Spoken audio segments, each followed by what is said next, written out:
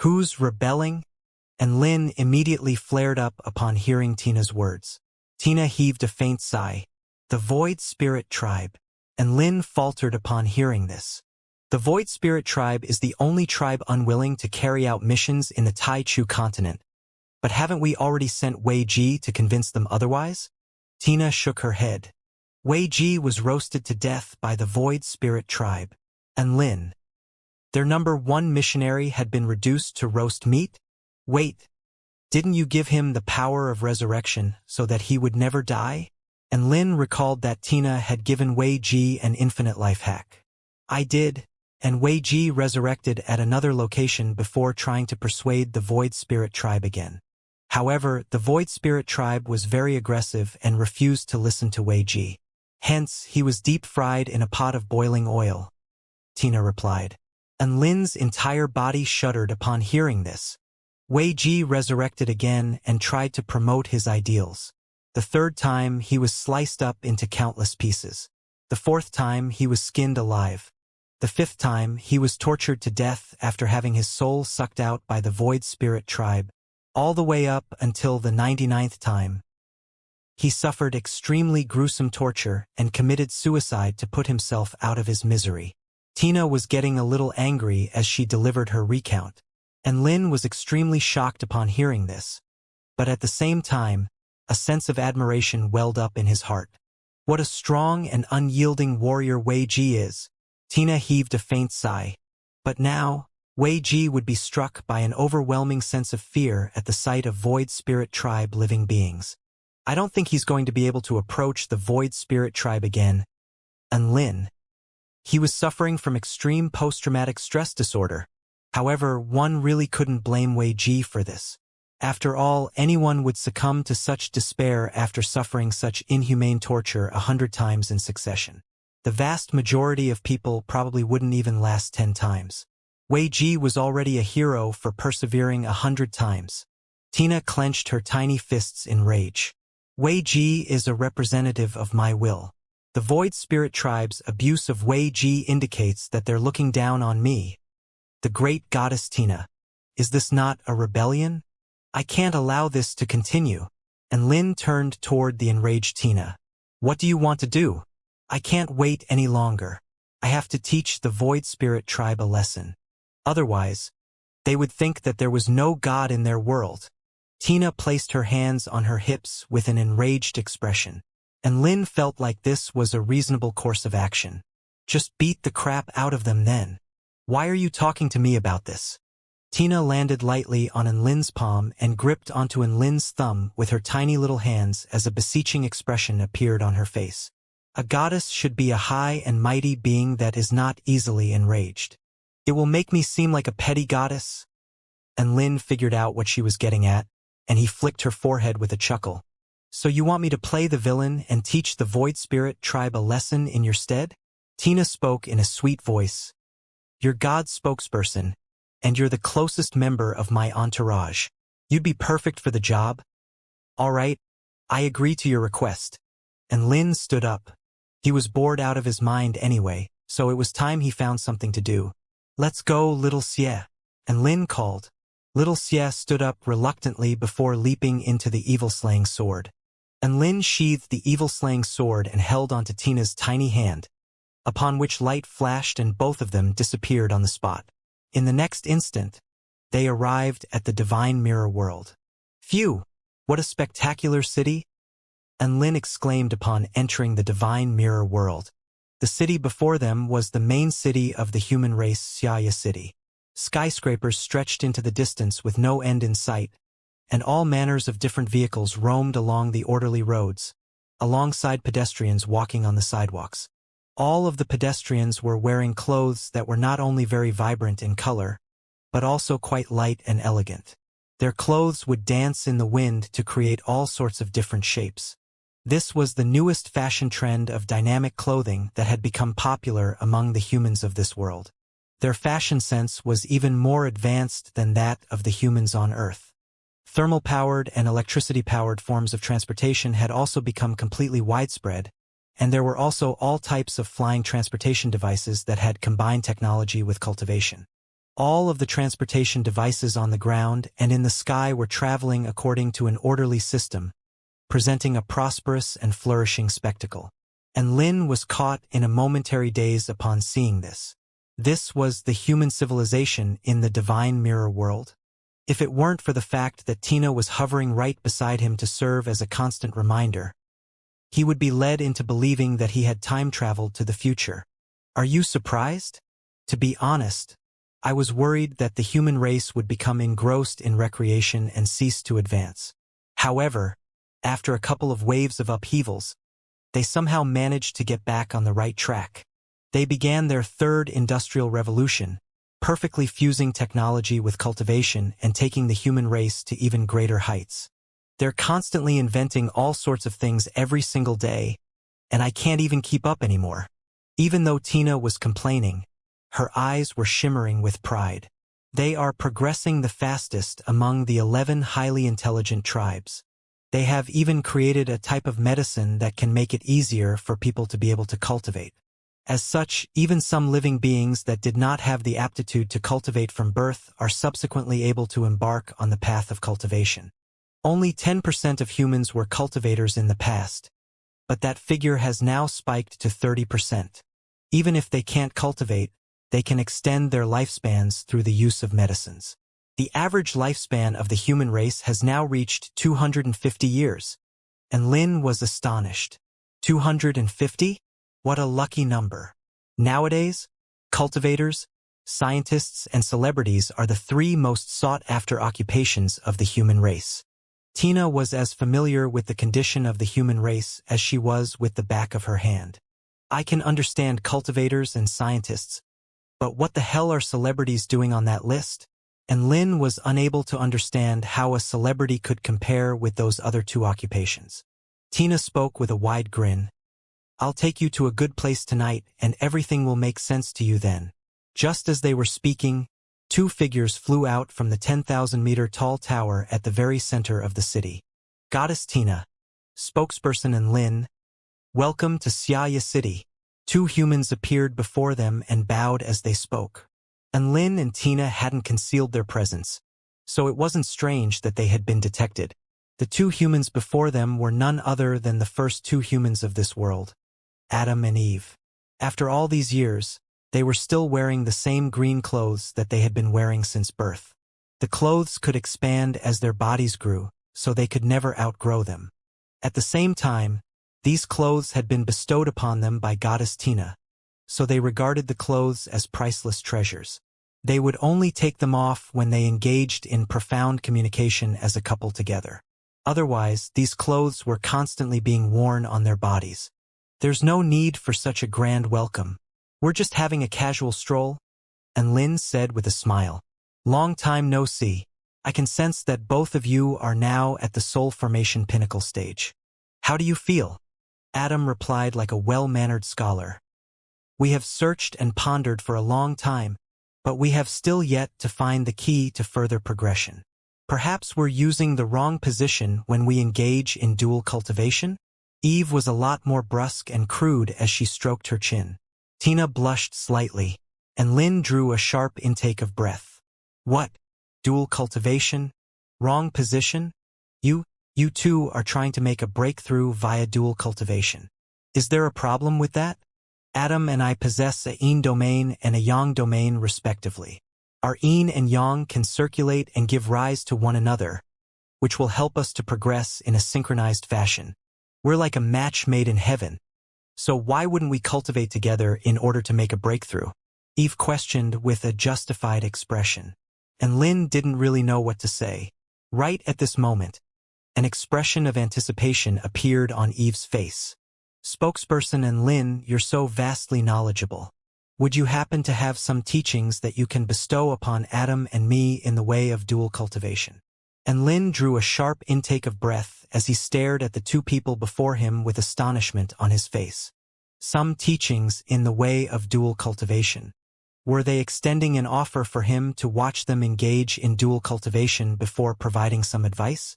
How could she be so straightforward? You guys experiment with it yourselves.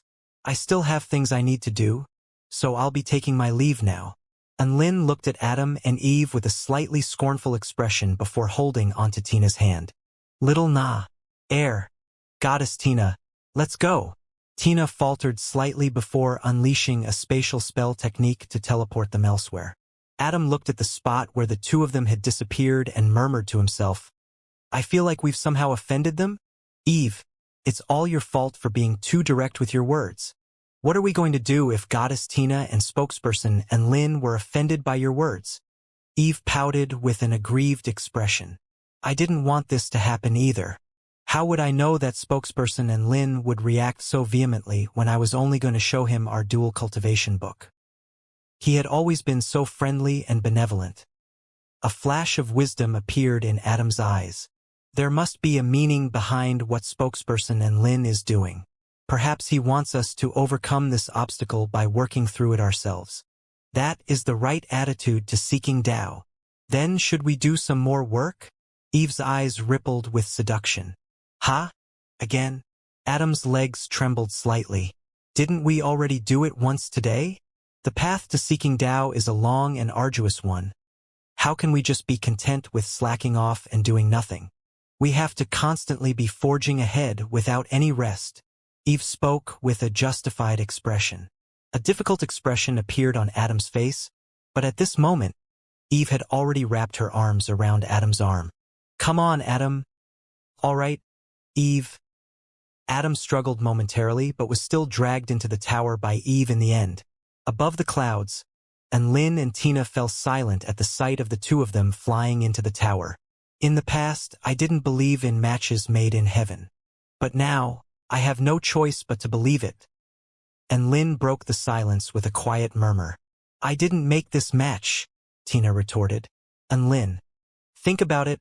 Adam and Eve were born as a man and a woman, so they literally had no other potential reproductive partners. They had no choice but to reproduce with one another in order to further the human race, and you say you didn't make this match. Air. Tina had no response to that. Furthermore, one of them has a yin domain while the other has a yang domain. They can even progress their cultivation bases through dual cultivation as a result. Are there any other couples like them? They just need to have some steamy bedroom time together, and their cultivation bases would progress. And Lin was getting quite worked up. This is a cultivating couple that was perfectly set up by the heavens. A pathetic, single dog like me can only look on with envy. Single dog? Don't you have celestial maiden Xiaolan? Tina cocked her head to the side. Do you think Xiaolan would be willing to engage in dual cultivation with me? And Lin answered her question with a question of his own. Tina, you're right. That's why I'm green with envy. And Lin sighed with emotion. They can even transcend their tribulations together.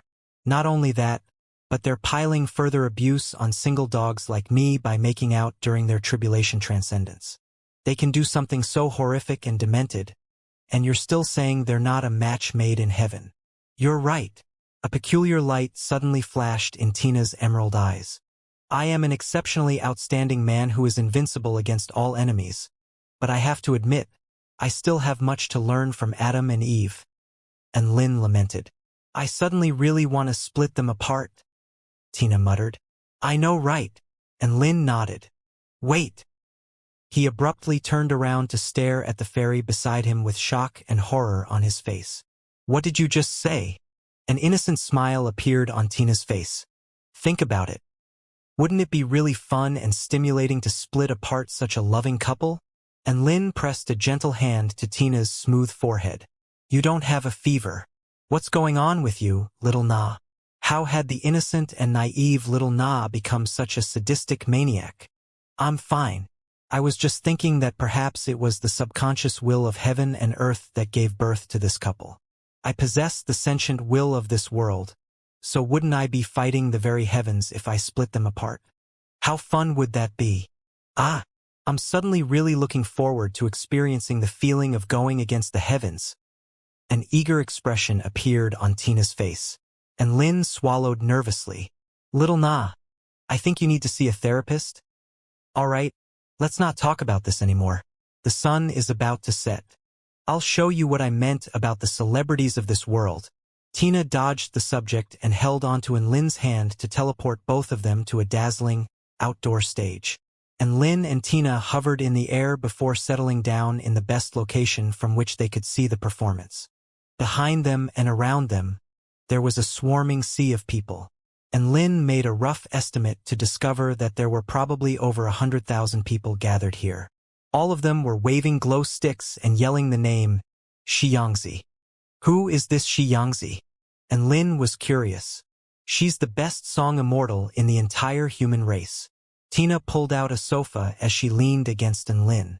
She too produced a glow stick of her own to wave in the air. In her human-sized form, she wore a green fairy dress, under which two fair, long legs gently kicked from side to side. Even though she wasn't wearing any makeup, she was still extremely gorgeous. The starlight was dazzling, as were the artificial lights at the venue, but it was as if she drew all the light between heaven and earth to herself, making her the most dazzling and eye-catching existence. This was a unique disposition, the disposition of a god. It was just a shame that none of the humans around them could see her. And Lin was a little entranced by her as he murmured to himself, "Song immortal? What an unfamiliar term. You'll know what it's all about when she comes out." Tina spoke in a mysterious voice. Soon, all of the lights began to dim. The entire audience in excess of 100,000 fell silent at once, as if all of them had a tacit understanding. The entire venue was completely silent. A pleasant, ethereal voice began to flow from the darkness. The voice was like the hands of a lover, who was stroking one's face and caressing one's chest, giving the listeners a sense of carefree relaxation. And Lin's heart jolted slightly. This was certainly no ordinary singer. Beautiful lyric began to flow, none of which were comprehensible if you listened to them closely, but you could sense a mysterious intent realm behind them. It was as if they could see a young woman traveling over countless mountains and rivers, forging ahead in high spirits. The intent realm of the song made everyone feel as if they had been projected into the story. They passed through a rain ocean atop a flying fish. They looked up at a tall snowy mountain and passed over its summit atop a white crane. In the face of the bleak and desolate desert, they could still sing and dance with joy. That's right, it seemed like all of the obstacles of this world could be conquered through the joy of song and dance. And Lin was unwittingly sucked into the story and experienced a sense of enlightenment in the process. At the end of the song, a woman with long, red hair sat on the edge of a cliff. As she lightly hummed a song to herself, she looked on while the sun set below the horizon. The light of the setting sun colored the clouds crimson. Even though a sun setting was a wistful event that indicated the conclusion of daylight, the tune hummed by the woman on the cliff made it a lot more joyful and optimistic. The song gradually drew to a conclusion. A beautiful young woman with long, red hair spilling down to her waist appeared. She stood at the center of the stage with a sweet smile on her face. And Lin came to his senses and spoke with astonishment on his face. "I feel like I attained a sudden moment of enlightenment from listening to her music. How extraordinary. Not bad, right?" Tina spoke with a dainty smile. "This is the power of the #1 song Immortal." At this moment, loud calls of Xianxia had erupted across the entire venue. All of the people gathered here were fanatical fans, and many of them were shouting themselves hoarse to express their reverence. No wonder you said celebrities could rank among the top 3 occupations. A singer that can bestow enlightenment upon cultivators through their singing is an invaluable asset. And Lin exclaimed in amazement. It's not just that. If mortals were to hear her song, their bodily conditions would improve, and they could even recover from small ailments. There are also some who attain more profound enlightenment, and for them, the singing could even cure chronic and terminal illnesses. Tina rattled off the benefits of listening to song immortals sing, and Lin was completely dumbstruck. Listening to singing could help one cultivate and cure terminal illnesses? That was completely unimaginable. It must be quite hard to become a celebrity like this, right? I would think that it would at least have to be an outstanding cultivator that can achieve an effect akin to Xianxia's. And Lin asked. Tina wagged a finger with a faint smile. Nope. Xianxia herself is a mortal who is unable to cultivate. And Lin? How is a mortal capable of something like this? And Lin was in disbelief. At this moment, Xianxia was already waving a delicate hand at the audience with a joyful smile on her face. Long time no see, everyone. What song do we want to hear next? Yell out the song you want to hear the most, and I will sing the one with the most votes. Xianxia turned her microphone to the audience as she spoke with a dainty smile. Immediately afterward, over 100,000 audience members all yelled out different song names. 10 seconds later. All right, coming in with 35,782 votes, I will be performing First Love Experience next. Xianxia got up on tippy toes. A boundless light shone down upon her as her clothes transformed into a pure white princess dress. She twirled on the spot, and her red hair danced as her white dress blossomed like a white lotus. The music also began at this moment, and Lin turned to Tina in astonishment. You said she's immortal? A mortal would not be able to derive such accurate statistics from the yells of an audience of over 100,000. To be able to do something like this, it would require a soul formation stage divine sense at the very least. That is a type of technology known as the quantum soundwave processor. Tina pointed at what appeared to be an earplug in Xianxi's left ear as she spoke. That thing has a lot of different functions, and Lin's expression faltered. He was just as confused as before. Xianxi's First Love Experience was a very beautiful song, making listeners feel as if they had found the feeling of having their first loves. One should not bother to ask Lin why they would get this feeling. This was simply the intent realm of the song. A wave of raucous cheers erupted again at the conclusion of the song, and Lin and Tina looked at each other to discover that both of them had flushed cheeks and elevated heart rates. Impressive, right? Tina smiled. It is indeed very impressive. But you're saying this is something a mortal is capable of doing? And Lin felt as if his intelligence had been insulted. A smile appeared on Tina's face. Being a mortal doesn't mean you're destined to be mundane and mediocre. They can also shine in their own way. For example, Xianxia is influencing you with the power of her spirit. This does not require a powerful consciousness. She is only conveying her spirit to you for you to attain enlightenment from listening to her songs. A cultivator might go down the wrong path or become lost after cultivating for several hundred years.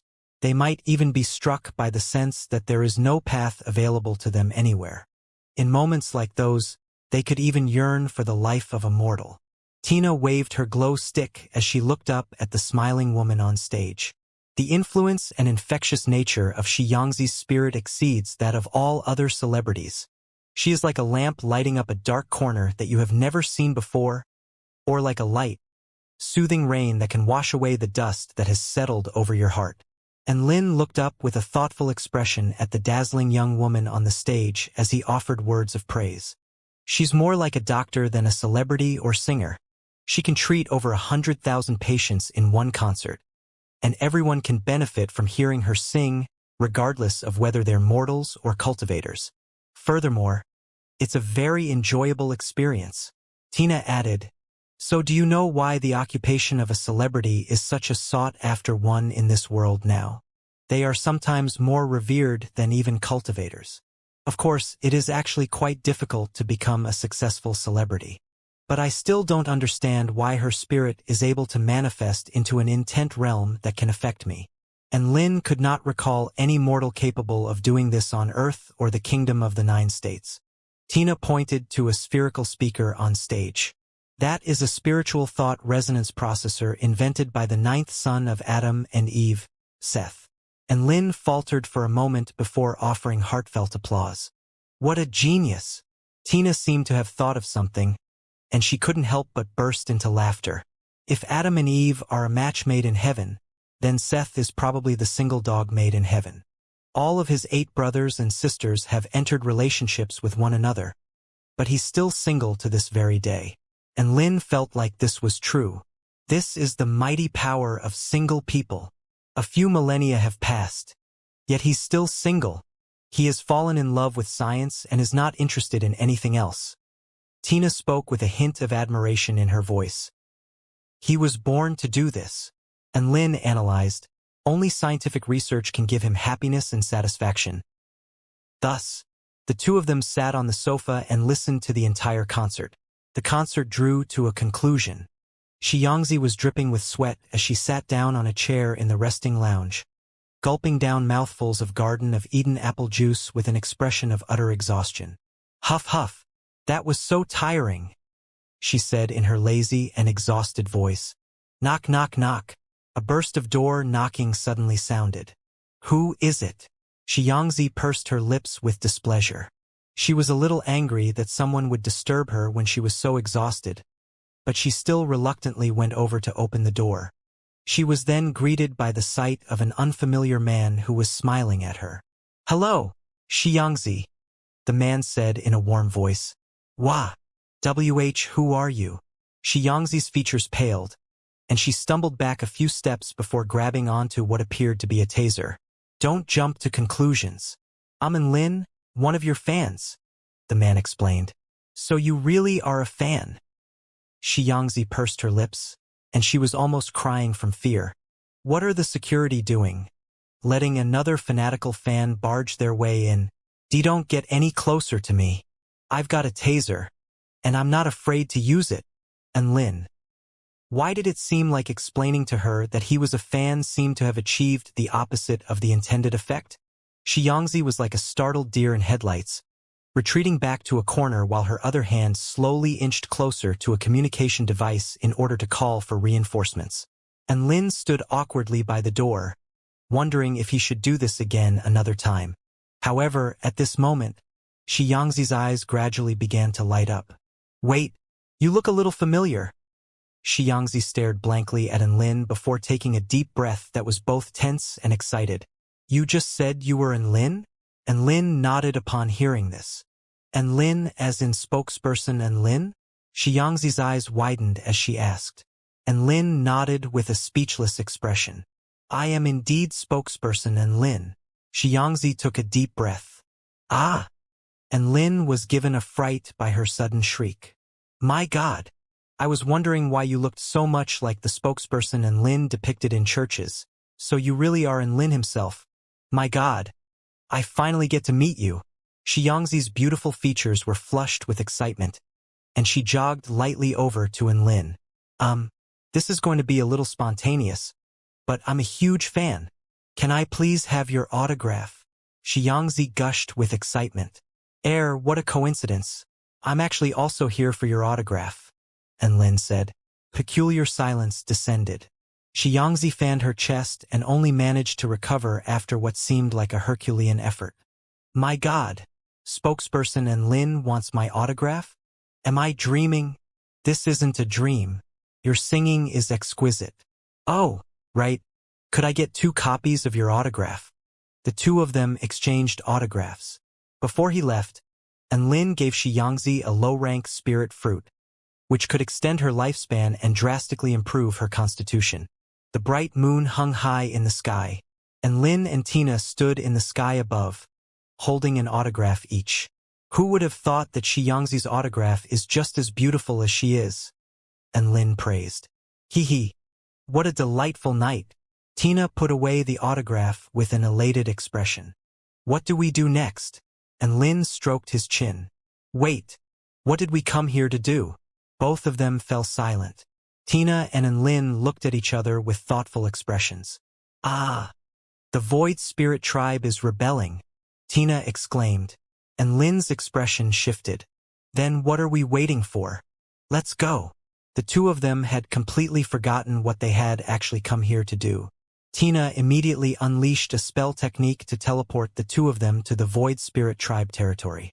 This was a twisted, chaotic land with an unsettling and colorful sky, peculiar and disconcerting music, and a series of eerie black shadows that traveled down below.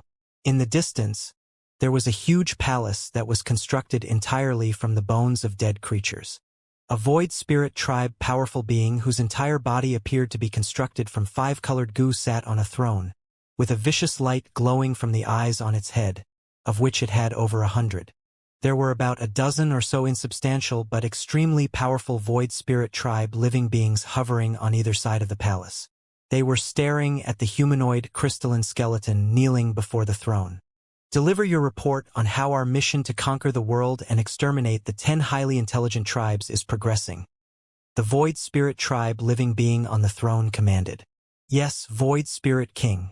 Our Void Spirit Tribe territory has dwindled from last year's 3,500,000 square kilometers to 3,350,000 square kilometers. 53,000 Void Spirit Tribe warriors have perished in battle. The crystalline skeleton commenced its report.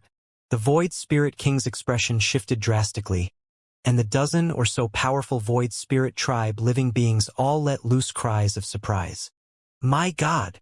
Our goddess is smiling down upon us. This is a trend worthy of celebration. Last year, our territory dwindled from 3,700,000 square kilometers to 3,500,000 square kilometers, which is a decrease of 200,000 square kilometers. But this year, it has only dwindled by 150,000 square kilometers. That is a clear downward trend, as well as an indication that hope is within our reach. The number of fallen warriors had also decreased. 60,000 warriors perished last year, but only 53,000 perished this year. The other 10 tribes must be on the brink of collapse.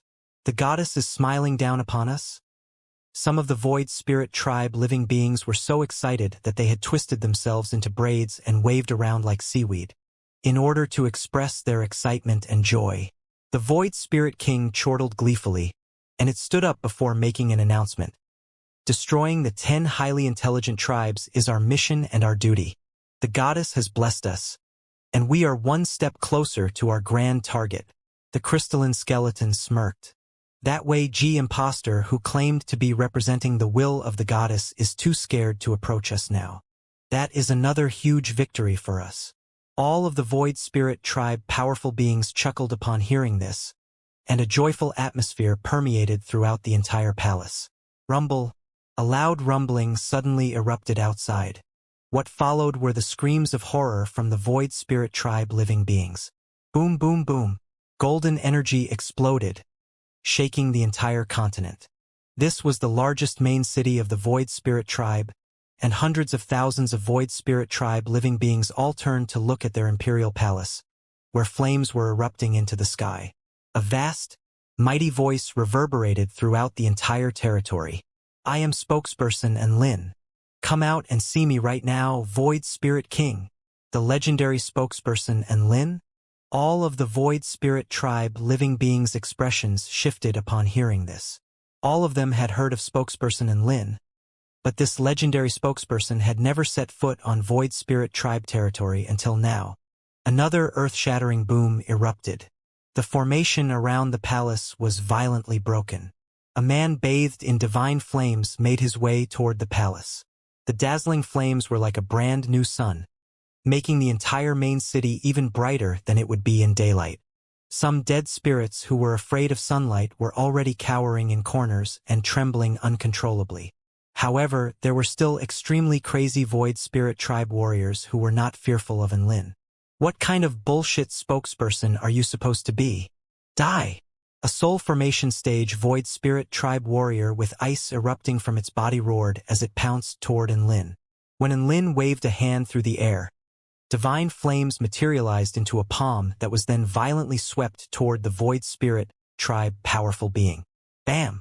The soul formation stage Void Spirit Tribe powerful being was flattened by the palm, and the scorching divine flames instantly melted through the ice around its body. In the end, it was reduced to a plume of smoke amid its blood-curdling wails of agony. All those who insult God's spokesperson will die. And Lin spoke with a cold expression as he continued on toward the palace gates. He had just insta-killed a soul formation stage Void Spirit Tribe powerful being. His terrifying power had finally struck fear and awe into some of the Void Spirit Tribe living beings. I only respect and revere the great goddess. We've already taken care of that way, G. Do you think I'll believe you? Die. Poison Dragon Drill. A spirit body enshrouded in poison mist transformed into an inky black drill, and it roared and rotated at a high speed as it whistled toward Enlin, leaving a massive rift on the earth in its wake. It's the Poison Spirit King. He's a soul formation final stage super powerful being, and that's his signature attack, the Poison Dragon Drill. Not only can this attack inflict massive physical damage, but it also has the terrifying added effect of tearing apart the target's consciousness. It is a fearsome attack that even the Void Spirit King has to be cautious of.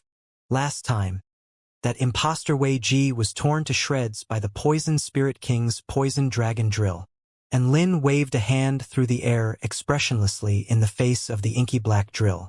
A golden divine flame palm descended with a devastatingly scorching temperature, vanquishing the seemingly unstoppable drill and even engulfing the Poison Spirit King along with it. When the divine flame palm dissipated, the Poison Spirit King had already disappeared. Another insta-kill. Why have you still not learned your lesson? I am God's spokesperson, so insulting me is like insulting your goddess. Why do you still insist on making me prove myself in this way? His voice reverberated throughout heaven and earth, and Lin's divine flames erupted into the sky and incinerated the swirling mass of twisted colors in the sky. The flames quickly expanded to cover the entire sky, releasing boundless light and heat, as if it were a doomsday flame that would reduce the entire city to ashes should it fall. The Void Spirit King finally hovered out from the palace, accompanied by a dozen or so soul formation final stage Void Spirit tribe powerful beings. Your spokesperson Enlin? The Void Spirit King stared at Enlin with its many eyes. That's right. Seeing me is like seeing the goddess of creation. Why do you still not bow?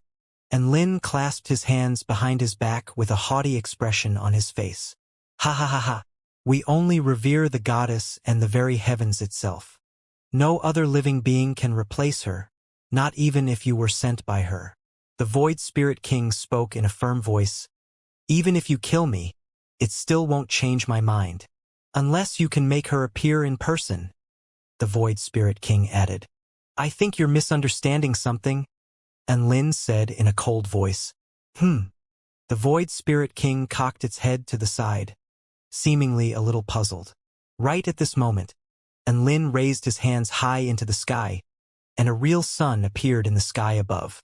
It absorbed the sea of flames overhead and shone down upon the entire world. This was the first time a complete sun had appeared over the Void Spirit Tribe territory.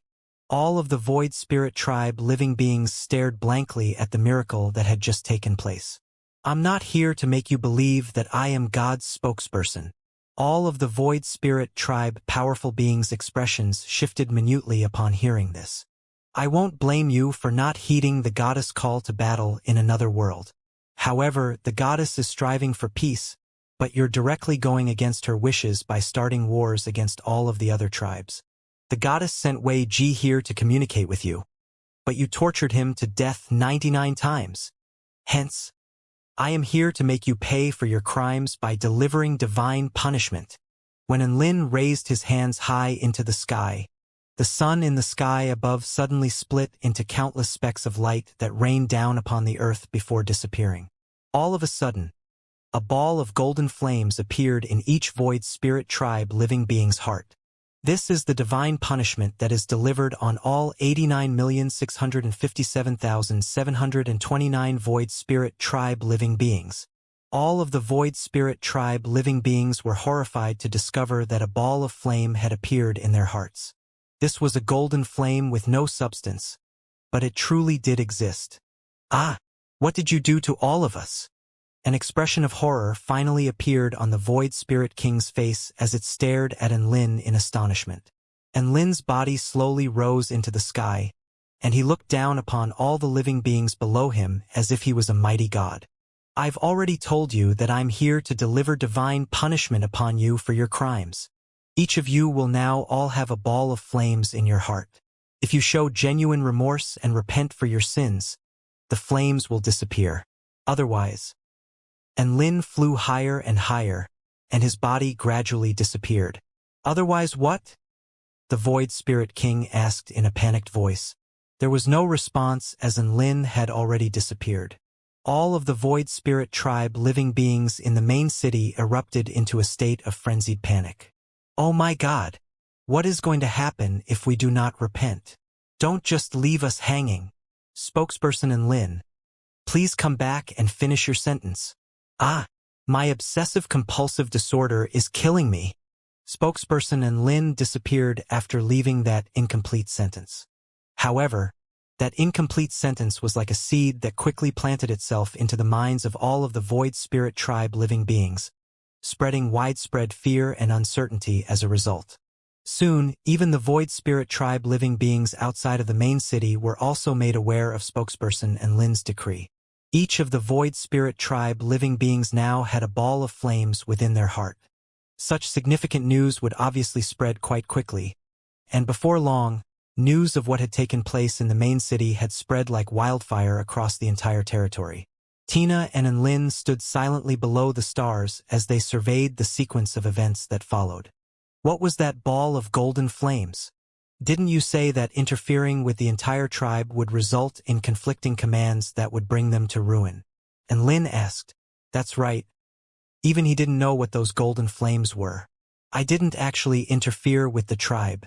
Those golden flames are just a simple projection with shape but no substance. It has no actual effect on the Void Spirit Tribe aside from a placebo one, Tina explained with a smile. Is this really going to work? And Lin was a little perplexed. It definitely works. Every time they see the ball of flames in their heart, they would reflect and evaluate their own actions. Those flames are like mirrors that issue constant warnings to them, exerting a subtle influence upon them over time and forcing them to make a decision. Tina's emerald eyes flashed with a peculiar ripple. I'm going to correct the mistakes I have made in the past. I'm going to slowly wipe away all of the incorrect commands I issued. She had once created the spirit-engulfing beasts and made it their mission to destroy other highly intelligent living beings. However, the evolved Void Spirit Tribe had inherited this command from their spirit-engulfing beast ancestors, which was not a good thing. Only by wiping away this command could Tina right this wrong that she had committed. And Lin and Tina left the divine mirror world. This was not something that could be corrected in a short span of time. Things like this would only eventuate with the passage of time. The bright and vibrant sun hung in the sky as a gentle breeze blew through the air. Colorful streamers hung on the lush trees, dancing gently in the breeze. A brand new school year had begun. Prodigies from the Kingdom of the Nine States and even the rest of the Taichu continent flocked to the United University of Cultivation with anticipation and yearning in their hearts. Vice Principal Yu Hua looked at the list of freshmen in his hands with a wide smile on his face. Ha ha ha! The freshmen this year are of much better quality than last year. There are 3 spirit-nurturing stage prodigies, and over 80% of them are high-rank Dao body stage cultivators. The gods are smiling down upon the heavenly court.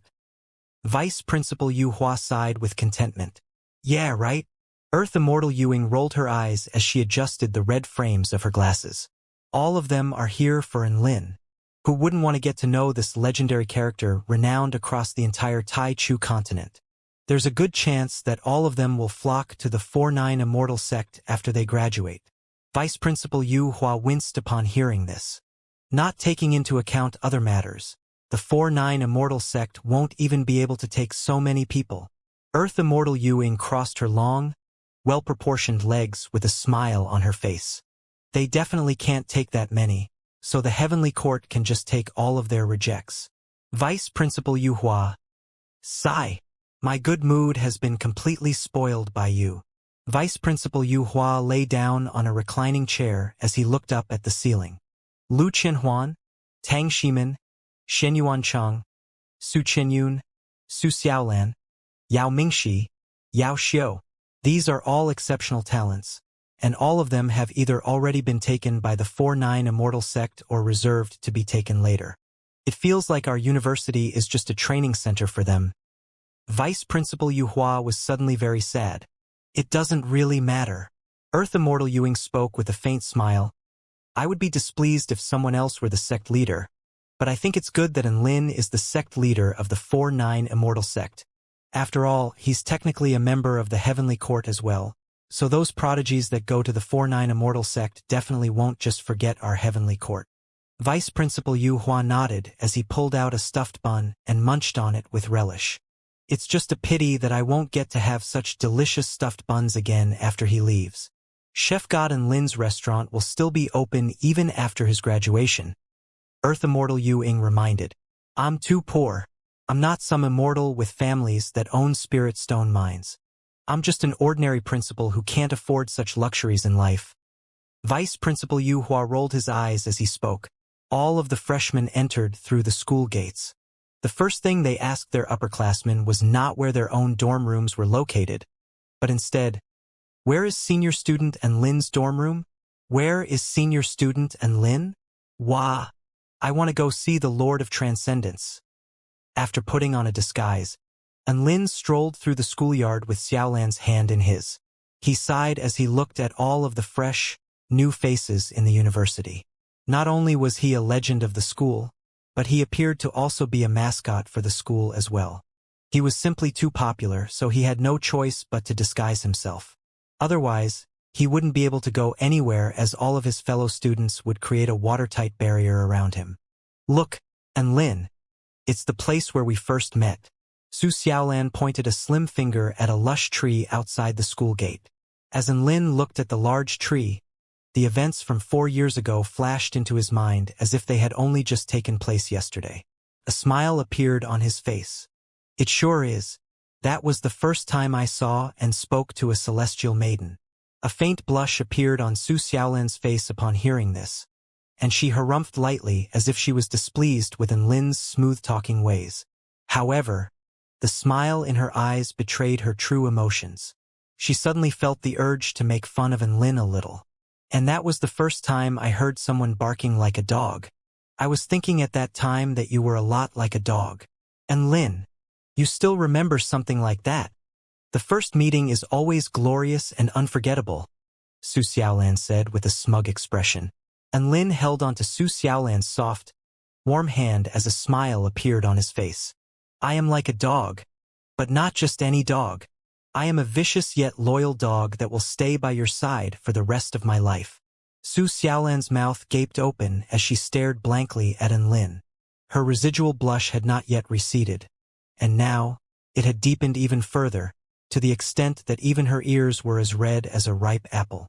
Su Xiaolan was trying to make fun of Lin, but she was defeated by Lin's slick words instead. What was a vicious dog?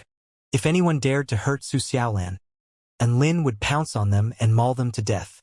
That was what a vicious dog was. Su Xiaolan was completely and utterly defeated by Lin's smooth words, and she hung her head as she walked with her hand tightly gripping Lin's. Talk is cheap. You'll have to prove yourself with your actions. Lin knew that Xiaolan was just putting up a front, so he remained silent with a buoyant smile on his face. It would be meaningless to say anything at a time like this. All he had to do was to stay by her side and let the passage of time prove everything. Thus, their life as fifth-year students began. This was their final year at the United University of Cultivation, so most of the classes being taught were centered around survival skills, practical combat skills, as well as the exploration of Tao. And Lin was a seasoned warrior, so all of the practical combat classes were pretty useless to him. After all, he was the small war god of the heavenly court, and he had proven himself to be more than just a capable warrior time and time again. Exploration of Tao was even more difficult for him to learn. After all, Lin didn't even know what type of cultivation he was doing, so how was he supposed to know what his Tao was? And Lin could already envision what this future year was going to be like. He was only praying that his divine tool and his divine pill would be ready soon so that he could progress to the return to void stage prior to his graduation. Otherwise, he really would be too embarrassed to graduate. The radiant and enchanting light of the morning sun spilled in through the window. Xiao Hong's sweet morning anthem had already begun. Master, a new day is here. Come do some exercise with me. She began to twist her thin stem from side to side as she sang. And Lin opened his bleary eyes, and he was genuinely concerned that Xiao Hong's stem would snap during her vigorous activity. Big Brotherin, have you decided on who is going to the heavenly peach banquet, woof? Dabai asked with wide, curious eyes. He was actually quite interested in this huge banquet as well. I have. Let me read it out for you. And Lin replied with a smile. Dabai immediately sat down obediently with a tense expression of anticipation on his face. He trusted that his relationship with Enlin would earn him a spot, even if there were just 2 spots available. However, he was still quite uneasy as Enlin officially announced the list of 20. That's right, the 7 celestial maidens had unleashed all sorts of tactics to successfully convince the Celestial the Arch and his wife to give the 4-9 Immortal sect a total of 20 spots in the Heavenly Peach Banquet. The Celestial the Arch had even congratulated Enlin via voice transmission talisman about this, which sent cold sweat running down Enlin's entire body. Enlin cleared his throat before making his announcement. There will be a total of 20 representatives that will participate in the Heavenly Peach Banquet in the name of the 4-9 Immortal sect. They are Enlin, Su Xiaolan, Shen Yuancheng, Su Qinyun, Lu Qinhuan, Bai Ling, Xiao Zhe, Xiao Tu, Tang Shimen, Long Outyen, Xiao Hong, Little Tian, Xiao Chou, Bai Yao, Little Na, Little Gu, Yiling, Little Lang, Bryce, Gulp. Dabai was very nervous. There were 19 names there, so only 1 spot was left. And Lin looked at Dabai with a hint of a smile on his face. Zhao Huayin, boom! Dabai felt as if lightning had exploded in his head as he stared blankly at Enlin. Zhao Huayin's former master. Dabai! Enlin announced with a flourish. Dabai burst into tears of excitement, and he pounced on Enlin before scratching his chest with his paws in a frenzy. Big brother, and you bastard. You did that on purpose to scare me, woof! Thus, the final lineup was settled. Everyone eagerly awaited the day of the Heavenly Peach Banquet. At the Holy Glacial Lands, the Snow Maidens and Evil Dragons had all evacuated this bleak and desolate land.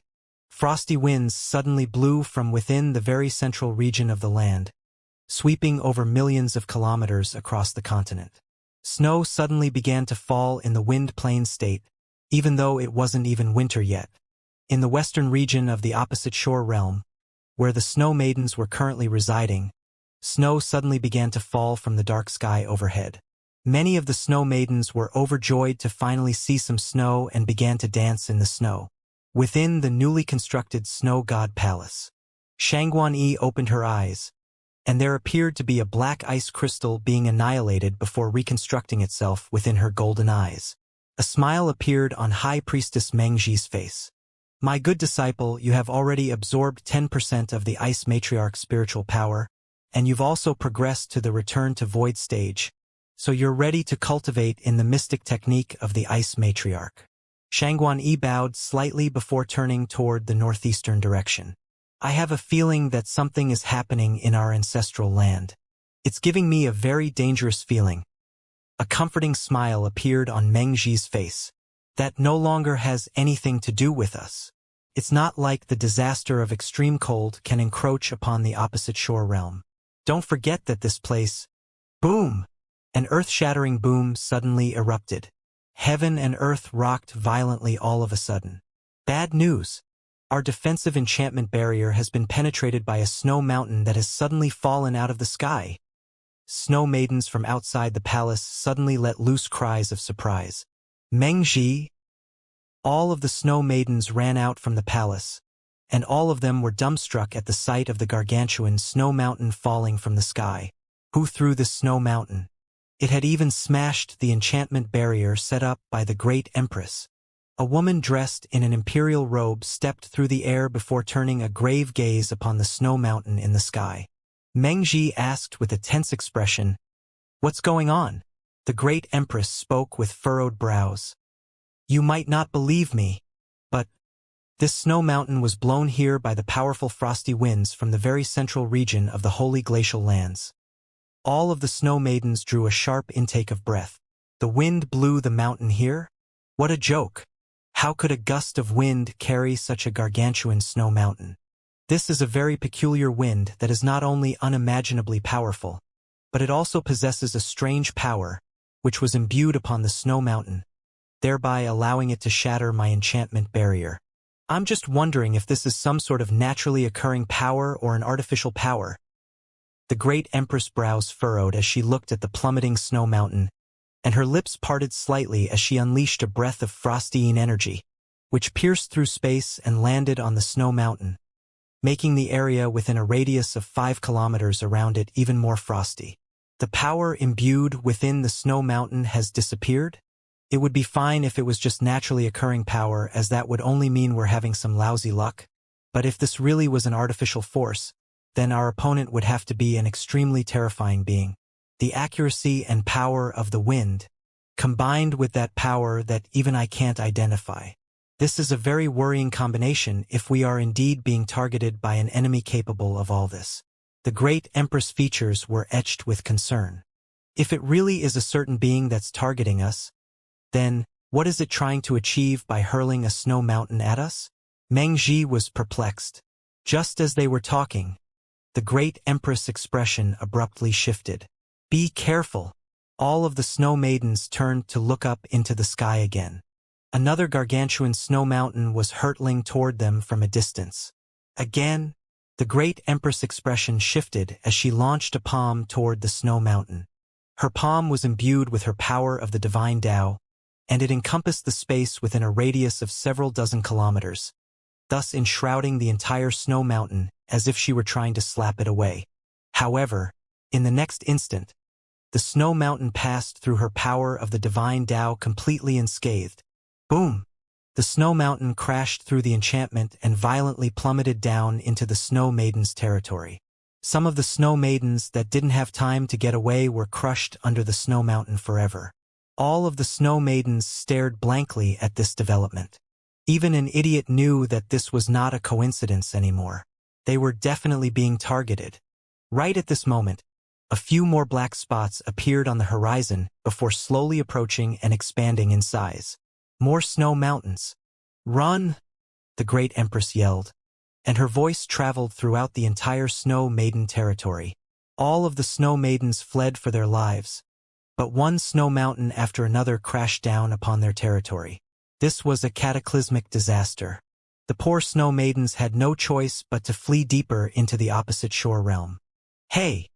Did you hear that disaster has struck the snow maidens again? Some of the students who stayed up to date with breaking news across the continent were already discussing the events that had just transpired not too long ago. What disaster is it this time? A few dozen snow mountains from the holy glacial lands suddenly descended upon the place where they were taking refuge and crushed tens of thousands of snow maidens. Gasp! How the hell did that happen? I don't know. Apparently, even the great Empress didn't know what's going on. The snow maidens sure are a tribe blighted by misfortune. Heh, are you taking pity on the enemy? Don't you think that it's a pity for so many beauties to just die under such mysterious circumstances? I'm just finding it strange how the snow maidens have been so unlucky recently. Their homeland had already been destroyed, and now they're being attacked by snow mountains from their homeland. It feels like they're all destined to be wiped out soon.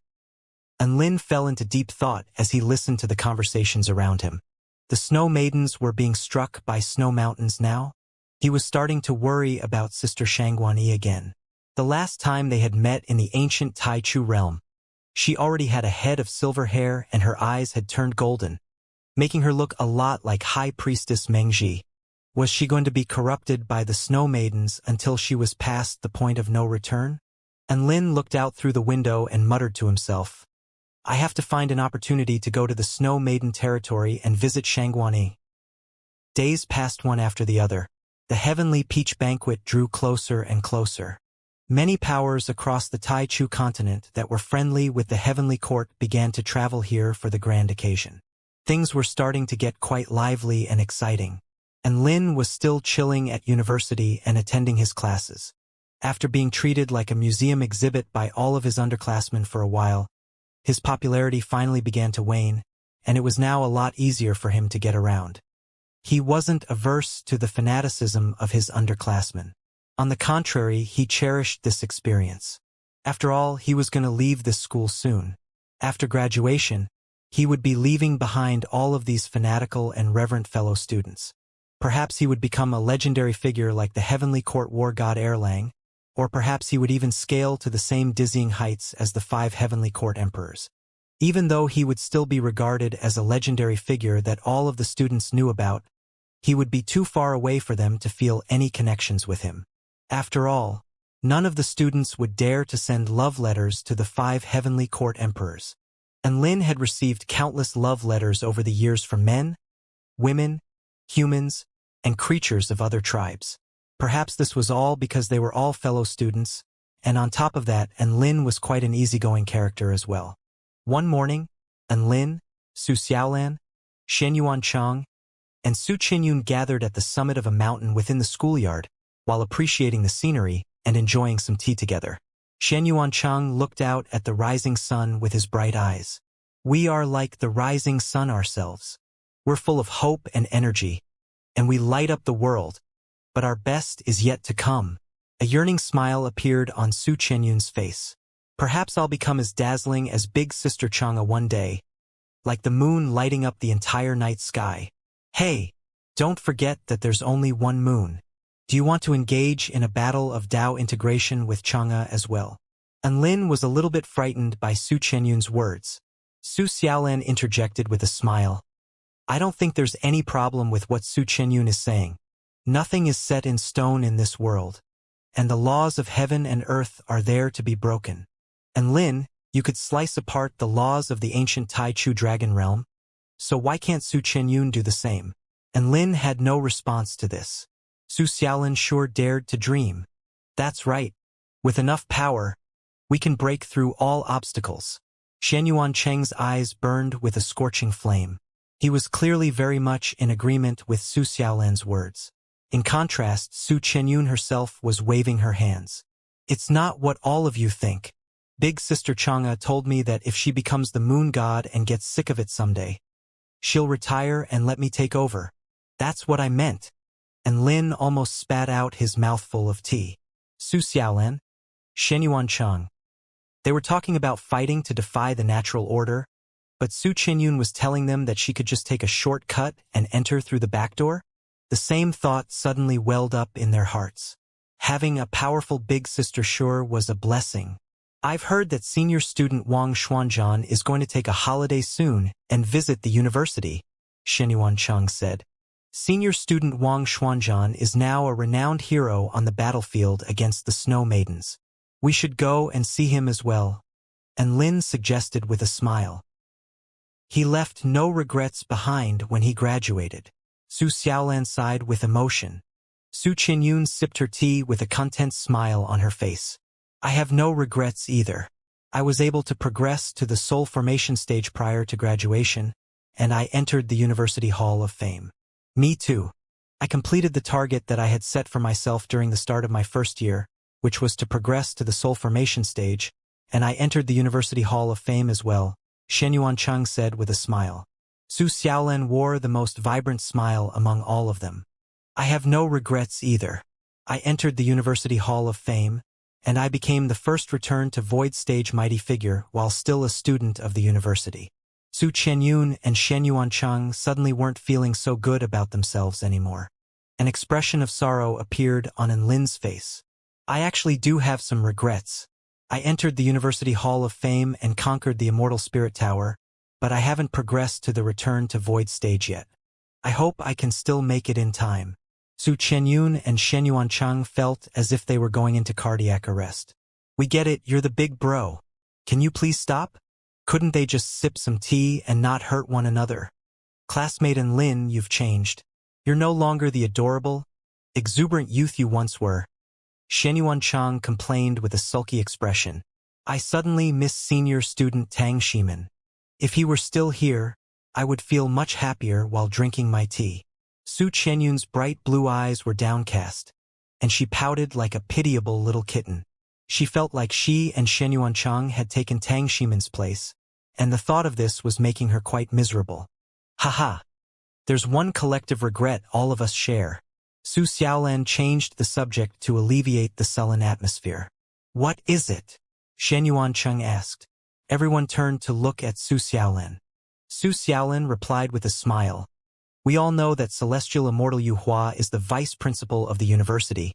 But who is the principal of the United University of Cultivation? Have you guys ever seen him? Everyone came to the realization that they hadn't. You're right. We're going to graduate soon, and we haven't even seen the principal yet. That is indeed a big regret. I wonder what this principal is doing. It's like they don't even exist. I heard the principal is coming to the Heavenly Peach Banquet. I really want to see the principal so that I can graduate with no regrets. And Lin and the others were all getting excited at the mention of the principal, and all of them began to speculate about what the principal was doing. Just as everyone was chatting joyfully with one another, the sky gradually began to darken, and Lin suddenly stood up and looked into the sky with a grave expression. The clear, blue sky above had been gradually obscured by dark clouds. Something's coming, and Lin spoke in a solemn voice. Su Xiaolan pulled out her sword. And it's quite powerful too. Rumble, an extremely violent burst of tremors suddenly erupted from above the clouds. A gargantuan body descended through the clouds and revealed itself to the world. This was a smooth, inky black creature with a fish-like body. It had 4 short and thick legs, as well as a long tail around which purple lightning revolved. Its body suddenly moved, and it crashed down upon the schoolyard. Boom! The entire ground tremored with its descent. What the hell is that? And Lin was shocked. Anyone would be given a fright if this colossal monster suddenly landed in their school. Shen Yuanchang had already risen into the air atop his sword. Let's go have a look. This black monster's sudden arrival had alerted the entire university. Classes hadn't begun for the day yet, but many of the students and teachers were quite curious, so they began to approach the monster to see what it was. My God! It's so big! Is that a fish? Some of the students were already speculating as they looked at the monster from afar. This was an accurate description. Ignoring the 4 short, stubby legs and the sausage-like sexy lips, the monster looked exactly like a gargantuan black whale. The whale was over 10 kilometers in length, and it looked like an undulating mountain range. Students, please keep a safe distance. Some of the teachers were already urging the students to fall back. However, tens of thousands of students were converging toward the scene at once, so there were inevitably a large number of students that didn't hear what these teachers were saying and continued to draw closer. The creature was able to pass through the schoolyard spell formation and land unscathed on a plot of empty land in the school, so it couldn't be an enemy, right? Wah! The 4-legged whale monster suddenly let loose a low cry as black ripples proliferated forth, sweeping up howling winds within a radius of over 50 kilometers. The aura that it emitted created a vast circle of light that enshrouded an area over 10 kilometers in radius. All of the students that entered this black circle of light would collapse to the ground and tremble uncontrollably, unable to walk any further. What a terrifying and oppressive force! Wah! Save me, teachers! Some of the students cried for help as they trembled within the circle of light. All of the soul formation stage teachers were also enshrouded by the terrifying aura after approaching within a kilometer distance of the whale, upon which they were also struck by the sense of oppressive power and plummeted from the sky. Who are you? And what business do you have trespassing on the United University of Cultivation? Sword Immortal Ming Yuan flew through the air before facing off against the 4-legged whale. The 4-legged whale looked around at the teachers and students that were trembling from fear, and a disdainful sneer appeared on its face. Sword Immortal Ming Yuan had been ignored, and his lips twitched as he thought about pulling out his sword to engage the whale monster in battle. However, he decided against doing so as he knew that he would be no match for this whale. Sword Immortal Ming Yuan wasn't doing anything, but the rest of the students and teachers almost exploded with rage. They could see the unadulterated disdain on the 4-legged whale monster's face, and all of them flared up with rage. What the fuck? I feel like I can hear it insulting us. It's looking at us as if we're stupid cunts, so it's basically insulting us. That's the expression of disdain. It is the expression of utmost arrogance. How could our university be shamed by some whale monster? Charge for the sake of our university's pride. Countless students rushed toward the 4-legged whale monster, only to be immobilized by its terrifying aura after setting foot in the black circle of light. When the 4-legged whale monster looked around at the students rushing toward it, the sneer on its face deepened, as if it was looking down upon all of the students and teachers. My God! It's laughing at us with its eyes. Just looking at it gets my blood boiling. Who can bash this monster for us? Sigh. Even the teachers are powerless. What can we possibly do? Just as all of the students were heaving forlorn sighs, a black brick approached them from a distance. Some of the students were already yelling, "Look! It's senior student and Lin. It's Gaden, and senior students Su Xiaolan, Shen Yuanchang, and Su Qianyun." The students instantly recognized the new arrivals. The most eye-catching one among them was obviously the white-robed Lin, who was standing atop his black brick. Su Xiaolan was the second most legendary character in the university, so everyone recognized her as well. As for Shen Yuanchang and Su Qianyun, well, how could one not recognize the most handsome man and most beautiful woman in the entire university?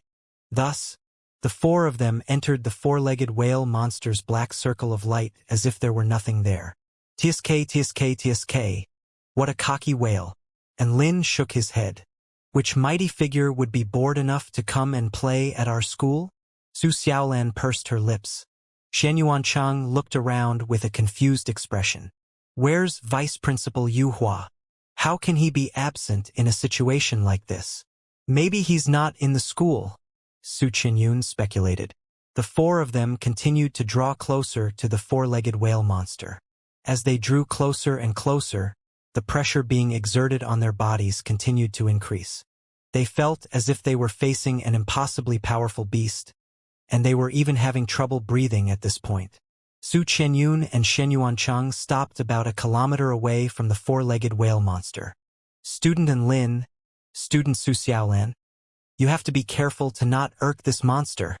Earth Immortal Yu Ying offered words of caution to the two of them. "Don't worry, teacher. I'm an expert at taking care of mighty figures like this." And Lin made an okay hand sign with a smile on his face before continuing to approach the four-legged whale monster. "Look, senior student and Lin and senior student Su Xiaolan are getting closer and closer to that whale monster. That's so awesome. They're getting even closer than what the teachers are capable of." Haha. As expected of Gaden, no matter how powerful this beast is, Gaden will be able to take it down. Countless students and teachers all had their eyes trained firmly on the two people in the sky above. Some of them were wearing tense expressions, while others looked on with excitement and anticipation. The sneer on the four-legged whale monster's face finally receded at the sight of Lin and Su Xiaolan, and it followed the two of them with its massive eyes. "Wah?" Another low call escaped from its mouth, and Lin and Su Xiaolan were struck by a powerful sense of asphyxiation, as if they were being crushed under massive mountains. "Heh! You want to stop me with a gimmick like this?" A golden light flashed in Lin's eyes. Golden ripples erupted outward before tearing into the black circle of light in a frenzy, causing it to surge and warp unsteadily. Divine might technique, and Lin was like an invincible war god approaching the four-legged whale monster. And Lin's divine might technique swept over Su Xiaolan's body, and she was buoyed instead as a result. Could be seen from this that this flexing technique would not target one's Dao partner. Instead, it had the effect of protecting one's Dao partner instead. A hint of surprise appeared on the four-legged whale monster's face as it stared at the two tiny humans approaching it. Soon, Lin had arrived before the four-legged whale monster with a curious expression on his face. "Greetings, senior. What business do you have for visiting the United University of Cultivation?" The four-legged whale monster didn't say anything, but it rolled its massive eyes. All of the students and teachers drew sharp intakes of breath upon seeing this. What an unadulterated insult! The simple roll of the eyes perfectly epitomized its disdain and scorn, as if it was regarding Lin as nothing more than a joke. "Su Xiaolan?" Lin immediately flared up with rage as he pointed a finger at the colossal whale. "I'm telling you now that the United University of Cultivation is under my protection. You better not try to do anything out of line here, or I'm going to have to teach you a lesson." The four-legged whale monster looked at Lin with a hint of interest in its eyes. None of the students nor teachers were able to make it utter a single word, but it finally opened its mouth to Lin. "Ahem. Tui." It spat out a huge globule of saliva toward Lin. This sudden turn of events gave everyone a huge fright. That was only a small blob of saliva to the whale. However, it was an extremely terrifying water bomb to Lin, And Lin's expression shifted drastically, and he instantly activated his fire god mode, upon which his aura climbed drastically, and he unleashed a huge palm, which was imbued with the power of the 6 divine flames and his holy flame, toward the water bomb. The huge flaming palm collided with the water bomb, upon which an earth-shattering collision ensued. Bam! The globule of saliva was blasted into a cloud of mist and vapor, but the huge flaming palm was also extinguished as a result. Scorching heat waves and surging water vapor swept through the air, sending gale-force winds howling through their surroundings. All of the students were dumbstruck by this opening exchange. Is this what a battle between truly powerful beings looks like? They can change the climate with just the simplest of actions. The howling wind swept forth, carrying water vapor along with it. Some of the students spread open their arms and closed their eyes as they took deep breaths, as if they were trying to observe this epic battle on a deeper level. Stupid cunt. What the fuck are you doing? That's the 4-legged whale monster's vaporized saliva you're inhaling. Holy fuck. Erg. 4-legged whale monster. I'm going to kill you. Erg. All of the students that had been inhaling the vapor-infused air were all struggling to keep their breakfast within their stomachs. Just as the other student had said, they were ingesting the 4-legged whale monster's saliva. How terrifying was that? Thus, more students began to collapse to the ground. The students that hadn't collapsed were also staring up at Lin with tense expressions and scorching light in their eyes. This is a rare opportunity to see God and in battle. I'm determined to watch the entire thing. I can't fall yet. I have to stay with senior student Lin until the very end. Student Lin, teach that cocky whale monster a lesson. Many of the students repressed the urge to collapse from the whale monster's terrifying might as they looked up at the man standing atop the black brick, who had already become entirely crimson-golden in color. It would be rude not to return the favor, and Lin hurtled toward the 4-legged whale monster in his fire god mode. His arm quickly began to bulge as he injected the power of flames into it, and in the blink of an eye, his arm had already become as bright and as piercing as the sun. 3 times, fire god fist. Bam! He launched an almighty fist toward the 4-legged whale monster.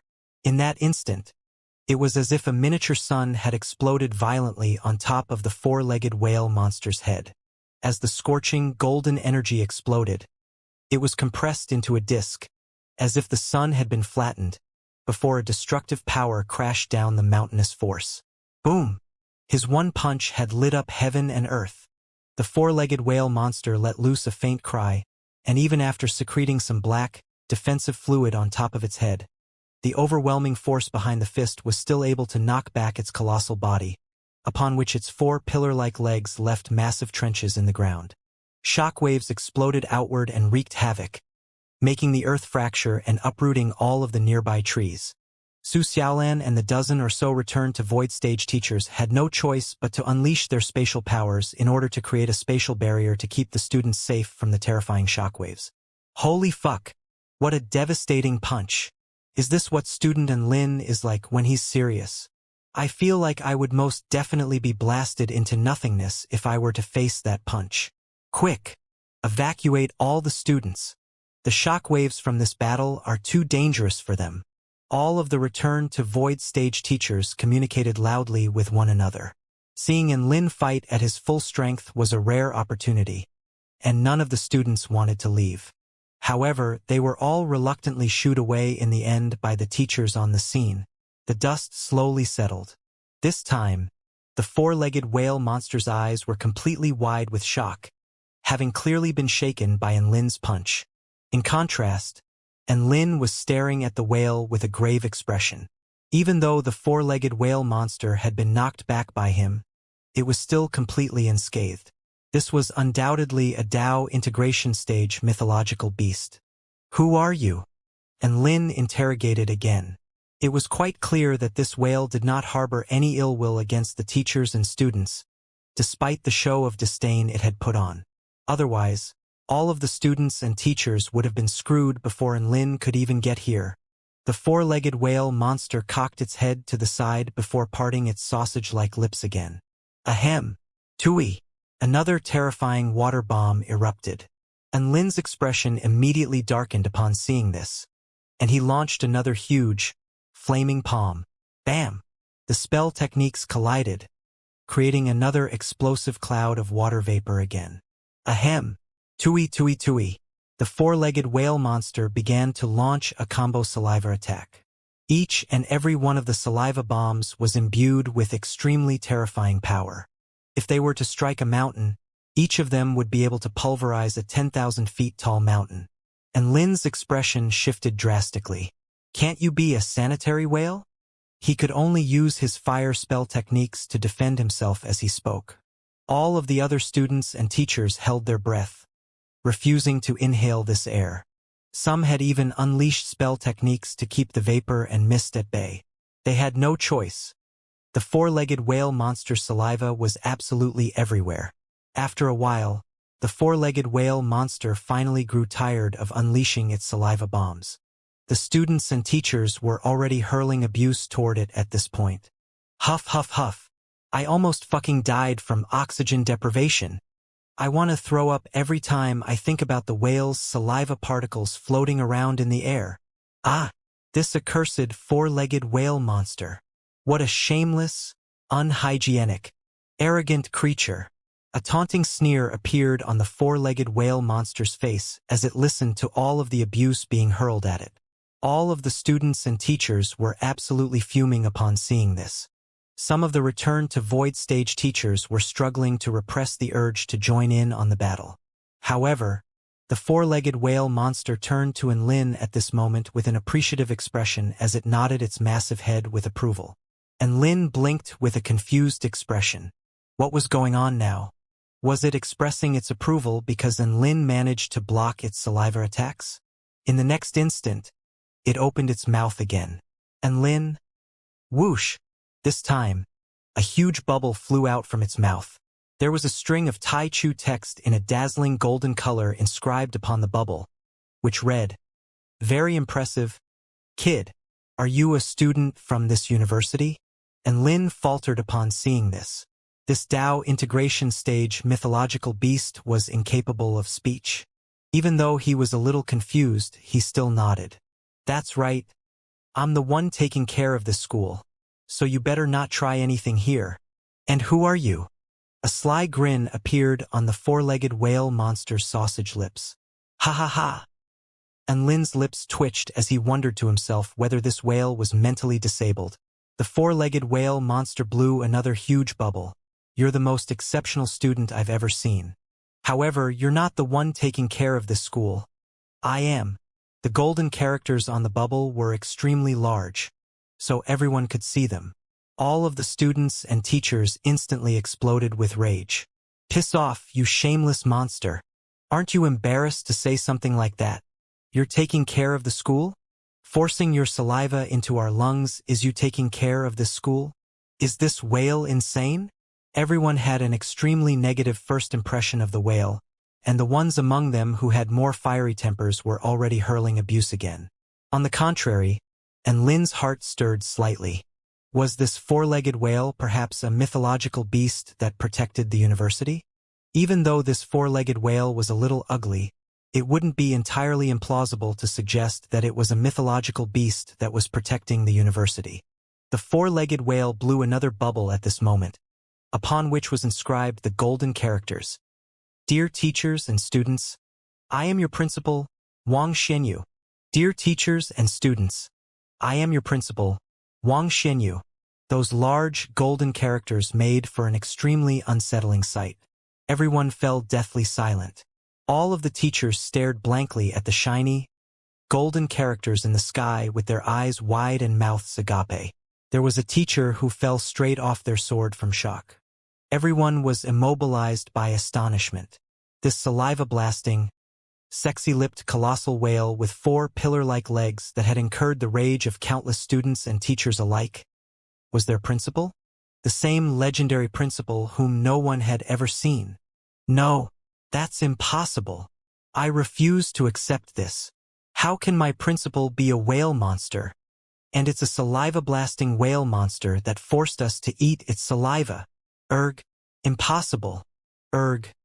Countless students and teachers were having mental breakdowns. That's bullshit. Our principal is clearly a handsome man, not some whale monster. I've seen his portrait in the University Hall of Fame.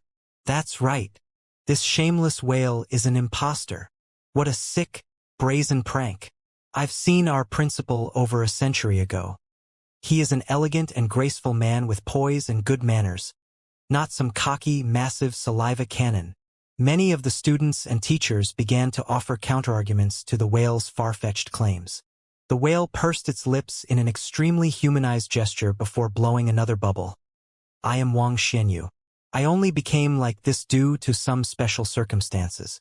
Otherwise, how else do you think I was able to pass through the university's spell formation completely unscathed? The shiny, golden text began to appear again. However, not a single person was convinced. All of a sudden, Vice Principal Yu Hua flew through the air. He was accompanied by the Celestial the Arch. Principal, I've brought the Celestial the Arch here. Perhaps he can find a way to treat your condition. Vice Principal Yu Hua yelled before exclaiming in shock, Holy fuck! Why are there so many people around? The four-legged whale blew a resigned bubble. I wanted to come back to the university to have a look, but I was too big and attracted all of these spectating students and teachers. Vice Principal Yu Hua nodded upon hearing this. Oh, I see. Haha, you're finally back, Wang Xianyu. The Celestial the Arch also extended a warm greeting. Silence. Deathly, deathly silence. Tens of thousands of students and teachers, including Lin, all felt as if they had been struck by lightning. They stared blankly at the whale monster before them as waves of shock surged through their hearts. It was him. It really was him.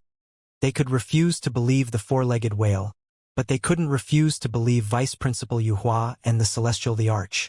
This four-legged whale really was Principal Wang Xianyu. My God, my principal is a whale monster. No, I refuse to believe this. My principal should be a peerlessly handsome immortal. Some of the students had already collapsed to the ground again with their minds completely adrift. Some of them felt like their dreams had been shattered, and their hearts were throbbing with pain. It's over. It's all over. I just let loose a torrent of abuse at the principal. Time to update my resume and apply for some other jobs. Some of the teachers were also lamenting their misfortune. All of the evidence had been stacked up against their favor, and they had no choice but to accept the truth. And Lin felt like his head was filled with mush. He had speculated that this was a mythological beast that was protecting the school. But instead, this was the fucking principal. However, that explained why the four-legged whale was telling Lin that it was the one who was looking after the university as opposed to Lin. This was the principal. Principal Wang, please restrain your aura. You're going to scare the students and teachers. They still have to go to classes soon. Vice Principal Yu Hua persuaded. The four-legged whale blew another bubble. I was doing a small test, and I'm very satisfied with the results. All of these students and teachers are full of vigor and a sense of pride in the school. They're not afraid to show their emotions, and they're not afraid to fight for what they think is right. All of the students and teachers blushed slightly upon hearing this. When he said they were not afraid to show their emotions, was he referring to all of the abuse they had hurled at him? And Lin was also feeling a little embarrassed. When he said they were not afraid to fight for what they thought was right, was he referring to the fire god fist that he had launched at him? The four-legged whale blew another bubble. For their splendid performance, I gave all of them some divine fluid as a reward. Everyone faltered upon seeing this. Divine fluid? What divine fluid? Ah, no wonder I feel so warm all over. As if there is a flow of warmth opening up my meridians. It was that. What was it? You might not believe me if I say it, but I inhaled some of that saliva vapor. Hey, I'm feeling the same thing. I thought I was just imagining things, but I can feel that power opening up my meridians and strengthening my body. Could it be that those balls of water the principal spat out were actually balls of divine fluid? All of the students and teachers were dumbstruck upon discovering this. Those that had held their breaths and rejected the vapor were all regretting their decision. In the meantime, All those that had accidentally inhaled the vapor were extremely elated and were whooping for joy, as if they had just swallowed a free spirit pill. Ha ha!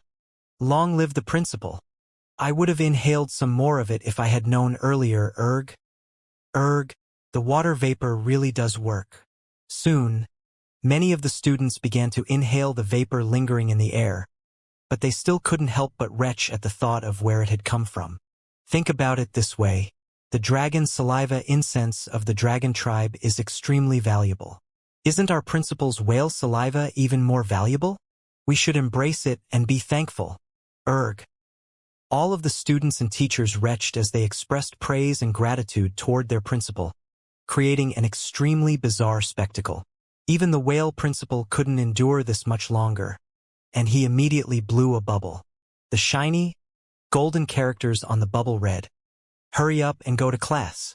The four-legged whale abruptly withdrew his aura, and all of the students and teachers that had been pinned to the ground instantly regained their mobility again. Many thanks, Principal. Farewell, Principal. All of the students and teachers bade farewell to the principal, and some offered genuine words of gratitude while others were more pretentious in their thanks. This principal was much weirder than even their wildest imaginations. Countless people had envisioned scenarios when the principal returned to the university.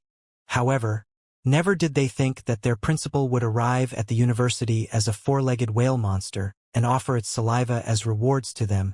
The students and teachers were still quite dumbstruck, and they felt as if 10,000 mythological beasts were stampeding through their hearts, but they still put on a front to farewell the principal as a gesture of respect.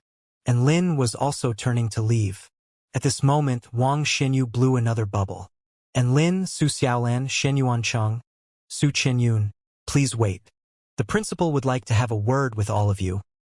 Vice Principal Yu Hua immediately called out upon seeing the words on the bubble.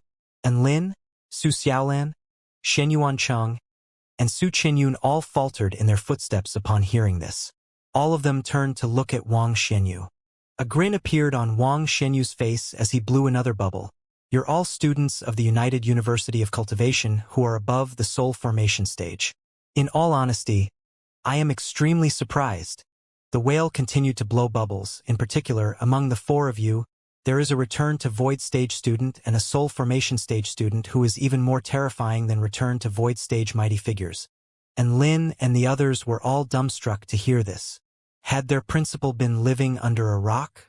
And Lin's badassery and Su Xiaolan's freakish cultivation-based progression had been common knowledge for a long time.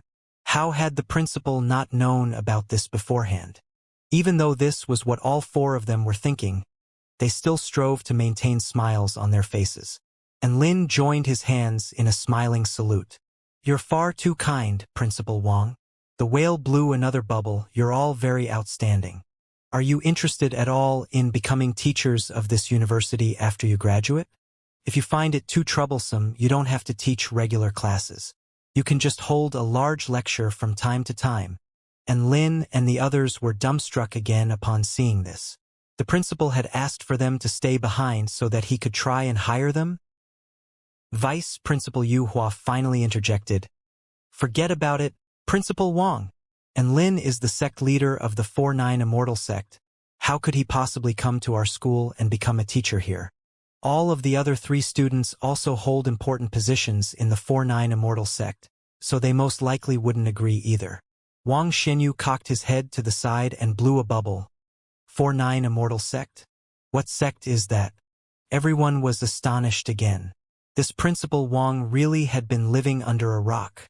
The 4-9 Immortal sect was renowned across the entire kingdom of the 9 states. The Celestial the Arch elaborated with a smile. You really should just forget about it, Mr. Wang Xinyu. The 4-9 Immortal sect is a first-rate immortal sect comparable to the 9 Imperials. And Lin and the other 3 students are all founders. So there's no way they'll come to the university and become teachers here. Wang Xinyu understood this time, and his gargantuan body shuddered with shock. His massive eyes widened as he frantically blew bubbles. Are these really students from our United University of Cultivation? Our teachers taught such outstanding students? My God, that's unbelievable. The roles should be reversed. The Celestial the Arch. Vice Principal Yu Hua spoke with a dark expression. Principal, please exercise caution with your words. And Lin and the others were astonished again. Not only was this principal extremely irresponsible and barely ever showed up at the school, but he was also openly mocking the school's teachers. What kind of principal was this? The Celestial the Arch massaged his brows as he said, "Let's not talk about that for now, Wang Xinyu. Let's talk about you. How did you end up like this?" "That's a long story." The four-legged whale looked up into the sky with a disconsolate expression. Everyone turned to look at the whale monster to discover that 2 rows of tears were spilling out from the whale monster's eyes. From Lin's perspective, it looked like 2 massive waterfalls. He was crying rivers of grief. The Celestial the Arch was given a fright and immediately exclaimed, "Please calm down, Mr. Wang Xinyu. If the story is too sad, you can abbreviate it." The four-legged whale blew a sad bubble. "Then I'll keep it short." He continued to blow bubbles. "When I was traveling through the worlds, I encountered the mythological beast Kuan Pong, and we had a physical altercation due to some circumstances at that time." And Lin was instantly reminded of the statue that he had seen on the sun tree upon hearing this. At that time, he had even received the blessings and core inheritance of the mythological beast Kuan Pong in the form of the Kuan Pong travel technique. The four-legged whale continued to blow sad bubbles. "Mythological beast Kuan Pong isn't actually powerful enough to defeat me, but when it fled after sustaining severe injuries, it unleashed a Kuan Pong morphe curse on me." Everyone's lips twitched as they stared at the four-legged whale with speechless expressions. Kung Peng morph? Was that really a legitimate curse technique? Wang Xinyu's eyes were downcast as he continued to blow bubbles. "This curse technique is extremely troublesome. It is a bloodline curse technique that can fuse into my bloodline and gradually transform my body into that of a Kuan Pong, which means that if I don't receive treatment in time, I will become a fish." And Lin stroked his chin. "Isn't it pretty good to become a Kuan Pong?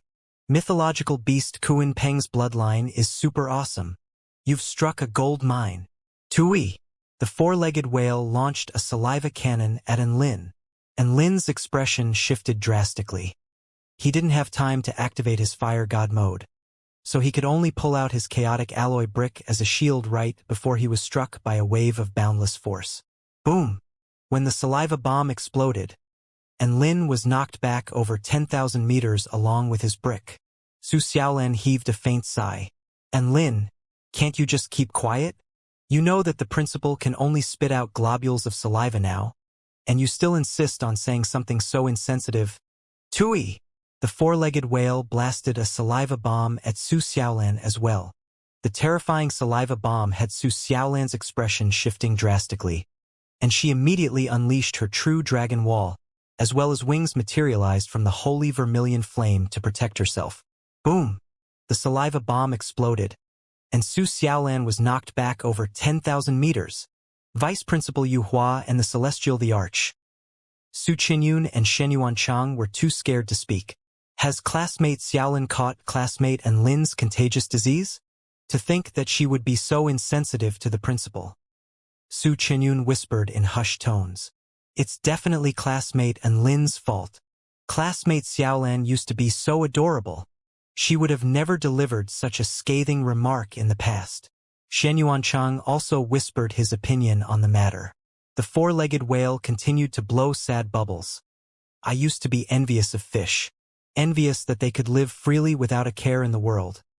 Envious that they could swim through the vast ocean and explore sights that I've never seen before. But when I'm actually about to become a fish myself, I realize just how much of a tragedy it actually is. Wang Xinyu shook his gargantuan body, as well as his short and stubby legs, before sighing. I can't speak, and I can't revert back to my human form. I'm going to slowly fall into the abyss and become a Kuan Pong in the end. Who can understand my despair? Perhaps after I become a Kuan Pong, that Kuan Pong can come to me and make me concede to it with its superior bloodline. I would rather die than have that happen. Wang Xinyu blew one heartfelt bubble after another.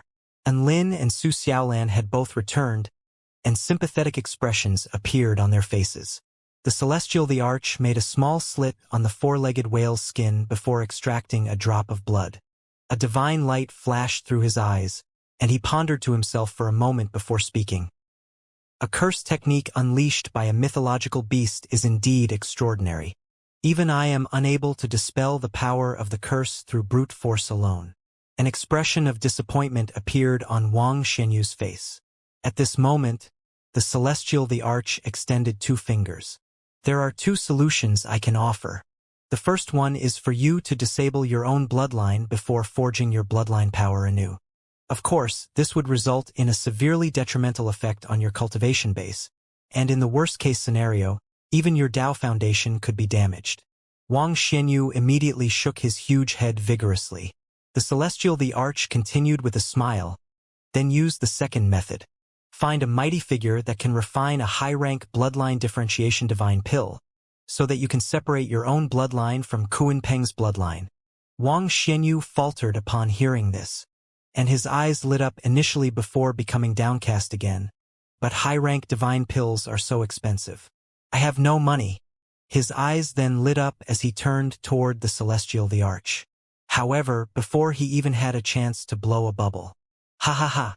I suddenly remembered that I have to sort out some matters surrounding the heavenly peach banquet. I'll be taking my leave now, Mr. Wang Xianyu. The celestial the arch tore open a spatial rift as he spoke before disappearing into it. Everyone fell silent. A cold, desolate breeze blew past. Wang Xianyu then turned to look at Vice Principal Yu Hua. Vice Principal Yu Hua shuddered. Principal, you know how poor I am. Wang Xianyu then turned toward Enlin and the others with a miserable expression. Enlin, Su Xiaolin, Shenyuan Chang, Su Qinyun. Principal, why are you looking at us like that? We're just ordinary students. Enlin's expression darkened. Even an idiot would be aware of what the principal was thinking after the celestial the arch fled the scene.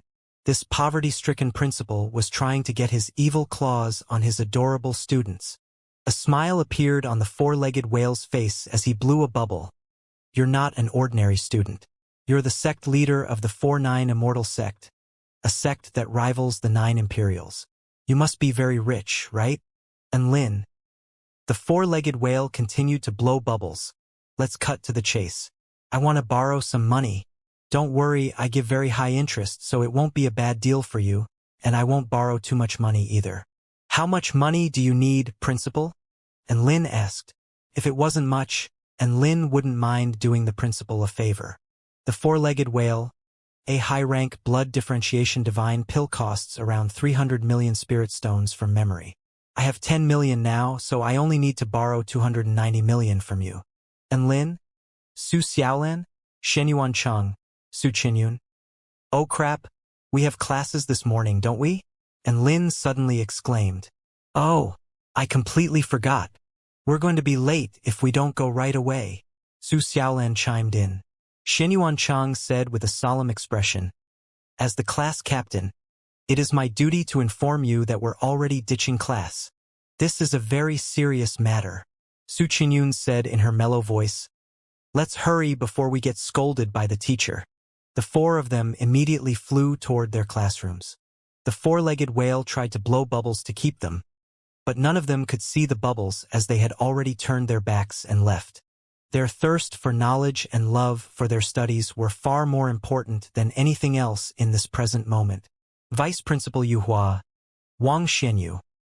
As principals, we should be elated that our students are so eager to learn. Vice Principal Yu Hua sighed with emotion. Wang Xianyu blew a disconsolate bubble. What should I do? Am I actually going to become a fish? That won't happen. Where there's a will, there's a way. Vice Principal Yu Hua consoled in a gentle voice. Wang Xianyu turned to look at celestial immortal Yu Hua with affectionate eyes. I'm so miserable that I want to cry. In this cold, cruel world, only you can offer me some warmth, Yu Hua. Let's go borrow money from people. Vice Principal Yu Hua.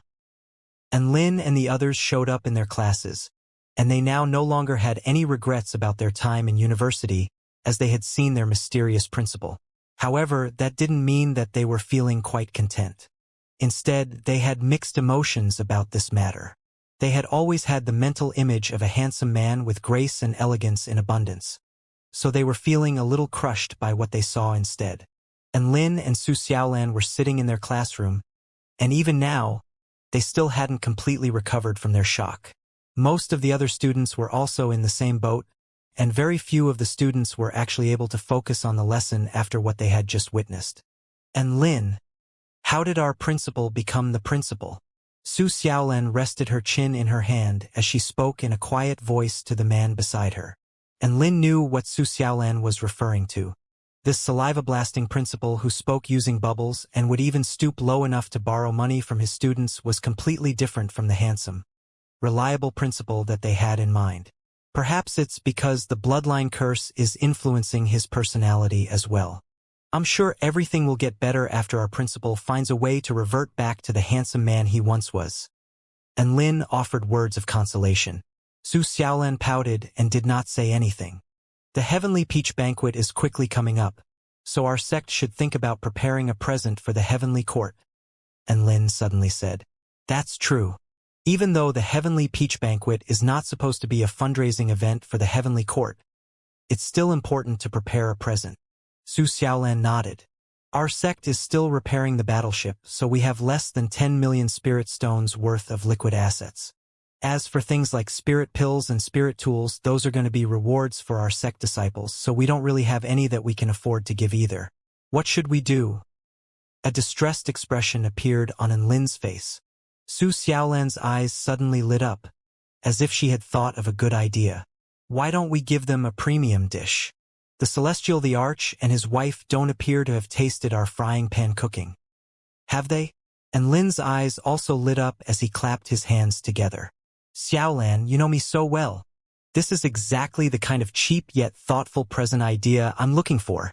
Within the Dark Mine Mountain located in the southeastern region of the Kingdom of the Nine States, a team of powerful beings of different shapes and sizes and in different types of attire were searching for something nearby. This was a very powerful team of 55 cultivators, which consisted of 5 soul formation stage powerful beings and 50 spirit nurturing stage powerful beings, all of whom had been assigned clear duties. The Dark Wing Tribe and the Vermilion Bird Tribe were the Flying Scouts, the Snake Spirit Clan and the Stone Tribe were responsible for scouring the ground, the Spirit Fish Clan and the Heavenly Turtle Tribe were responsible for divination and guidance, while the Holy Martial Clan and the True Demon Tribe living beings all held powerful weapons as killing intent surged from their bodies.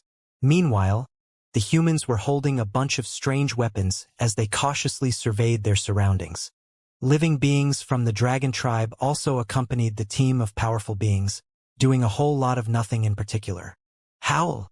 At this moment, an enraged roar erupted from up ahead. A lizard dragon mutant beast that was constructed from inky black mine crystals suddenly appeared. The powerful aura of a soul formation final stage powerful being erupted from its body as countless lightning crystals appeared in the air. That was its domain. The Mine Mountain Guardian Beast has appeared. The Dark Essence Mine should be nearby. A Dark Wing Tribe Soul Formation stage powerful being yelled with excitement. We finally have a chance to complete our mission.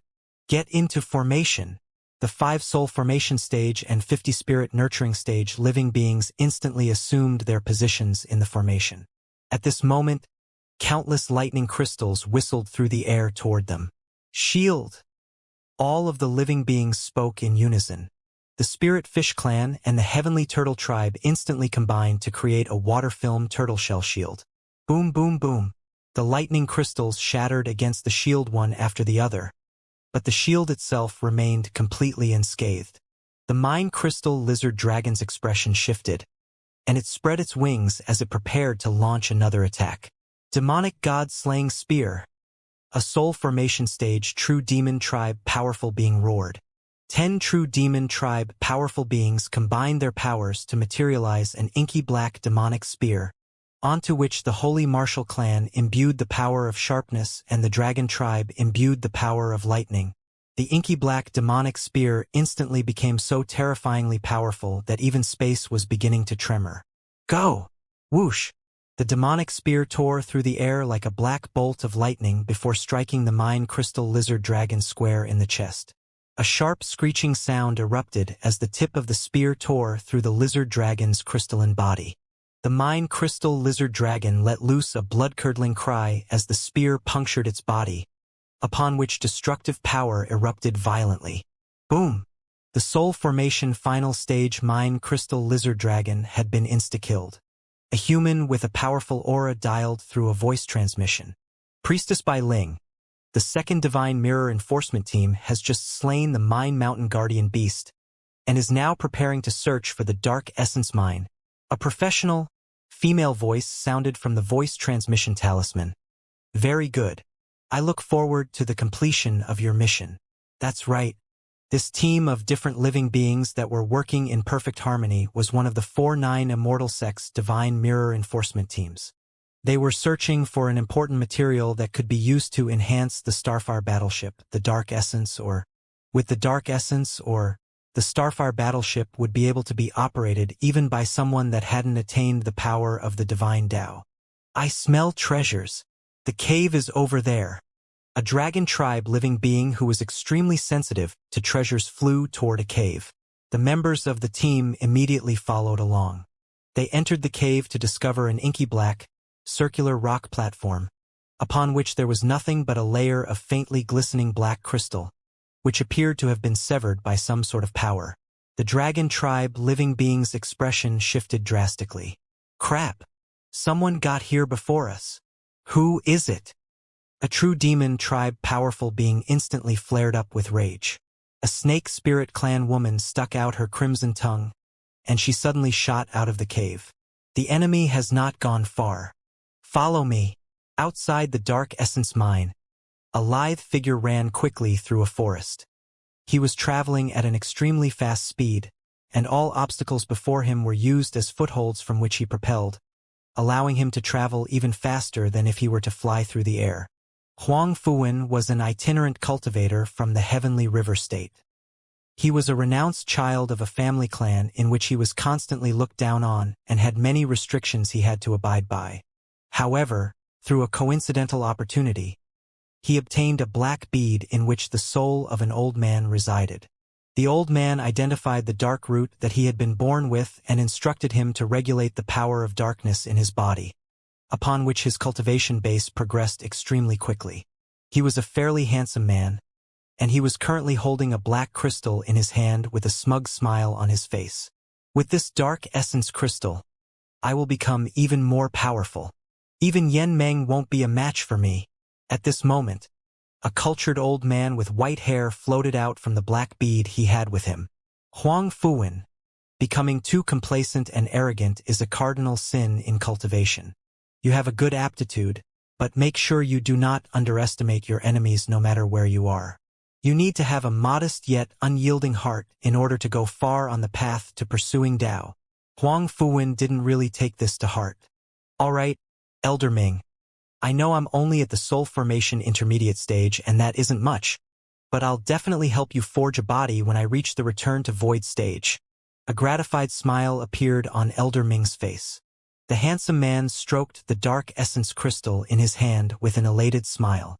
That mine crystal lizard dragon at the soul formation pinnacle stage was quite a headache for me to deal with, but who would have thought another group of cultivators would take care of it for me? It feels pretty good reaping the rewards of someone else's efforts. That group of cultivators is not to be messed with.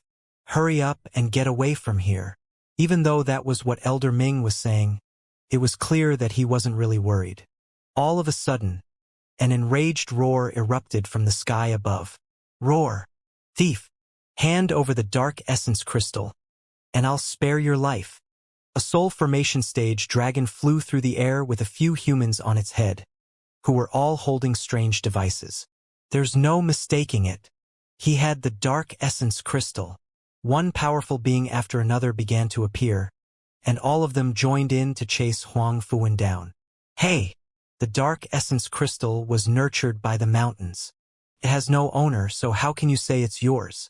This is a robbery, Huang Fuwen yelled. All of the powerful beings exploded with rage upon hearing this. They fought the boss only to have this guy running away with the treasure, but he was now slandering them for robbery? What a joke! Seeing as you won't comply, Then don't blame me for this. The dragon in the sky let loose an enraged roar. Bolts of lightning began to fall from the sky. Huang Fuwen evaded the bolts of lightning through the use of his agile movement techniques, and his expression darkened as he put the dark essence crystal into his storage ring. I didn't think that they would be able to trace my presence. It looks like I've got an inevitable battle on my hands. At this moment, the 5 soul formation stage powerful beings that had arrived first began to unleash attacks upon him. Huang Fuwen evaded in an awkward manner. Leave the dark essence crystal, and we'll let you leave. The dragon's voice rumbled like thunder. You forced me to do this. Huang Fuwen roared as he transformed into a black shadow. He then sprang into the air toward the dragon in the sky. What?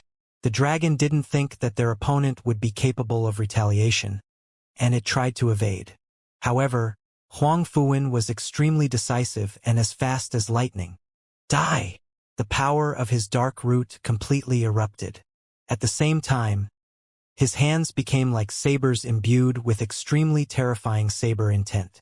Huang Fuwen had only recently progressed to the soul formation intermediate stage, but the explosive power he was exhibiting rivaled that of a soul formation final stage powerful being. An inky black saber projection swept past, and the soul formation stage dragon was sliced in half. Howl! The dragon let loose a wail of anguish before crashing to the ground, where it fell completely lifeless. Brother Su Li, a dark wing tribe powerful being flared up with rage. They were only trying to take back the dark essence crystal, and they did not expect their opponent to retaliate with killing intent. All those who impede me will die. Huang Fuwen stood valiantly in the air with an unruly expression. At this moment, all of the Divine Mirror Enforcement Team powerful beings had converged at the scene. Anyone who kills members of our 4-9 Immortal sect will pay a heavy price, a Dark Wing tribe powerful being said in a cold voice. For 9 Immortal sect. Huang Fuwen and Elder Ming's expressions both shifted upon hearing this. However, Huang Fuwen recovered after a moment of silence and chuckled coldly. So what if you're from the 4-9 Immortal sect? I won't concede to anyone in my life. If it's a battle you want, then it's a battle you'll get. Get into formation. A battle instantly erupted. Terrifying spell techniques raised everything within a radius of 5 kilometers to the ground. This formation that was established by the Spirit Nurturing Stage and Soul Formation Stage powerful beings was powerful enough to insta-kill a Soul Formation Final Stage powerful being, so Huang Fuwen was no match for it. Soon, Huang Fuwen plummeted to the ground in an extremely sorry state. Elder Ming, he yelled. All of a sudden, the white-haired old man flew out from the black ball before rushing into Huang Fuwen's body. Boom! An extremely terrifying aura began to exude forth. Huang Fuwen's aura began to climb explosively. Soul Formation Pinnacle Stage, Rookie returned to Void Stage, returned to Void Initial Stage. All of the Divine Mirror Enforcement Team powerful beings' expressions shifted drastically. A Heavenly Turtle Tribe powerful being immediately sent out an SOS to the 4-9 Immortal sect. Huang Fuwen had already stood back up, and he was glaring at the powerful beings before him with an expression filled with rage and hatred. How dare you make me expend Elder Ming's power? You must all die. I will remember this, for 9 Immortal sect. I vow to destroy your sect one day. All of the Divine Mirror Enforcement Team powerful beings had been stunned into silence. A woman couldn't help but let loose a cry of surprise. Is this guy retarded? Die! Huang Fuwen sprang into action. The Divine Mirror Enforcement Team formation materialized another demonic god-slaying spear, which hurtled toward Huang Fuwen. Huang Fuwen's expression remained unchanged as a large ball of dark energy flowed from his body. The spear that was powerful enough to insta-kill a Soul Formation Final Stage powerful being was completely vanquished upon sinking into the ball of dark energy. Die! Huang Fuwen spread open his arms, and a black power of darkness instantly proliferated outward to encompass an area within a radius of over a kilometer, thus engulfing the entire Divine Mirror Enforcement Team. After a few seconds, only one man remained standing in midair. He was Huang Fuwen. All of the other living beings had been completely engulfed by the power of darkness. He stood in midair and raised his proud head. The 4-9 immortal sect is nothing. I will be the man who will stand at the very pinnacle of this world. At the United University of Cultivation. And Lin was listening to Earth Immortal Chongqing delivering a vehement lecture, with spittle flying from his mouth, on how to use spell techniques during a battle. His voice transmission talisman suddenly lit up. Hey, big sister Bai. Why are you suddenly calling me? Do you miss me? And Lin said in a quiet voice with a smirk on his face. Quit fooling around. I have something important to tell you, Bai Ling snapped. What is it? And Lin was getting a little nervous. When the second Divine Mirror Enforcement Team was carrying out the mission to collect the Dark Essence Crystal, the crystal was stolen, and they were all killed during their attempt to recover it, Bai Ling replied. And Lin, the enemy was able to destroy the entire second Divine Mirror Enforcement Team. They're at least a supreme being of the Return to Void stage, right? And Lin was furious as he said this. A supreme being of the Return to Void stage is actually stealing Dark Essence Crystals? Not only that, but they also massacred our Divine Mirror Enforcement Team. I have no idea what the enemy is thinking, Bai Ling said coldly. However, my guess is that their rank is not of the Return to Void stage. Rather, I believe that they can increase their power by using some sort of mystic technique. Can you track them down? And Lin asked coldly. Before dying, a member of the enforcement team planted a nano-tracker on the enemy, Bai Ling replied. Right now, the tracker is showing that the enemy has already traveled to the Thunder State. And Lin took a deep breath. No wonder you're telling me this. The Thunder State is right below me. Fine, I'll deal with this matter. The Thunder State was located near the center of the Kingdom of the Nine States. Moreover, the Heavenly Court was located directly above this Thunder State. Bai Ling's tone relaxed noticeably. Although the nano-tracker sends signals stealthily and is extremely hard to detect, it does contain some flaws. For example, its precision is relatively low.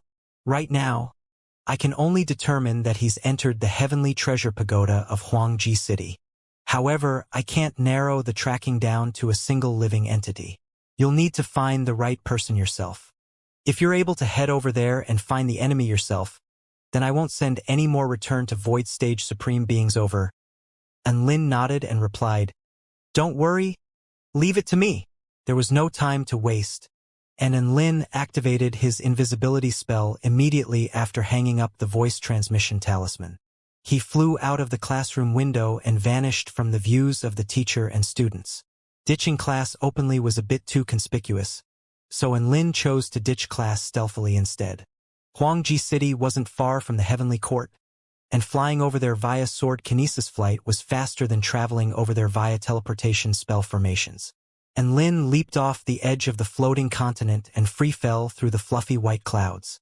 A black brick expanded under him and eventually grew to a size of 10 feet in length. Just like that, the male descended toward the Thunder State on his black brick. Huangji City was the second largest city of the Thunder State. It was only smaller than the main city, which was home to the Flying Gold Imperial family. Its territory was especially vast, and the dense buildings and pagodas residing within it stretched for as far as the eyes could see.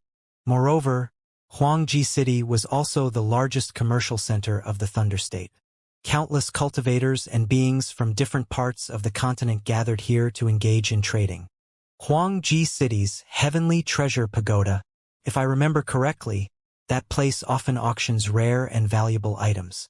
Could it be that the enemy wants to auction the Dark Essence Crystal? And Lin became furious as he analyzed the situation.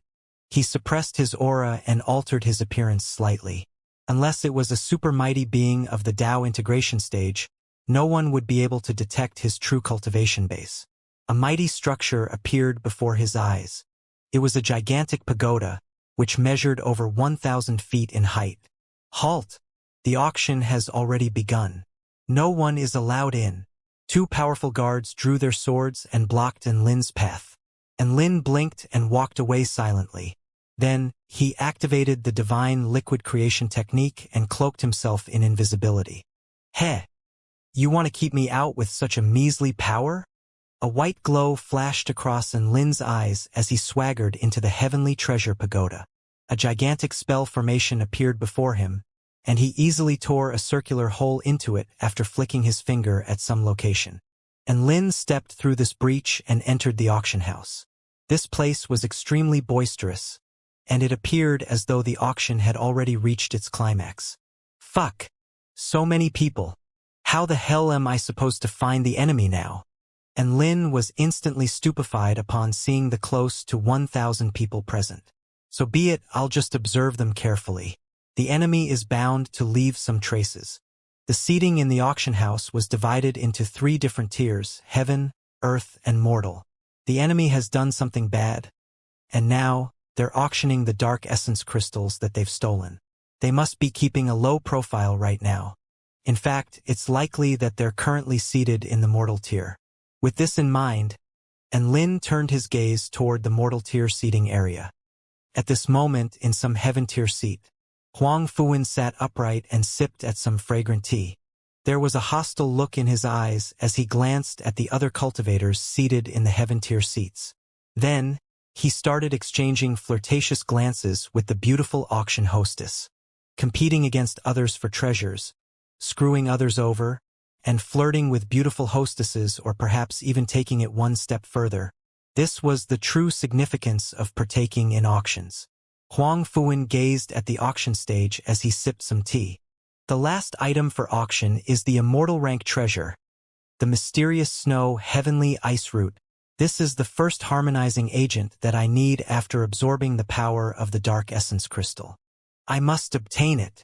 If I can fully absorb the power of the dark essence crystal, then my cultivation base will definitely be able to reach the soul formation pinnacle stage. At that time, even if the sect leader of the 4-9 Immortal sect comes, you and I will be able to hold him off.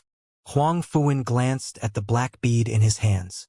The black bead started flashing, and Elder Ming's voice traveled out from within it. Don't be too arrogant and conceited. Your natural talents are extraordinary, and you're also willing to fight and compete. It's only a matter of time before you become stronger than Lin. However, that time isn't now. You still need to keep a low profile for the time being. Huang Fuwen clenched his fists. The 4-9 Immortal sect forced you to expend some of your divine sense powers and wounded your divine sense again. I'll definitely exact revenge for you.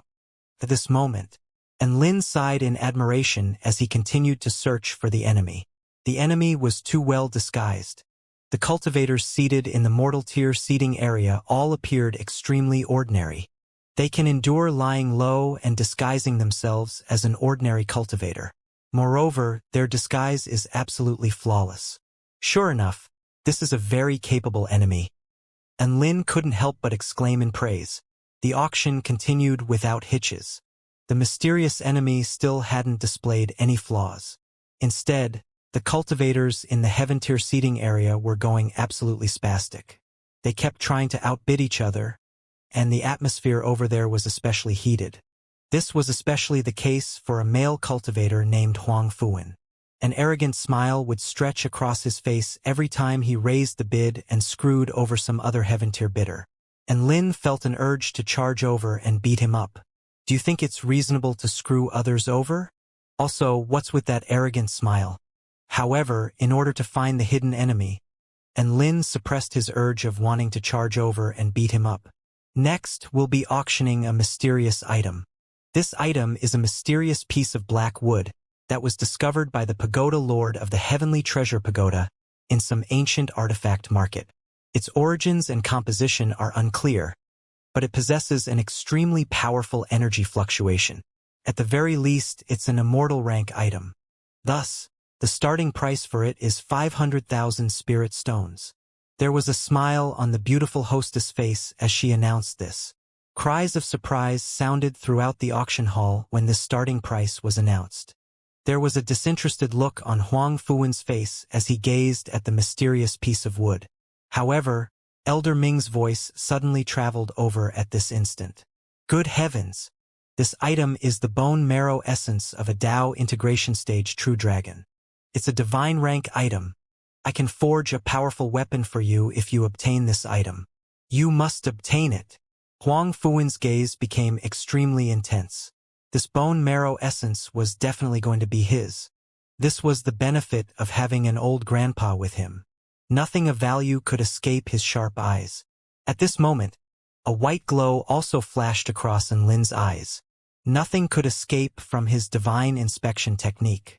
A string of information started appearing in his mind. Bone marrow essence. Bone marrow essence of Yi Tsuantian, a Dao integration stage true dragon of the primordial dragon tribe. Excellent material for refining tools or pills. There exists some probability of attaining enlightenment of the Dao integration stage true dragon's true intent. Divine rank material. And Lin couldn't help but chuckle. What black piece of wood. This is clearly a bone. Clueless people. This bone is mine. And Lin slowly dispelled his cloak of invisibility after finding a seat in some corner of the auction hall. Uncannily, however, none of the surrounding people noticed him. It was as though he was an ordinary cultivator with zero sense of presence. "Let the auction begin," the hostess shouted sweetly. Right after she said this, a cultivator in the Earth tier seating area upped the price to 600,000 spirit stones. Immediately afterward, even cultivators seated in the mortal tier started bidding. A cultivator in the mortal tier seating area raised the price to 650,000 spirit stones. The cultivators continued to raise their bids. Yet Lin and Huang Fuwen both remained silent. The price rose steadily, and before long, it had already reached 1 million spirit stones. Right now, the number of bidders remaining was very few. 1 million spirit stones for a suspected immortal rank item was already the absolute limit for most cultivators. If they raised the price any higher, the risk they faced would very likely outweigh any potential gains. 1,100,000, and Lin finally placed a bid. He attracted the gazes of countless people after shouting this price. In fact, there were even some yelps of surprise. The reason for this was obvious. He was a cultivator seated in the mortal tier. There was practically no cultivator of this tier who could place a bid of 1 million spirit stones or more. Who is he? No idea. He's remained silent all the way up till now. His appearance is fairly ordinary. Who would have thought that he'd be this rich? Numerous cultivators started chattering quietly with each other. 1,200,000. At this moment, a voice suddenly sounded from a heaven-tier seat. The bidders instantly shifted their gazes up toward the heaven-tier seats. The bidder was none other than the azure-robed Huang Fuwen. And Lin also glanced at Huang Fuwen. "It's this price-raising bastard again," he cursed in his mind. "This cunt is toxic." He had no choice but to raise his bid. 1,300,000. Surprised yelps washed over the auction hall once again. Heavens! This unknown cultivator actually dares to bid against a heaven-tier cultivator? Is he crazy? The heaven-tier cultivator is called Huang Fuwen. He's a very powerful prodigy from the Heavenly River State. It's rumored that he's going to battle against the Flaming River Imperial family's second princess, Yan Meng, due to her breaking a promise to marriage. This is a child of destiny. That mortal-tier cultivator is far too ignorant and foolish. Isn't he afraid of being killed after provoking such a powerful being? Sure enough, Huang Fuwen's expression darkened. None of the cultivators present have recognized that treasure. Could it be that this cultivator can recognize it? Impossible. They're clearly challenging me. Huang Fuwen. 1,500,000 spirit stones. Huang Fuwen continued to raise the price. Right now, his bid was already 1 million spirit stones more than the starting price. Even the auctioneer's expression changed upon hearing this. Theoretically speaking, a mysterious immortal ranked item wasn't worth anywhere near this amount of spirit stones. Could it be that these two cultivators know something? Some cultivators started becoming restless. 1,600,000 spirit stones. And Lin continued to place bids. Huang Fuwen glowered at Lin. "Fellow cultivator, you're playing with fire," he growled in a beastly voice. And Lin rolled his eyes and snapped, "Price-raising demon. I'm genuinely interested in that piece of wood. No one can take it away from me. Be careful not to raise the price beyond what you can afford." Huang Fuwen shook in fury.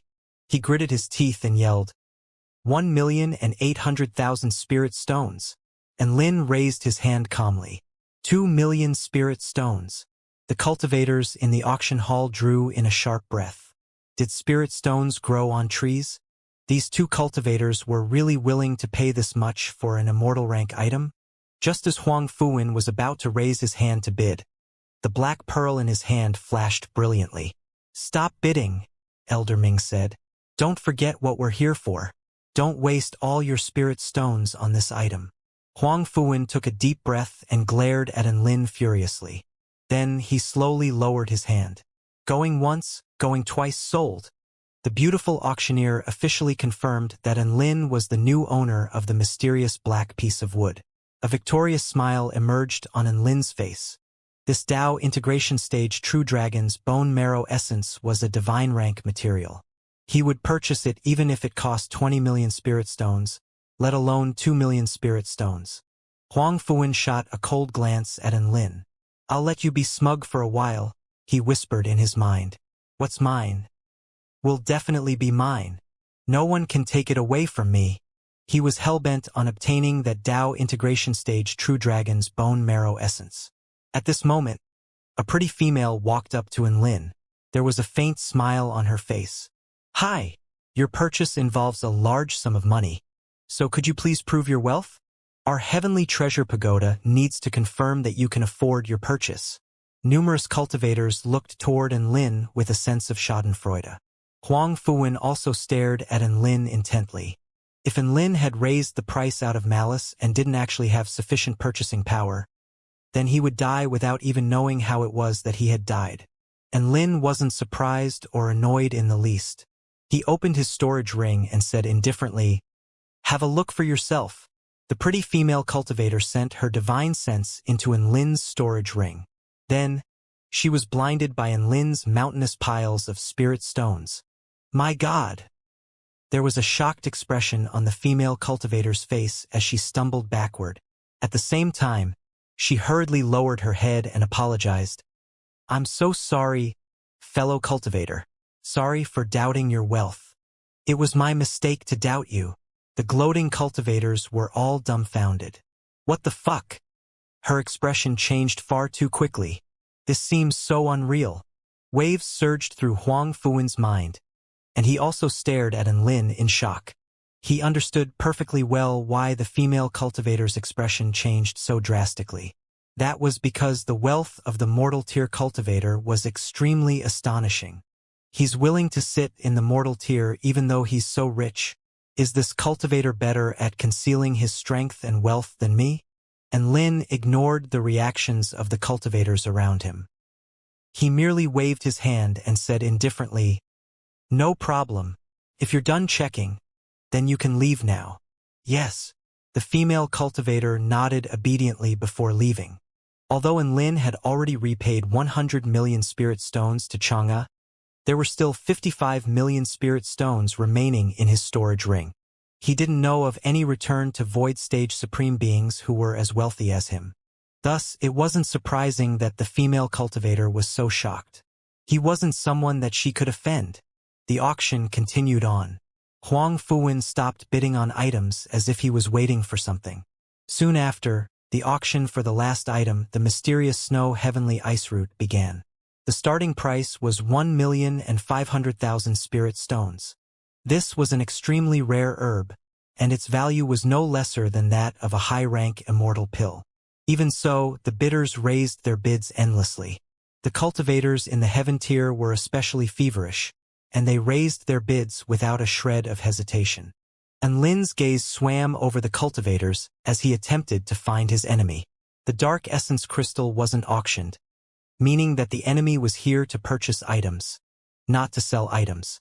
Thus, there was a high probability that his enemy was among the bidders who had purchased items. And Lin finally settled his gaze on 30 or so cultivators. They were mostly seated in the heaven and earth tiers, and most of them had powerful cultivation bases or influential backgrounds. "Heh, this is interesting." And Lin squinted his eyes. Bai Ling had told him that the enemy was most likely of the soul formation stage. Thus, he could further narrow his list of suspects down to a small group of 20 cultivators. Meanwhile, the bid for the mysterious snow heavenly ice root had already surpassed 3 million spirit stones. Huang Fuwen and a white-robed, fan-waving male were locked in a fierce bidding war. And Lin learned of the Heaven-tier male's identity by listening in on the conversations taking place around him. He was called Duan Feiyang, and he was the young sect leader of the Thunder State's Divine Feather sect. And Lin's eyes lit up.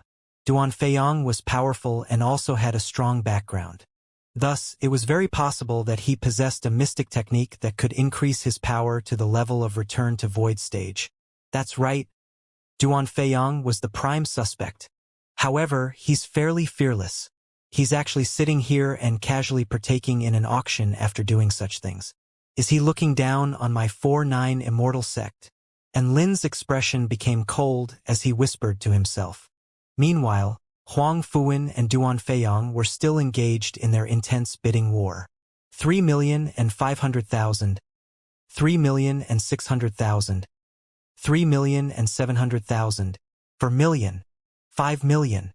Eventually, the mysterious snow heavenly ice root was won by Duan Feiyang for a whopping 5 million spirit stones. Duan Feiyang shot an angry glance at Huang Fuwen after winning the bidding war. Then, he started waving his feathered fan elegantly. If it weren't for Huang Fuwen's price raising, he could have purchased the mysterious snow heavenly ice root for a mere 3 million spirit stones. Mysterious snow heavenly ice roots were extremely rare, and he was in desperate need of this treasure for his frosty divine wing cultivation technique. Otherwise, he wouldn't have purchased this item for a whopping 5 million spirit stones. Huang Fuwen also glared at Duan Feiyang coldly. He also wanted this item. However, he didn't have enough spirit stones in his storage ring. Detestable! Why are they all snatching the items that I want? I can't accept this. Calm down. Heaven will always leave a door open. We still have opportunities. Elder Ming's voice sounded from the Black Pearl. Huang Fuwen gradually calmed down after hearing this. A smile stretched across his face as he glanced at Duan Feiyang and Enlin. That's right. Heaven will indeed always leave a door open. We still have opportunities. The auction came to an end, and Lin paid 2 million spirit stones and successfully obtained the Dao integration stage True Dragon's bone marrow essence. His mood immediately improved after obtaining this divine rank material. The cultivators started leaving the heavenly treasure pagoda, and Enlin also tailed Duan Feiyang out. Enlin, the target is heading toward the south. Bai Ling's voice traveled out from his voice transmission talisman, and Lin smiled upon seeing Duan Feiyang's flight direction. Duan Feiyang was also flying toward the south. It seemed like the enemy was indeed him, and Lin activated his missed Immortal technique and stealthily followed behind Duan Feiyang. After a while, they exited Huangji City and entered into the outskirts. How is it going? Bai Ling asked anxiously. Everything is going as planned. And Lin chuckled. I'm about to make my move. However, there are still 3 cultivators tailing me. This is fairly interesting. I wonder what they're all thinking. Be careful, okay? The enemy's abilities are extremely uncanny, Bai Ling warned. If you can deal with him, then dispose of him as quickly as you can. Dragging the battle out will lead to unnecessary danger. I'll keep that in mind. And Lin hung up his voice transmission talisman and continued to tail Duan Feiyang. The 3 cultivators tailing him were all from the Heaven-tier seats. Although they concealed themselves extremely well, how could Lin not discover them? The power of his divine sense was on the level of Return to Void pinnacle stage cultivators. Their concealment techniques were nothing in Lin's eyes. Moreover, one of these cultivators was Huang Fuwen, the male who had competed with him for the bone marrow essence. This was getting fairly interesting. 1,000 meters away from Enlin, there was a dark ball of hidden matter concealed within the forest and shooting forward quickly. This was none than the hidden Huang Fuwen. Heh! Everything is falling in my favor now. This situation is better than anything that I could have ever imagined. I had initially thought that I would need to choose between the Dao integration stage True Dragon's bone marrow essence and the mysterious snow heavenly ice root. Now, however, both of them are in the same place. That cultivator looks like he wants to steal Duan Feiyang's items. After he steals Duan Feiyang's treasures, I can enter the battlefield righteously and kill him for his evil crimes. That way, my actions will be justified. Moreover, I'll be able to obtain both the bone marrow essence and mysterious snow heavenly ice root at the same time. With this in mind, the smile on Huang Fuwen's face grew even larger. Ignorant fool! Do you really think that you can act wantonly just because you have some power and a little money? I'll let you know that evil will always be punished. Elder Ming's voice also sounded at this moment. The other two cultivators are also following Duan Feiyang secretly. Don't forget to dispose of them. Huang Fuwen nodded and replied, Naturally, I definitely won't go easy on these ill-meaning cultivators. After saying this, his body transformed into a pitch-black blade projection and started weaving through the forest at an insane speed. His movements were silent, yet they were teeming with his killing intent. After a short while, two muffled groans sounded. When Huang Fuwen reappeared, his hands were already stained with blood.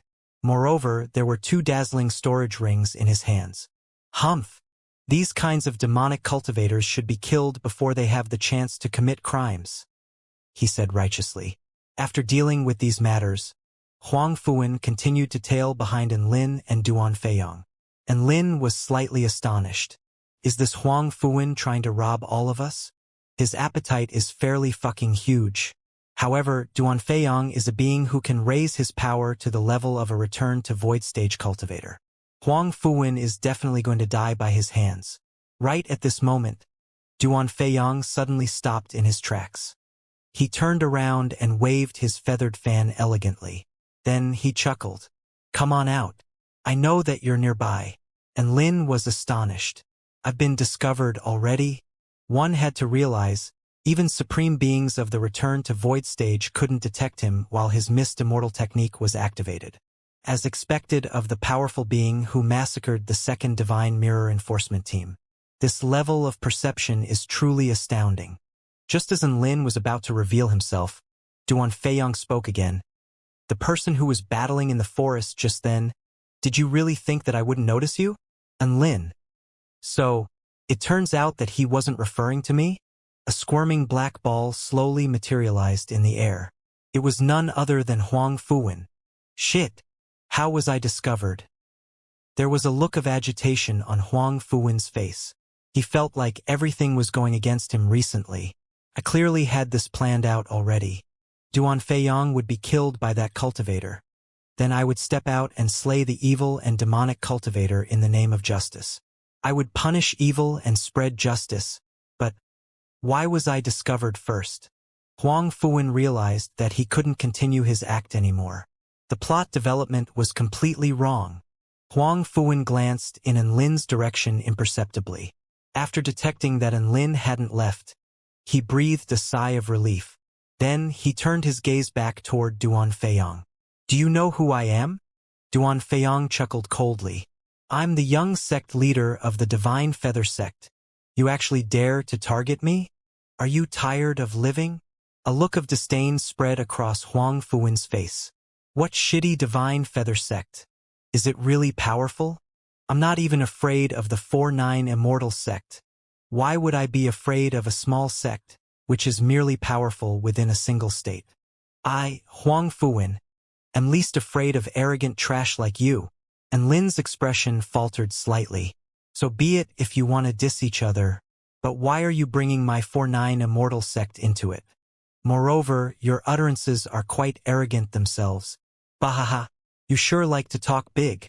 A cultivator of the soul formation intermediate stage actually dares to call me a cultivator of the soul formation pinnacle stage trash? What a foolish person. Do you really think that I'm easy to kill just because you managed to kill two trash of the soul formation stage? I'm afraid that you still don't understand the power difference between us. In my eyes, you're just a mere ant. After saying this, Duan Feiyang released his terrifying soul formation pinnacle stage aura. Flames of fury blazed in Huang Fuwen's heart. No one has ever lived to see the next day after insulting me. Duan Feiyang. Huang Fuwen pointed at Duan Feiyang and started screaming righteously. During a battle, a disciple of your Divine Feather sect killed 3 innocent mortals. I'm going to exact revenge for them now. It's time for you to pay the price. Die! Duan Feiyong blinked in confusion. What the fuck? Boom! At this moment, Huang Fuwen had already charged over. His hands formed into blades, and the power within his body all converged onto his blade-shaped hands. The high concentration of the power of darkness caused his hands to become extremely sharp, and an astonishing, spine-chilling aura started emanating from them. Darkness heaven-shattering slash. Huang Fuwen slashed with his hands, forming an alarming black arc in the void. Duan Feiyong had already put on a pair of gloves, which were also high-rank spirit tools. There was no hint of fear on his face, and he threw a fist toward Huang Fuwen without hesitation. Boom! Huang Fuwen's handblade and Duan Feiyong's fist collided in mid-air. The explosion of energy annihilated everything within a radius of 1,000 meters. A cracking sound suddenly sounded from Duan Feiyong's fist, and countless spurts of blood sprayed into the air. Ah! Duan Feiyong howled in agony as he retreated frantically. He had never imagined that a cultivator of the soul formation intermediate stage could possess such a devastating spell technique. Huang Fuwen took full advantage of Duan Feiyong's retreat and relentlessly slashed his handblades toward him. Duan Feiyong was immediately put on his back foot. Huang Fuwen's raw power and uncanny spell techniques were all extremely hard to defend against. My aptitude and spell techniques are clearly first-rate as well. How are you so powerful? The more Duan Feiyong fought, the more astonished he became. A pair of white light wings started materializing behind him, and it was clear that he was already planning to flee. And Lin was also confused by this battle. Why isn't Duan Feiyong using his mystic technique to insta-kill Huang Fuwen? He's already on the back foot, yet he's still trying to conceal his power? Duan Feiyong spread his light wings and started fleeing into the distance. His speed had already reached the absolute limit for a soul formation stage cultivator. You can't escape.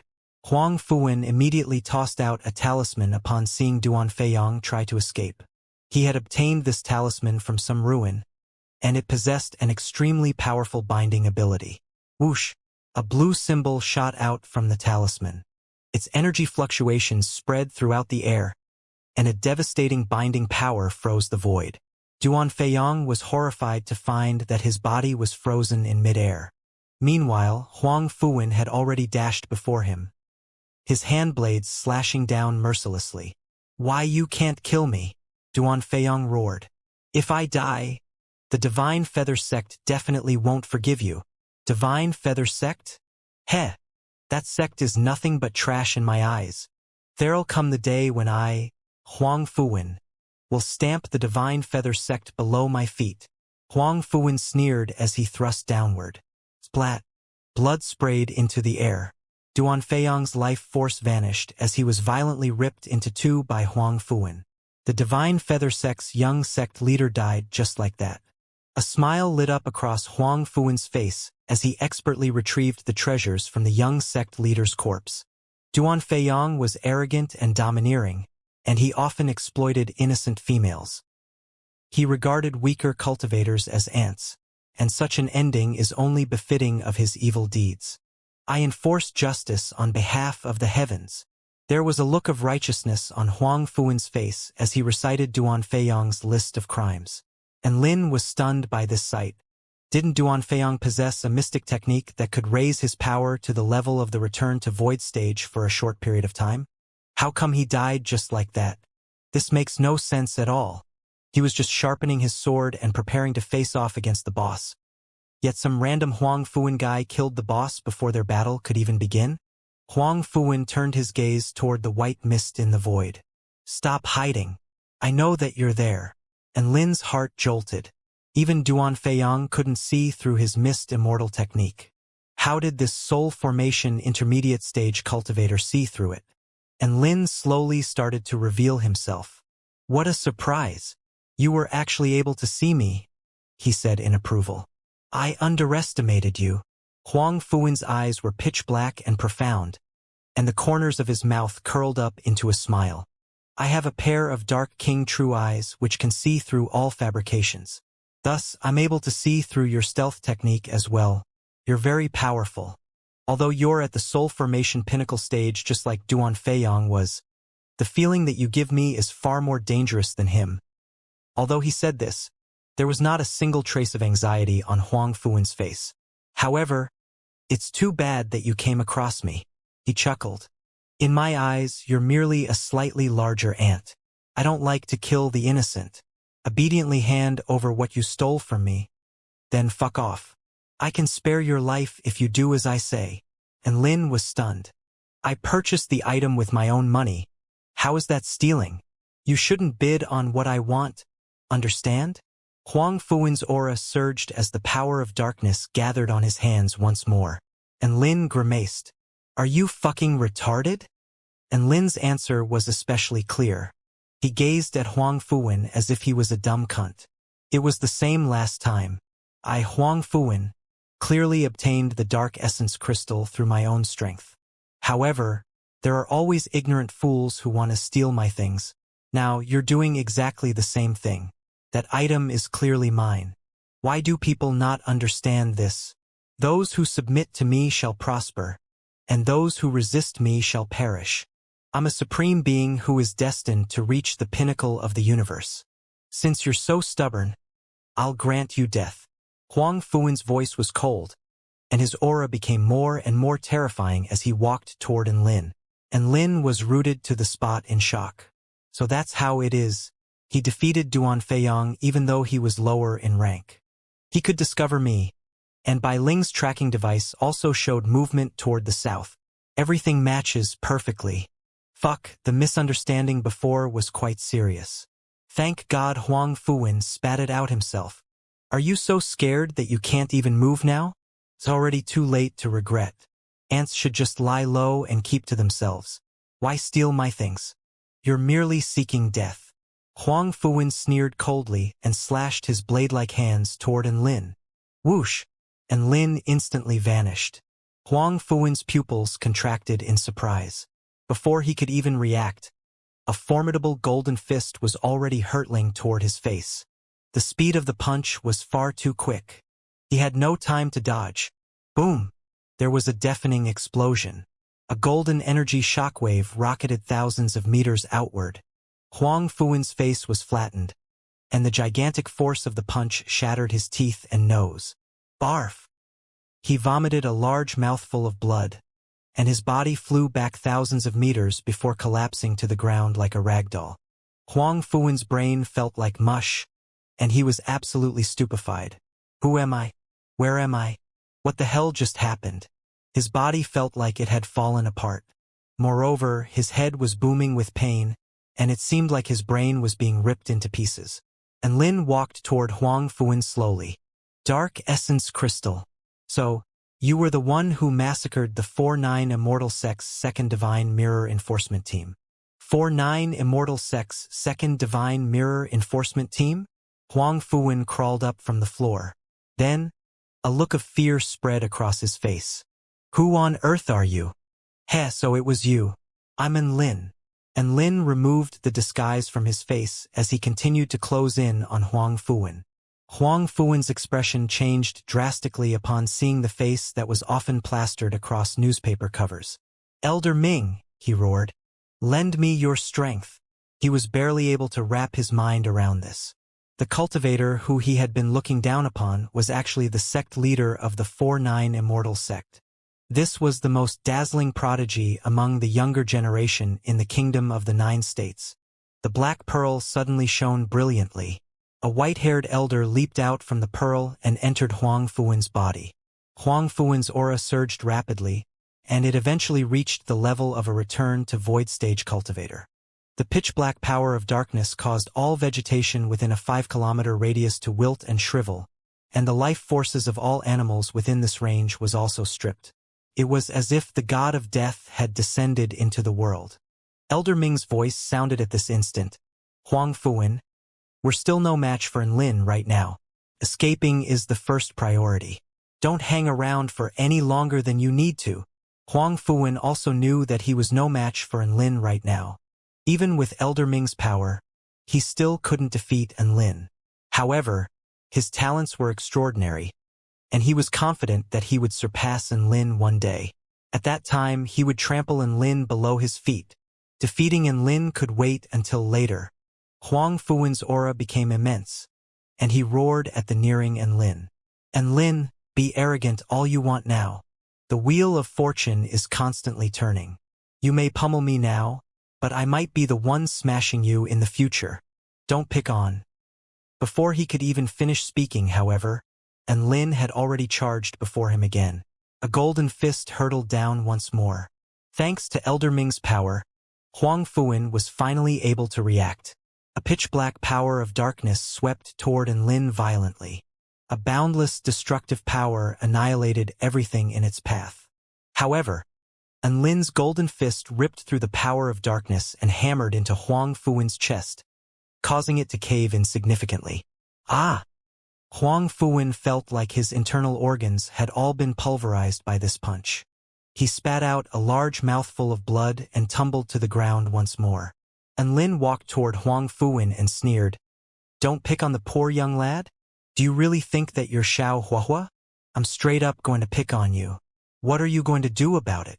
Huang Fuwen trembled in fury. He glowered at Enlin resentfully and spat, "Don't let me escape.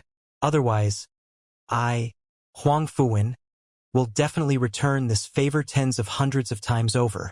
Boom! Huang Fuwen's aura surged once again.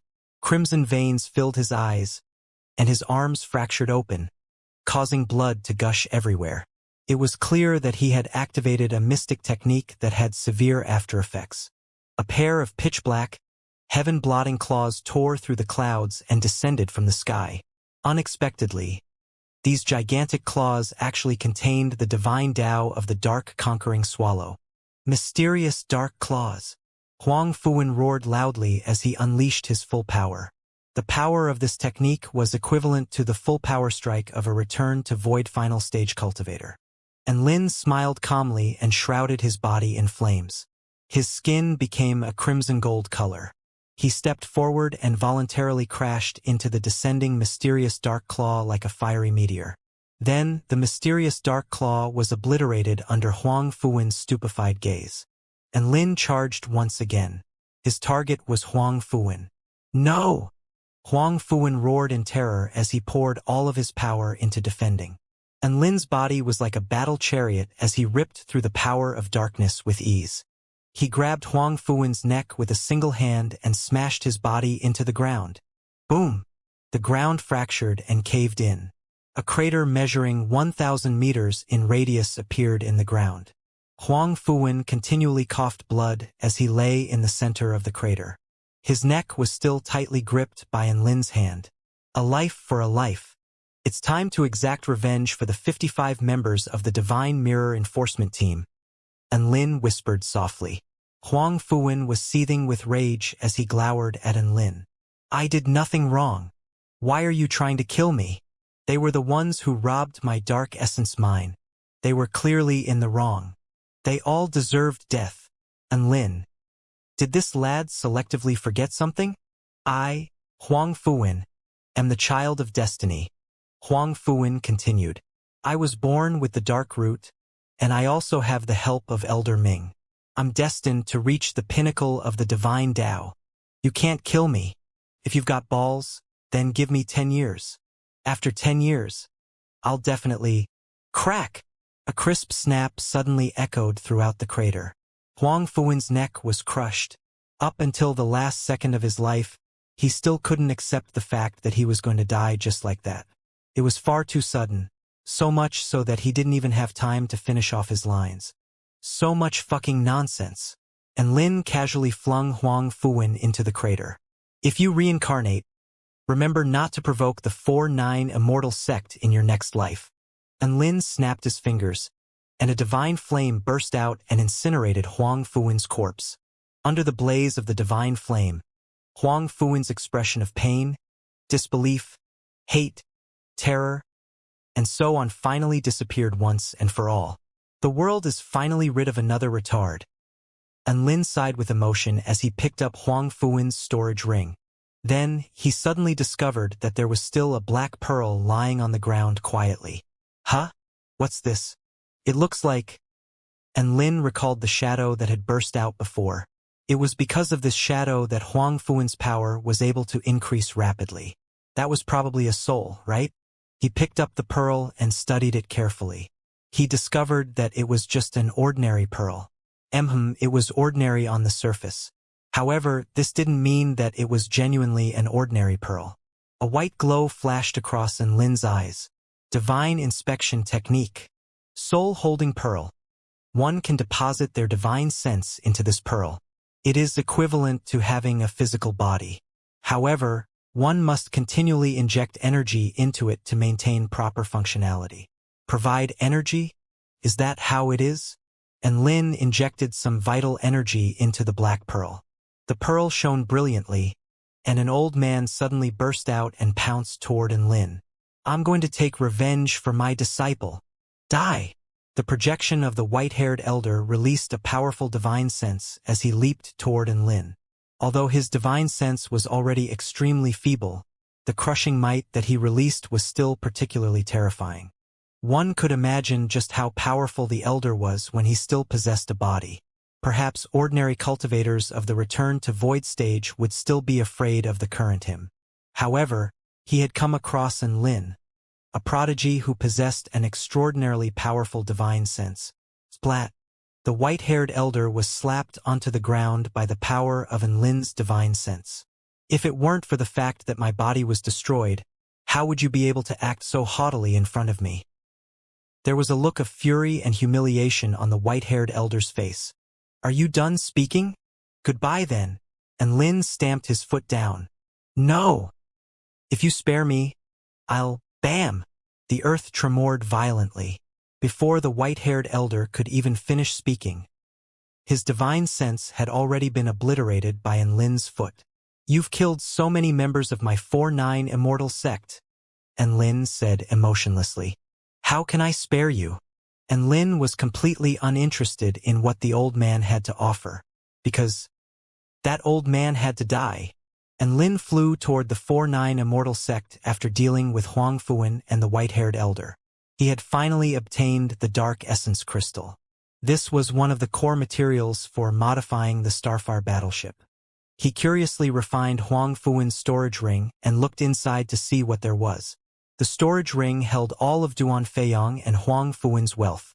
Contained inside was the mysterious snow heavenly ice root, which was worth 5 million spirit stones. In addition, there were also 13 spirit tools, hundreds of spirit pills, 3 immortal pills, 5,800,000 spirit stones, the immortal material demonic emperor skeleton, and 5 multicolored beads. Huh? What are these beads? And Lin was quite curious. He retrieved the 5 beads and activated his divine inspection technique. Sky Sealing Dark King Bead. Collect all 9 beads that the Sky Sealing Dark King distributed within this world, and you will have a chance to inherit the Sky Sealing Dark King's true inheritance from the Dark King Palace. And Lin's expression changed drastically. Sky Sealing Dark King? The Sky Sealing Dark King was infamous throughout the entire Taichu continent. In the Kingdom of the 9 States, his title was a synonym for terror. Tens of thousands of years ago, the Sky Sealing Dark King was the strongest demon king of the Kingdom of the 9 States. He founded the Divine Dark Dao sect, and it was rumored that he had 2 super mighty beings of the Dao integration stage under his command. In addition, there were hundreds of return to void stage cultivators in his sect. His influence was immense, and even the heavenly court's rule was threatened by him. At that time, there were genuine demonic sections. Many sects dared to label themselves as demonic sects, and they openly practiced sinister cultivation methods. They committed evil and brought misery and destruction wherever they went. There was no special reason for this. These sects were merely emulating the juggernaut Divine Dark Dao sect. In the end, however, the 5 heavenly emperors of the heavenly court teamed up with the sect leaders of the 4 great sects and exterminated the Divine Dark Dao sect. Moreover, they annihilated all the demonic sects in the Kingdom of the 9 States and massacred all the demonic cultivators. Even until today, there were still many legends regarding that earth-shattering battle. The Divine Dark Dao sect's Sky Sealing Dark King and 2 Dao integration stage cultivators have already been dead for so long.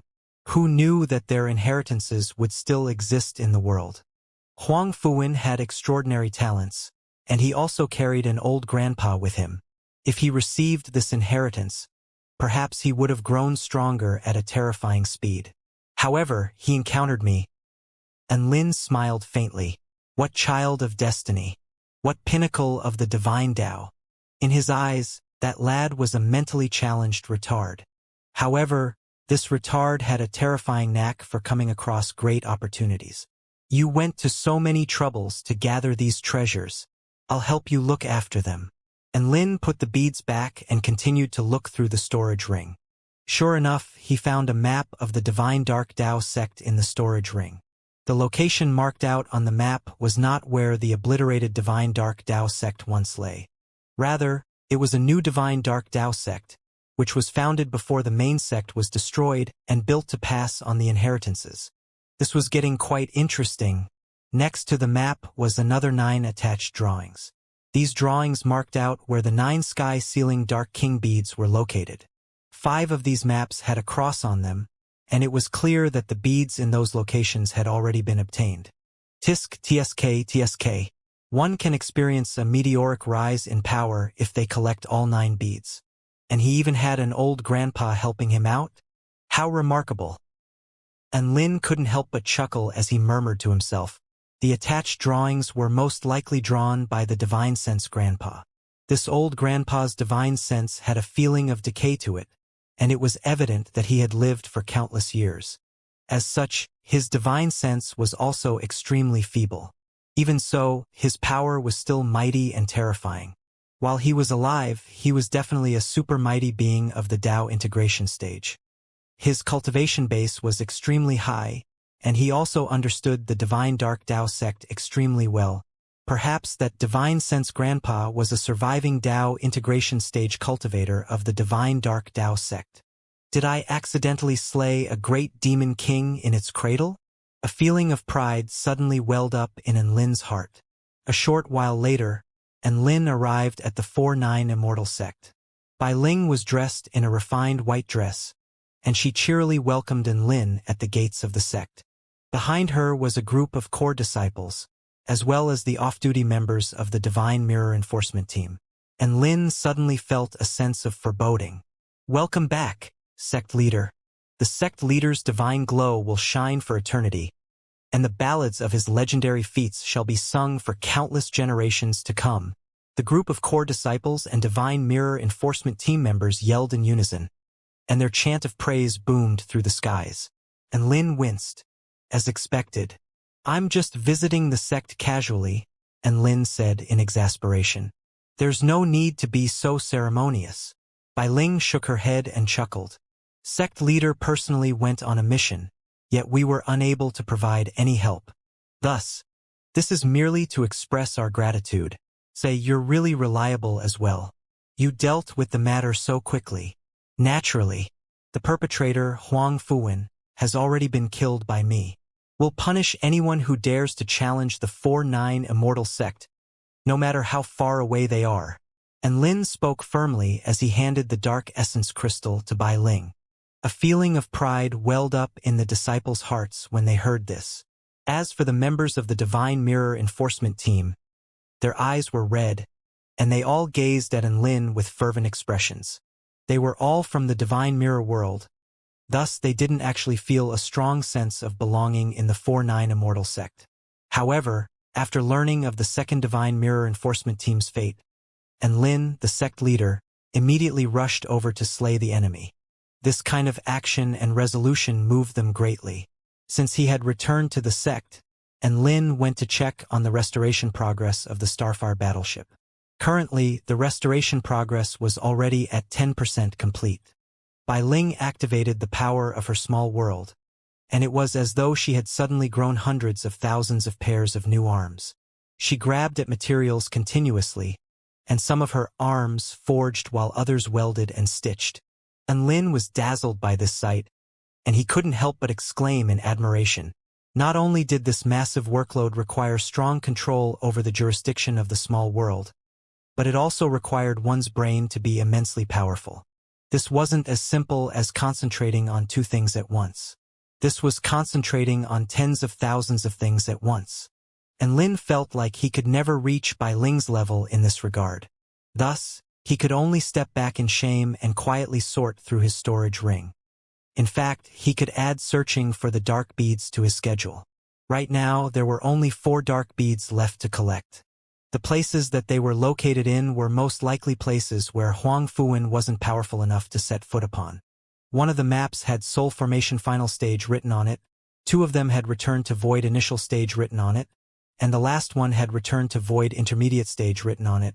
The requirements are all so low, and Lin felt like he could collect them all. However, Huang Fuwen could battle against Soul Formation Pinnacle Stage cultivators when he was only of the Soul Formation Intermediate Stage. Thus, he needed to increase the estimates a little bit. And Lin still felt like he could collect them all. His only worry was that the sky-sealing Dark King's inheritance wouldn't be suitable for him. It would be a great loss if his mind was accidentally affected by the inheritance, and he ended up becoming a great demon lord. After all, he only wanted to be a good citizen. He finished dealing with the matter concerning the Starfire battleship, and Lin stayed at the sect for another day. While he was there, he helped his youngest disciple, Yiling, practice her sword techniques. Yiling was extremely hard-working, and she was also very composed. It was as if there was some obsessive resolution in her mind. Her large and adorable eyes were especially bright, and they appeared fully devoted, just like her Tao heart. And Lin thought that Yiling had performed outstandingly, so he rewarded her with a pile of spirit pills and spirit fruits. Wow! Thank you, Master. I want this one, that one, and also that one. Okay. Open up. Ah. And Lin plopped a spirit fruit into Yiling's pink and dainty mouth. Feeding his adorable little disciple was also a wonderful experience. His one-day tour around the sect came to an end, and Lin summoned his great mount, Dabai, and set off toward the first location where a dark bead would be at. Dead Spirit Demonic Land. Big brother N, it's such a rare opportunity for me to travel with you. Yet you're having me accompany you to the Dead Spirit Demonic Land? Woof! Dabai was horrified upon hearing this name, and he complained to Enlin sulkily. The Dead Spirit Demonic Land was located in the ancient Void State. The Dead Spirit Demonic Land used to be the most prosperous region of the ancient Void State. However, during the years that the Divine Dark Tao sect was flourishing, the Bitter Blood Dark King transformed thousands of kilometers of land into a sacrificial blood pool. Hundreds of millions of living beings perished due to his evil deeds. Because of this, the Dead Spirit Demonic Land was brimming with a dense atmosphere of resentment. Moreover, after tens of thousands of years of evolution, that place only became increasingly strange and uncanny. It had already become its own unique realm. In fact, some sort of terrifying natural law had been born in that land. The Dead Spirit Demonic Land had already become a daunting forbidden area of the Kingdom of the Nine States. Even cultivators were more likely to die than survive if they entered, not to mention mortal humans. That place was indeed terrifying. It was only natural for Dabai to be afraid. Dabai, you have me protecting you. What are you afraid of? And Lin patted his head and chuckled. No matter what dangers we encounter, I'll always put your safety first and foremost. Dabai's face flushed red. Big brother and you're becoming better and better at comforting and convincing others. Woof! And Lin smiled and remained silent. If he didn't coax his great mount, then how would Dabai let him ride him willingly? The person and the dog traveled through a teleportation spell formation and arrived at the ancient Void State. Then, the dog mount started whizzing toward the Dead Spirit Demonic Land. On the way, they encountered numerous cultivators who were flying on swords. Big brother and look, there are so many cultivators who are traveling on flying swords. They all look so snobbish. They all feel so arrogant and haughty. Woof! Dabai wore an expression of disdain. And Lin smiled and explained, you have to understand them. The Heavenly Sword Sect, one of the Kingdom of the Nine States' 4 great sects, is situated in this ancient Void State. Thus, the conduct of sword cultivators is relatively more refined here. Everyone craves to become a carefree and elegant sword immortal. It's only normal that they're slightly more arrogant. After all, if sword cultivators aren't arrogant, how will they understand the true charm of the sword Dao? The sword is a weapon of elegance and killing. It's inherently used for showing off. Dabai clapped his paws in realization. Big brother, and your understanding is so thorough, woof. At this moment, a sword cultivator who was flying by crossed his arms and puffed his chest out. There was a look of disdain and ridicule in his eyes as he glanced at the dog riding and Lin. This expression, and Lin erupted in rage. The fuck you looking at? Are you looking down on dog riders? The sword cultivator sneered and increased his speed. It was as though Lin was not worthy of his time. A sense of haughtiness and disdain oozed from his every action. And Lin's expression darkened. Dabai, some might tolerate this, but this dog can't. Dabai was equally furious. The wind rings under his feet expanded twofold, and a terrifying sonic boom erupted behind him. Boom! Dabai became a streak of white as he closed in on the arrogant sword cultivator. The sword cultivator's expression changed drastically upon seeing this. It looked as though he had been given a fright. However, the sword cultivator quickly regained his composure. Then, a fiery battle intent started burning in his eyes. He formed a hand seal, and his sword rang violently before starting to fly even faster. This male cultivator was of the soul formation final stage, and his speed was not to be underestimated. Humph! You actually dare to challenge my speed? I'll have you understand what true speed is. Flight mode. Woof! Dabai stuck his tongue out and furiously swatted his paws at the void. Moreover, his snowy white tail started spinning like the propeller of an airplane. Bursts of air current were spat out behind him like air cannonballs. Dabai's speed increased significantly. Whoosh! Dabai drew closer and closer to the sword cultivator. The sword cultivator's expression changed drastically, and he furiously pressed his sword to go faster. However, the sword had already reached its limit, and it was unable to go any faster. Eventually, Dabai overtook the sword cultivator and left the sword cultivator in his wake. Ha ha ha! You dared to challenge me with that useless metallic trash? Do you feel the terror of being beaten by my air-spitting dog flight mode? Dabai shook his hips at the sword cultivator behind him. Damn you! The sword cultivator's veins bulged in fury. Since when had he been humiliated in such a way before? Immediately afterward, something even more humiliating occurred. PFFF. Dabai suddenly farted, and a devastating airstream struck the sword cultivator's body. The sword cultivator felt like dying. His pride as a sword immortal instilled within him a strong tenacity and determination. However, being ridiculed, surpassed, and fed farts by a dog made him feel a burning sense of shame. He wanted to prove himself, yet the gap between him and the dog was becoming larger and larger. Due to his qualities of tenacity and determination, he couldn't bring himself to give up even though he knew that catching up to Dabai would be impossible. Thus, he could only continue to bear this strong sense of humiliation. This was truly a feeling of despair. We were only provoking each other a little. That detestable dog-riding male will probably leave soon. I'll just endure this for a little longer. After overtaking the sword cultivator, the distance between Dabai and the sword cultivator had remained unchanging this entire time. It was neither far nor close, and Dabai occasionally gifted the sword cultivator a dog fart. 15 minutes later, Big Brother, and that lad's perseverance is astonishing. It's been so long. Yet he still hasn't given up. Woof! A rare expression of admiration appeared across Dabai's face. And Lin glanced at the pursuing male and was also slightly astonished.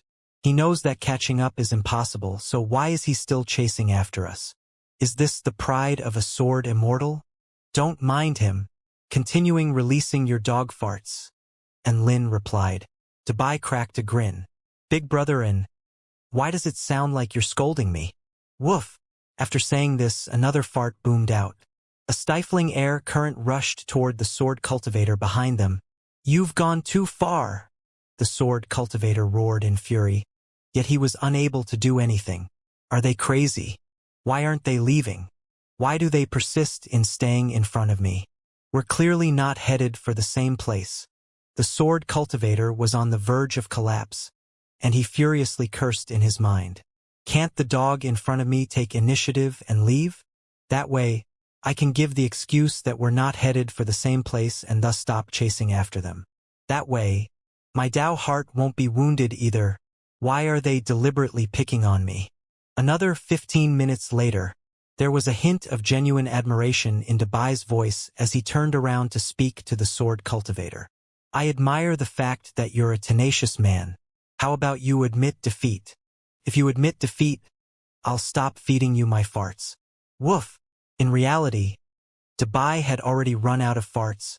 The male sword cultivator gritted his teeth in anger. You were willing to waste your time just to humiliate me. You covered all this distance unnecessarily. Your Excellency is so broad-minded and generous. Debai was dumbfounded upon hearing this. Are you fucking kidding me? It was clearly you who followed after me because you were unwilling to yield. Yet you're blaming me now? Woof. The male sword cultivator's eyes bulged. Dog shit. Your request is so greedy. I've already given you so many farts. I've run out already. Woof. There was a look of disgust on Debai's face. Male sword cultivator. The male sword cultivator was so furious that he almost suffered from a heart attack. However, he quickly comprehended what Debai had just said. Hang on. You said that I was following you guys this entire time? Where are you two going? We're going to the dead spirit demonic land, woof. Debai answered him honestly. The male sword cultivator opened his mouth and sucked in a sharp breath. Then he stammered, fuck me. We're heading to the same destination. They were going to the same destination? And Lin and Debai came to a sudden realization. No wonder this guy was so insistent on following them. No matter where Debai flew, he flew too.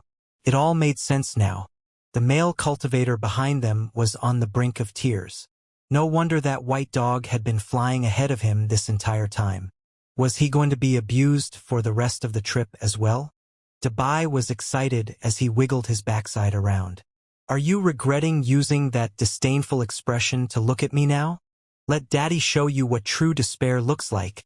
The male cultivator joined his hands in salute as he apologized through gritted teeth. My apologies for any offense I might have caused. I am genuinely sorry. He knew what he should do and what he shouldn't do at a time like this.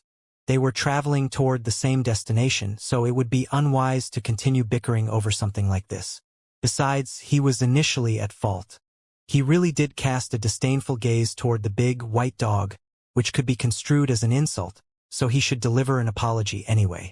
He was a man who knew when to swallow his pride, and he made what he felt to be the most correct decision. A content smile appeared on Debai's face after receiving the man's apology. See? That wasn't so hard. Was it? You know, it's really hard for me to force myself to fart over and over again like that. The male cultivator's lips twitched, but he didn't say anything. He was thinking that after he completed this mission, he was going to have a dog meat feast. The battle between the flying dog and the flying sword came to a conclusion with the flying dog emerging as the victor.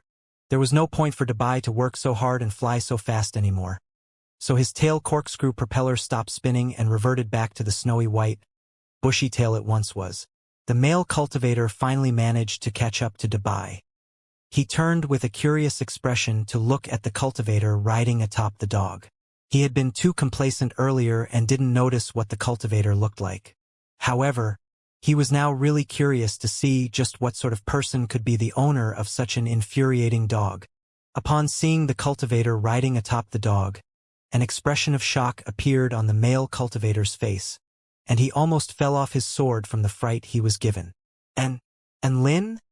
The male cultivator exclaimed with astonishment. Oh, you recognize me? A faint smile appeared on Lin's face. I do.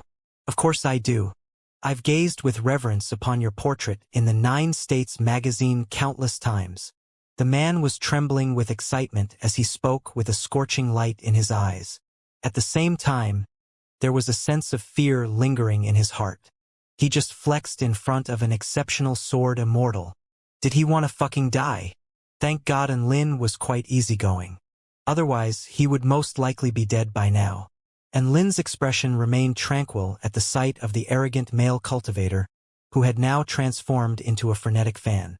Flying is just a mode of transportation, and there's no fundamental difference to sword kinesis flight and dog kinesis flight. There is no need to focus on all of these things as long as you're improving in areas that matter. Understand why a sword is a sword, and don't just look down on everything that isn't a sword. The male cultivator's eyes lit up, and he bowed with excitement. Thank you for your teachings, Sword Immortal and Lin. Listening to your words has provided me with more enlightenment than cultivating for 10 years. A profound smile appeared on Lin's face. He had just pulled that entire spiel completely out of his ass, so God knew what enlightenment that male cultivator had attained. Things were like that sometimes. Back when you were a no-name cultivator with no achievements, no one would heed your advice. However, when you became successful, whatever you said would be construed as extremely profound teachings. Even if it didn't make any sense, the listeners would force it to make sense in their own minds. May I ask what business you have for traveling to the dead spirit demonic land, Sword Immortal and Lin? If there is anything I can do, I would be more than happy to offer my assistance. The male cultivator spoke with a diligent, fawning expression. You are? And Lin asked. Ah, I forgot to introduce myself. How rude of me. An awkward expression appeared on the male cultivator's face. I am one of the 18th generation disciples of the Heavenly Sword sect. My name is Sun Yulua. Sun Yulua then immediately backtracked as if he was worried that he had offended Lin. But please don't take that to heart. Even though I am a disciple of the Heavenly Sword sect, I hold no hostility toward you. On the contrary, I admire you very much. And Lin knew that Sun Yulua was referring to the bad blood he had with Lu Mingxian. He didn't really care about that. What are you traveling to the dead spirit demonic land for? Sun Yulua replied. I'm traveling to the dead spirit demonic land in order to search for an ancient sword that has escaped from our sect. An ancient sword can escape on its own? And Lin was astonished. Sun Yulua nodded with a wry smile. None of the ancient swords within the myriad sword tomb have their masters. However, one of them suddenly nurtured a spirit and ran away. As it's a Yin-type dead spirit sword, we predicted that it would most likely have traveled to the dead spirit demonic land. Pretty much all of the errant sect disciples have been deployed. And Lin nodded upon hearing this. So this was an ancient sword that had nurtured a spirit just like little Xia. Ancient swords nurturing spirits were extremely rare events. As the #1 sword sect of the Kingdom of the Nine States, the Heavenly Sword sect would undoubtedly value a sword that had nurtured a spirit very highly. As such, it was not strange that the entire sect was deployed. And Lin, I'm going to the dead spirit demonic land in order to find a red mountain from which blood erupts once every decade. Do you know about this mountain at all? A blood-erupting mountain? Sun Yulua shuddered as his face paled. How could there be such a terrifying mountain? Are you telling a ghost story? Please don't scare me, Senior. And Lin could tell that Sun Yulua's fear was not feigned. Could it be that he really was that petrified of ghosts? If that was the case, then why would he come to the dead spirit demonic land? Was he masochistic? The dead spirit demonic land was renowned for ghost sightings, and Lin silently surveyed the map in his storage ring. He only knew that the Red Mountain was located in the central region of the dead spirit demonic land. He would just have to find the specific coordinates on his own. I'll have a look at it myself. And Lin didn't have any high hopes for Sun Yulua anyway. Sun Yulua stared at Lin with scorching eyes. Senior, please take me with you. I'm willing to do anything for you. That's all right, you go complete your mission. And Lin said as he rejected him. Please don't send me away. You are the sword immortal I revere the most. Can you please just let me stay by your side? In any case, neither of us has any sense of direction in this place anyway. Sun Yulua pleaded, and Lin's lips twitched. You may revere me, but that doesn't mean I want to take you with me. There are countless people that revere me. Sun Yulua had no response to this. Furthermore, and Lin spoke with a hint of a smile on his face. You're a member of the Heavenly Sword sect, but the person you revere the most is me rather than Lu Mingxian. You've got a sense of humor. I'll give you that. Sun Yulua slapped his chest with an extremely sincere expression on his face. Sword Immortal and Lin, my heart is true. You are more dazzling and eye-catching to me than the sect leader. How can I make you believe me? Bai shuddered at the sight of this borderline homosexual scene. Big brother and... should I accelerate and leave him behind? Woof! And Lin didn't even get a chance to speak before Sun Yulua offered in a hurried voice. Sword Immortal and Lin, I have a map of all of the explored territories within the Dead Spirit Demonic Land. And Lin nodded with a smile. All right then, little Sunday, seeing as you're so sincere and genuine, I'll take you along with me. Thank you, Sword Immortal and Lin. Sun Yulua spoke with excitement. Bai.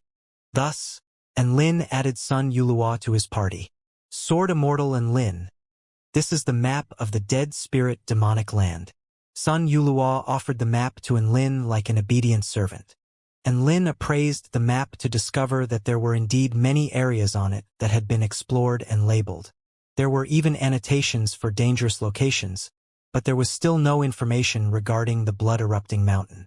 Let's go have a look in that direction, Enlin said. Yes, Sword Immortal and Lin. Sun Yulua nodded obediently, and Lin nodded with contentment. There were two reasons that contributed to his decision to allow Sun Yulua into his party. Firstly, he had the map, and secondly, his calls of Sword Immortal and Lin were extremely fervent and genuine, making Enlin feel quite good about himself. However, he was soon beginning to get a little disgruntled. This Sun Yulua simply wouldn't shut up. Sword Immortal and Lin? Sword Immortal and Lin? How old were you when you first began training in the way of the sword? 19. Oh my God! You didn't train from a young age? You only trained in the way of the sword for a few years and have achieved so much? That's extraordinary. I haven't even cultivated for that long. Gasp! As expected of the number one sword immortal on the Tai Chu continent. Your aptitude is simply unheard of. You're too kind. Sword Immortal and Lin? Sword Immortal and Lin? Who is your sword instructor? You sure talk a lot. My master's name is Ichigo Kurosaki. Ichigo Kurosaki? What a unique name. He must be an exceptional sword immortal as well, right? That's right. He's very mysterious and very powerful. Anyhow, can you please shut up? Of course. Sun Yulua nodded before speaking again. Sword Immortal and Lin, how do you train in the way of the sword? And Lin, I usually train by using my sword as a kitchen knife to process ingredients. After a while, I became more and more adept with it. Sun Yulua was astonished. Using a sword as a kitchen knife for training? How terrifying. Is this what it means to go back to the basics? Perhaps engaging in the most mundane activity allows one to better resonate and communicate with heaven and earth, thereby observing the paramount Tao through daily activities. And Lin, little son, your comprehension skills are extraordinary. Sword Immortal and Lin, Sword Immortal and Lin, what is your sword called? And why are you carrying it on your back? Is it to better communicate with it through physical contact? Sun Yulua asked 3 questions in one go, and Lin's expression darkened. Didn't I tell you to shut the fuck up? Sun Yulua recoiled slightly. Oh. Moments later. Sword Immortal and Lin. Sword Immortal and Lin. Fuck off. Thus, the 3 of them continued onward for a while before finally arriving in a world completely devoid of vitality. The ground was black and desolate. The sky was dull and lifeless. There would occasionally be a few wisps of strange blue shadows passing through overhead, giving one a bone-chilling sensation at the very sight of them. The Dead Spirit Demonic Land is just up ahead, so be on your guard, everyone, and Lin cautioned. The Dead Spirit Demonic Land was one of the most perilous places in the ancient Void State, so they had to be careful even though they were only situated on its outskirts. Sun Yulua swallowed nervously as he followed closely behind Enlin. As soon as they entered the Dead Spirit Demonic Land, they were struck by a chilling sensation, as if there was something that was trying to freeze them solid. Soon, a massive blue skull exuding energy flew toward them with its eerie, cavernous mouth wide open, as if it was trying to swallow Lin and his party in one bite. Ah! Sun Yulua screamed and almost fell off his flying sword. You want to eat me? Fuck off, woof! Dabai exhaled violently toward the huge, blue skeleton, and a silvery white wind blade swept through the air before instantly shattering the skull. So powerful! Sun Yulua exclaimed with praise and amazement. Not only was that an extremely powerful physical attack, but it was also imbued with the power to destroy the enemy's consciousness. Dabai wagged his snowy white tail with a smug expression. My domain is a dual-attack domain, which can act on both physical and spiritual levels, so beating up ghosts like these is a piece of cake for me. A faint smile appeared on Lin's face. This was actually the reason why Lin had brought Dabai along with him on this trip. Not only would he be a natural predator to all of the ghosts here, but he was also quite sensitive to ghosts, so perhaps he could find some unexpected leads. Big Brother Dog is badass. Sun Yulua offered genuine words of praise. As they continued deeper and deeper into the dead spirit demonic land, the sky overhead also became darker and darker. After passing over a certain hill, everyone suddenly heard the sound of a woman's laughter. He.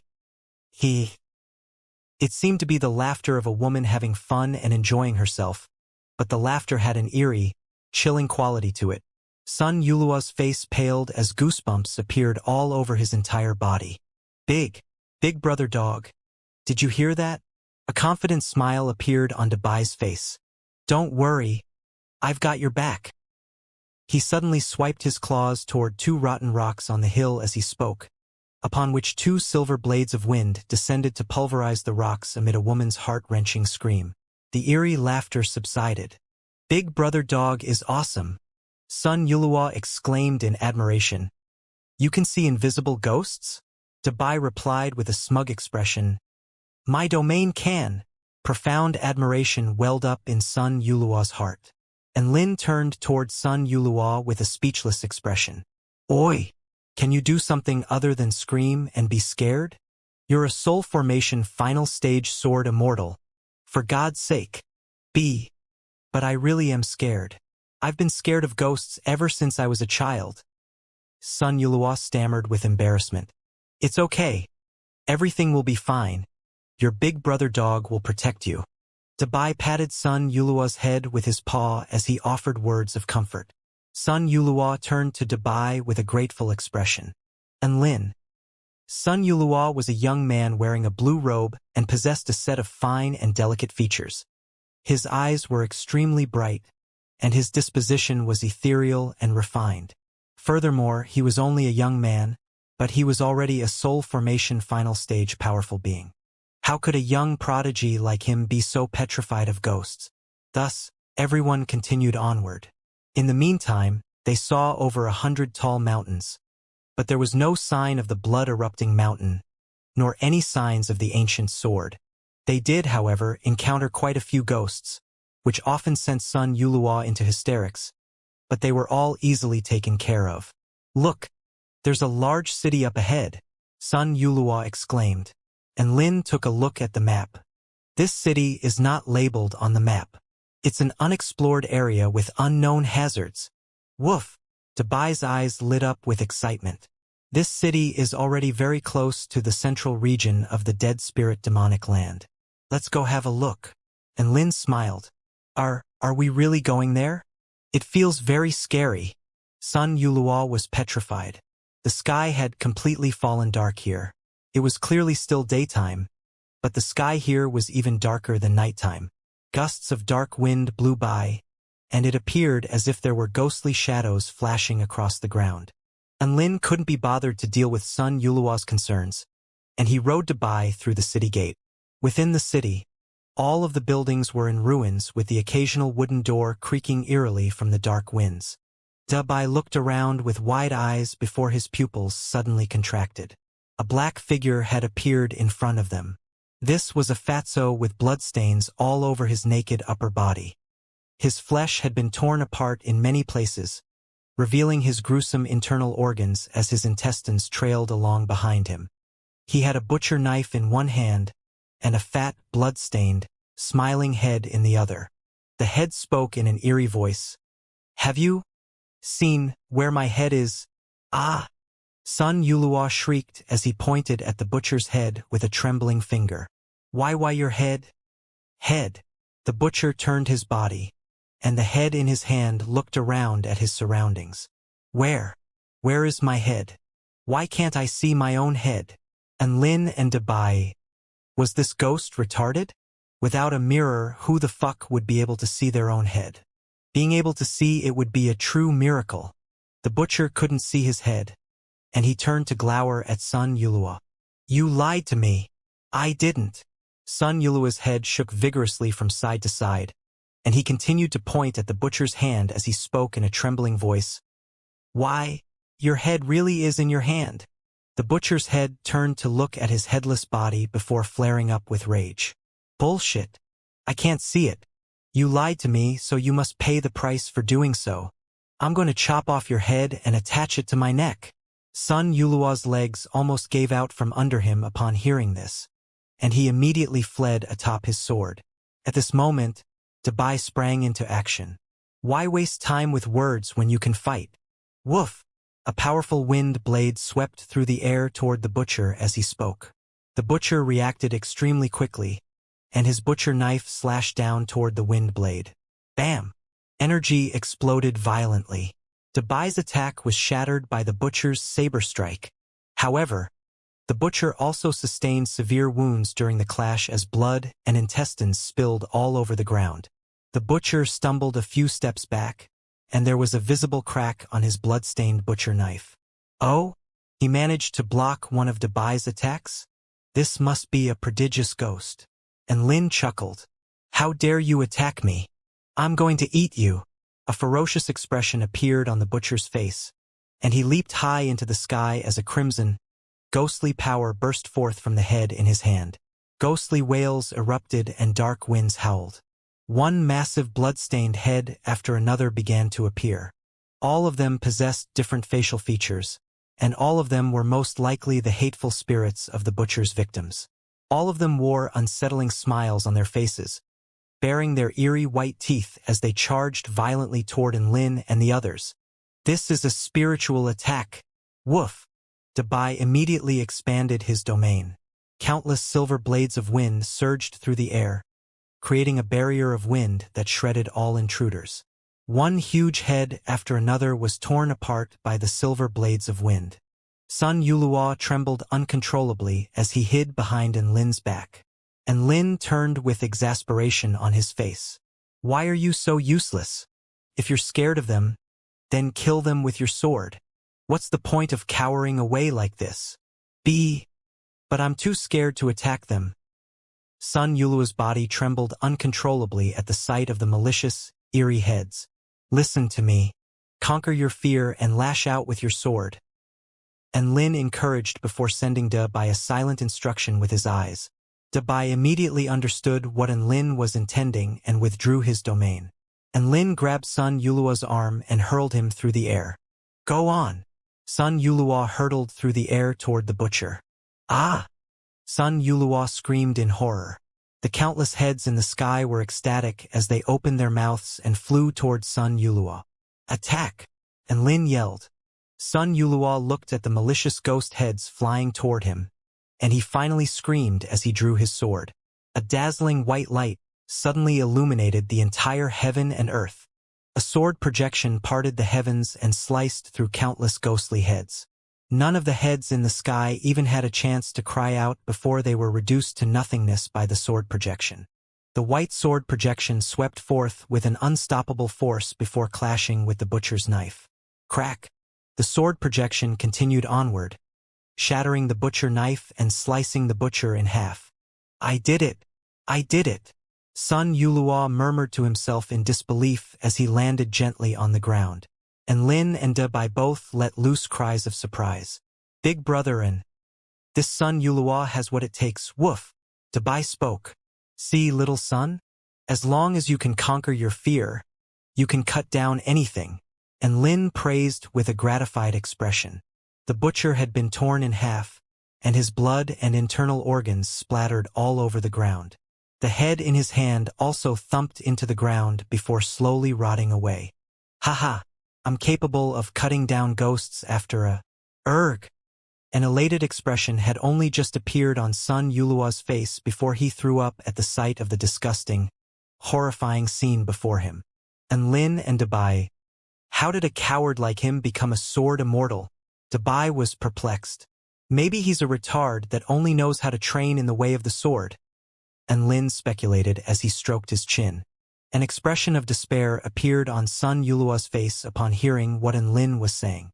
He didn't care that he was being mocked by Dabai, but he was very depressed to be looked down on by Lin. He had to prove himself to Lin. Sun Yulua gripped his snowy white long sword tightly in his hand.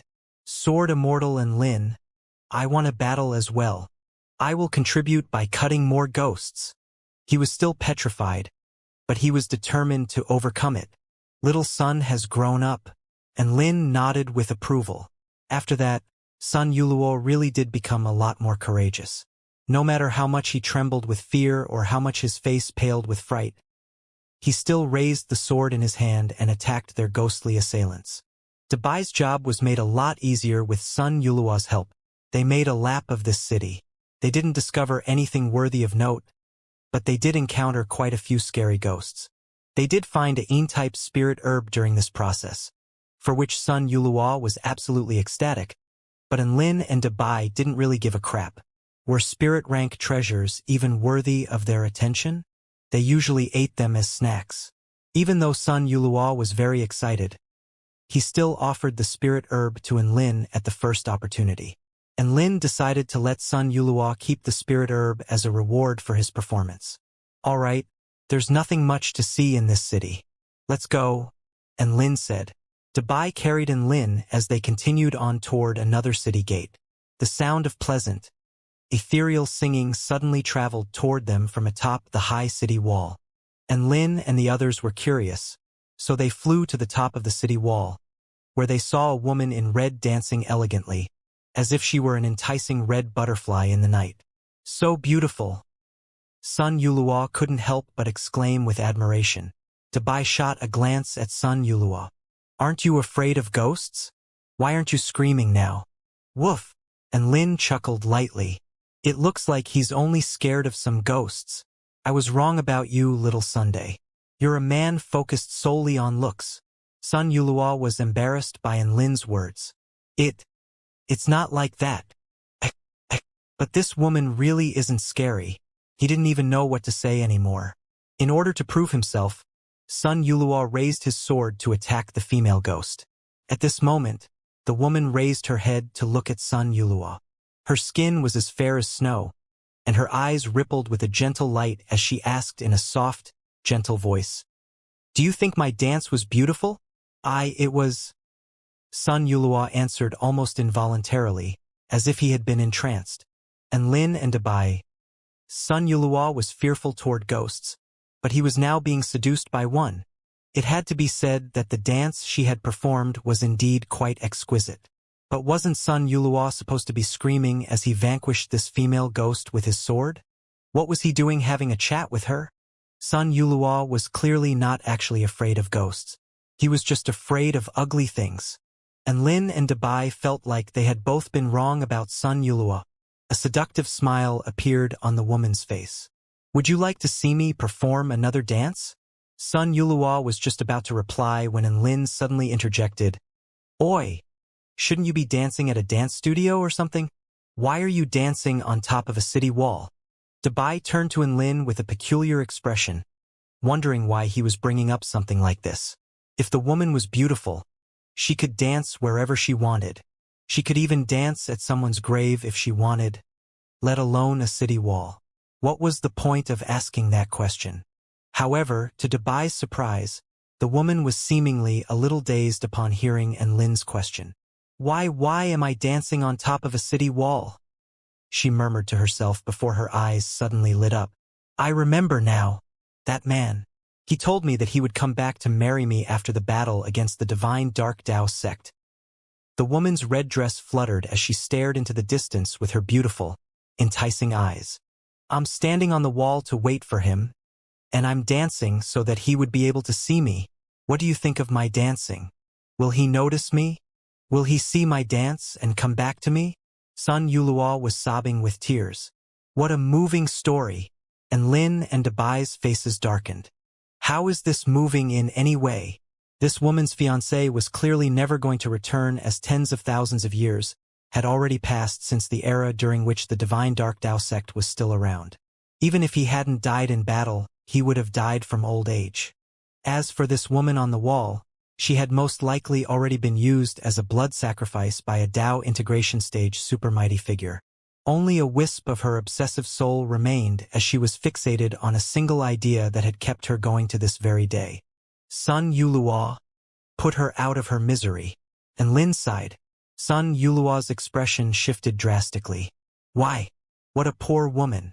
Shouldn't we fulfill her wish before we help her go to the other side? Fulfill her wish? And Lin rolled his eyes. So, maybe you could act as her fiancé and enact a love story between a human and a ghost? Sun Yulua blushed, and he didn't know what to say. Ding.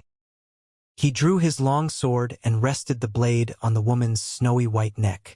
The woman in red stared blankly at Sun Yulua with sorrow, confusion, and anger in her eyes. Are you going to kill me? Sun Yulua's hand trembled as he held onto his sword. You're already dead, and so is your fiancé. You shouldn't remain in this world. Tears flowed from the woman's eyes as she shook her head vigorously. I don't believe you. He said he would come back, so he's definitely going to come back. I've waited for so long. What else can I do? Sun Yulua was just about to say something when a sharp pain suddenly shot through his chest. Splat. Blood splattered through the air and stained his blue robe red. Sun Yulua stared down with disbelief at his chest, where the woman's red sleeve had transformed into a sharp spear that had punctured his chest. Little Sun. And Lin and Dabai yelled in unison. Everything had happened so spontaneously, giving them no time to react. You? Sun Yulua's eyes widened, and blood trickled down from the corner of his lips as he stared at the woman before him. He. The woman's beautiful features were suddenly twisted by malice. No one can stop me from waiting for his return. No one. If you want to kill me, then I'll send you to your grave first. Right at this moment, a white figure descended from the sky. Wind soared, and Lin suddenly flashed toward them, and his evil-slaying sword instantly punctured the woman's chest, leaving an inky black afterimage in its wake. We're not trying to kill you, you're already dead. If you're dead, then you don't belong to this world. Perhaps the person you're waiting for is also waiting for you in the other world. Really? The malice on the woman's face slowly disappeared. Sword Immortal and Lin's words are so profound and meaningful, Sun Yulua said as he coughed up blood, and Lin's expression darkened. There's no need to keep sucking up to me in your current state. You can take a break from that job. Inky black light emanated from his evil-slaying sword as it relentlessly struck the woman's consciousness. The woman's red sleeve gradually returned to its former state, and an elated smile appeared on her face as she stared at Lin. Is that true? Is he really going to be waiting for me elsewhere? It has been so long.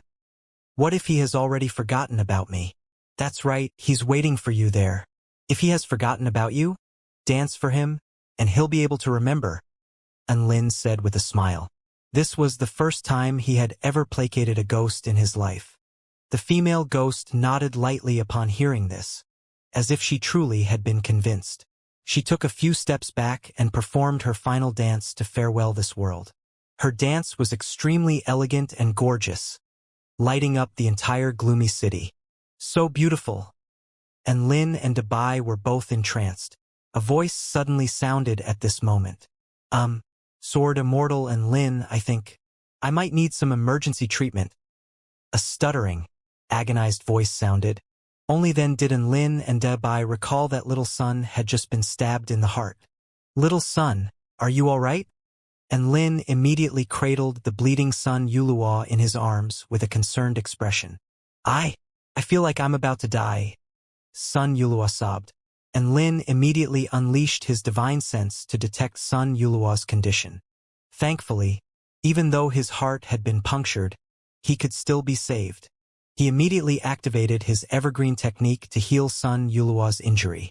I thought ugly ghosts were terrifying in the past, but who would have thought that beautiful ghosts are even more terrifying? Sun Yuluo coughed up blood with a remorseful expression on his face.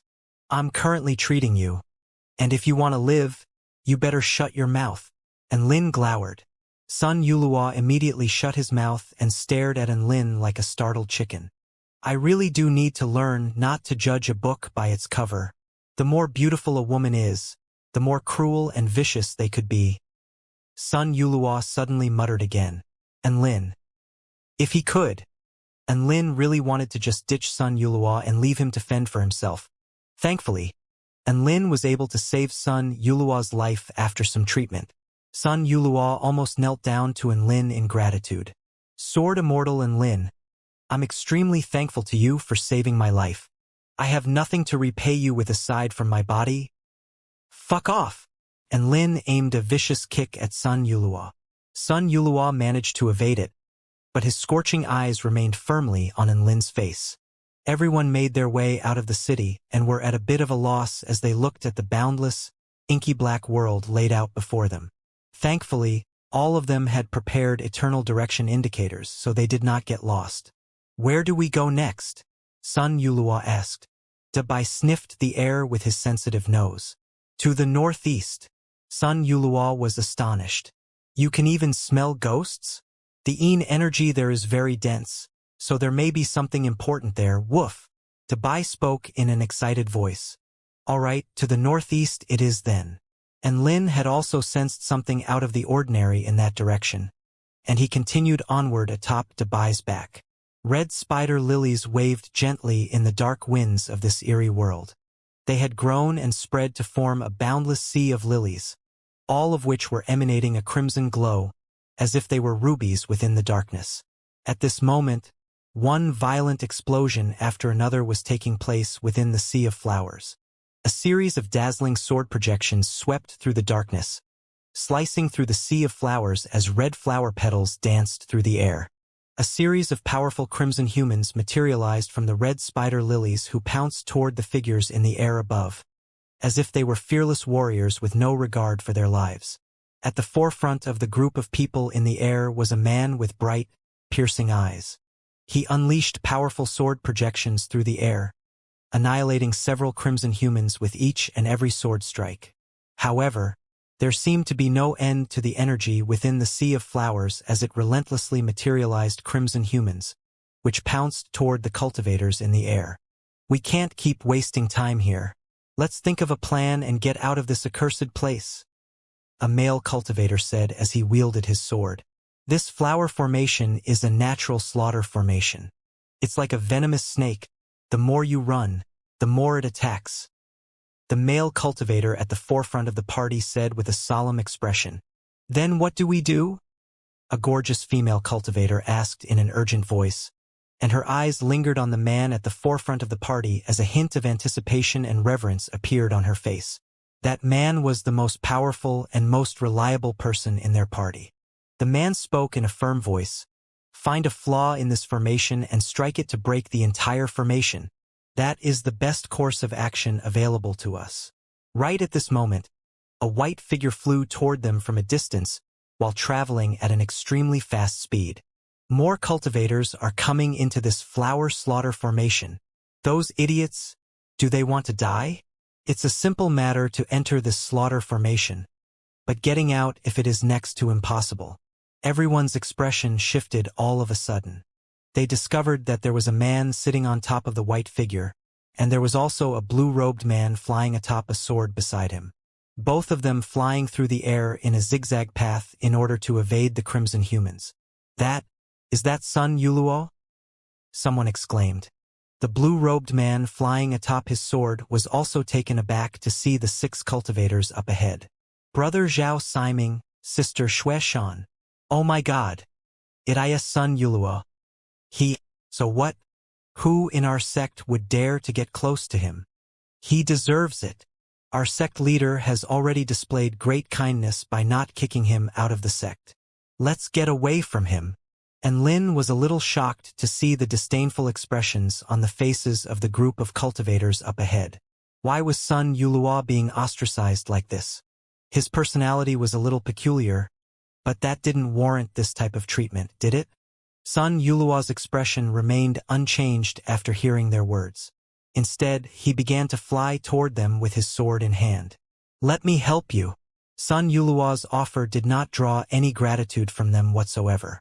One of the cultivators even burst out laughing. "Not even Brother Zhao Siming is able to break this flower formation. What are you going to do?" Another female cultivator chimed in. "Can you not see the situation that you're in? You've stumbled into the red spider lily slaughter formation. You can't even save yourself. So how are you going to help us? We don't need your help anyway. We don't acknowledge you as a member of our sect. Get the fuck away from us."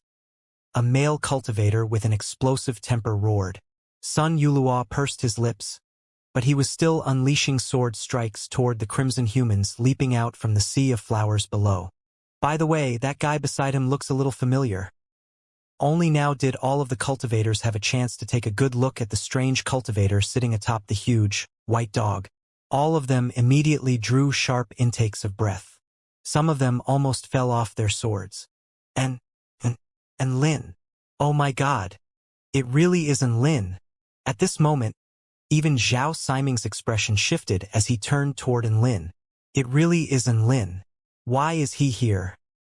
However, to Lin's surprise, everyone became even more enraged at the sight of Lin.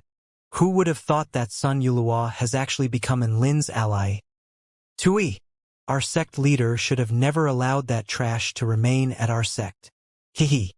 Is he here with Lin to laugh at us? What a detestable man. And Lin was instantly astonished. Where was all of this hostility coming from? They made it seem as if he and Sun Yulua were involved in some sort of heinous relationship. "Little son, I'm going to require an explanation for this," Lin said. Sun Yulua explained with a wry smile upon hearing this. "Our Heavenly Sword sect recently held an event in which sect disciples had to tell everyone who their most revered sword immortal was. The vast majority of disciples either chose our sect leader or our grand elder. However, I chose you." He turned to look at Lin as he spoke. Lin was completely dumbstruck, as was Dabai. That made sense then. This was why these Heavenly Sword sect disciples held so much enmity towards Sun Yulua. News of Lu Mingxian being kicked out from the 4-9 Immortal sect had spread like wildfire throughout the entire kingdom of the 9 states. To pledge his reverence toward Lin in the aftermath of that event. Was he crazy? He was lucky Lu Mingxian had not slain him on the spot. As such, it looked like everything Sun Yulua had said was true. Lin really was the sword immortal he revered the most. It would not be an exaggeration to say that he was another one of Lin's retarded superfans. Do you want to die? Couldn't you have just told a lie back then? Lin was still unable to recover from his astonishment. Sun Yulua immediately shook his head with an earnest expression. "My sword reflects my heart. If I tell lies, my sword will become blunt and hesitant. I say whatever I want, whenever I want. That is my way of the sword." Lin and Dabai were both struck with a sense of admiration. They were in awe of what had to be the most stubborn man in the entire Heavenly Sword sect. All 6 of the Heavenly Sword sect cultivators were keeping an eye on Lin with rage and caution on their faces. If they didn't know just how powerful Lin was, they would have most likely engaged him in battle already. Lin wasn't going to bully any little kids. This was just a group consisting of a return to void initial stage mighty figure and 5 soul formation stage powerful beings. As long as they did nothing to provoke him, he was not keen on dirtying his hands by taking their lives. Look at him. He's just standing there and making fun of us with his eyes. Not only that, but we also have to be wary of a sudden attack from him. The rumors were all true. He really is a shameless, cocky man. All of the cultivators discussed among themselves in quiet, enraged voices. Lin, he was initially planning to give them a hand. He had now changed his mind. Lin rode on Dabai's back and silently surveyed the situation unfolding before his eyes. All of the other cultivators were defending themselves with all their might. As soon as they tried to move to another location, they would be struck by an even more intense wave of attacks. Sun Yulua had also joined in on the battle, but he wasn't really doing much. As time passed by, all of them began to fall into a more and more perilous situation. That Lin really is a shameless man. He's just hiding behind us like a coward and not contributing at all to the battle. The woman named Xue Shan wielded her sword as she spoke with an enraged expression. All of the other cultivators were also getting quite angry, but they didn't dare to say anything to Lin, so they all glowered at Sun Yulua instead. Sun Yulua was being targeted despite his best efforts to contribute to the battle, and he was feeling quite depressed. However, he didn't say anything as he continued to diligently fend off the crimson humans around them. He didn't ask for Lin's help either, as he knew that he didn't have the right to request for Lin's assistance. I found the flaw in the slaughter formation. The return to void initial stage, Zhao Siming suddenly yelled. He stepped through space and charged to a location over a kilometer away. Countless crimson petals surged toward him like flying sabers, but his expression remained calm. He slashed a dazzling sword projection through the air, shredding through all of the crimson flower petals and tearing a massive gulf several kilometers in length through the sea of flowers below. Boom! The entire ground tremored from the force of his attack. The slaughter formation suddenly fell silent, and no more crimson humans were materialized by the red spider lilies. Thus, everyone was rescued from their perilous situation. Thank God! I knew Brother Zhao Siming would be able to find a way. Sun Yulua is so useless. He's just here to piss us off. Exactly. Not only did he come, but he also brought Lin here, so we had to divert our attention to guard against him as well. He's with Lin now, so he has already betrayed our sect. Heh! It's good that he's in the 4-9 Immortal sect now. Our Heavenly Sword sect can finally be rid of him. All of the cultivators spoke either with joyful or disdainful expressions on their faces. And Lin had to commend them for their bravery. Were they not afraid of Lin beating the shit out of them for what they were saying? Sun Yulua himself was strangely very calm, as if he weren't the person being discussed. Little son, aren't you a little too amicable? They're talking so much crap about you, and you're not even getting angry? Woof! Dabai was astonished. A faint smile appeared on Sun Yulua's face. Other people's opinion of me won't stop me from eating, sleeping, and practicing my swordsmanship, so why should I waste time and energy with an emotional response? And Lin and Dabai were feeling even more admiration toward him now. Not only was this Sun Yulua very stubborn, but he was also as calm and forgiving as a Buddha. His talents were being wasted outside of the Western paradise. The formation has been taken care of, so let's hurry up and get out of this place. Zhao Siming shot a cold glance at Sun Yulua before instructing the other 5 disciples. Yes, brother. The other 5 disciples nodded in unison, and Lin couldn't help but burst into laughter. You think you've taken care of the formation? Everyone ignored Lin. All of them had their eyes trained firmly on Zhao Siming. Zhao Siming shot a glance at Lin, and his brows furrowed slightly as he pointed toward the northern direction. The Yin energy there is quite dense, so there's a great chance that the ancient sword would have escaped in that direction. All of them immediately flew toward the north. Right at this moment, the entire sea of flowers suddenly began to quiver. Countless red spider lilies began to wave in unison. The crimson flowers became even more dazzling as a peculiar tune sounded. This was a rhythm of depravity and insanity. Ah! A male cultivator clamped his hands over his ears in pain, and his eyes gradually turned crimson, having clearly been affected by the infectious rhythm. How could this be? Xue Shan's beautiful features paled as an extreme sense of danger enveloped her entire body. The so-called flaw your revered senior brother found within the slaughter formation was not actually a flaw. It was only a sensitive location on the spell formation.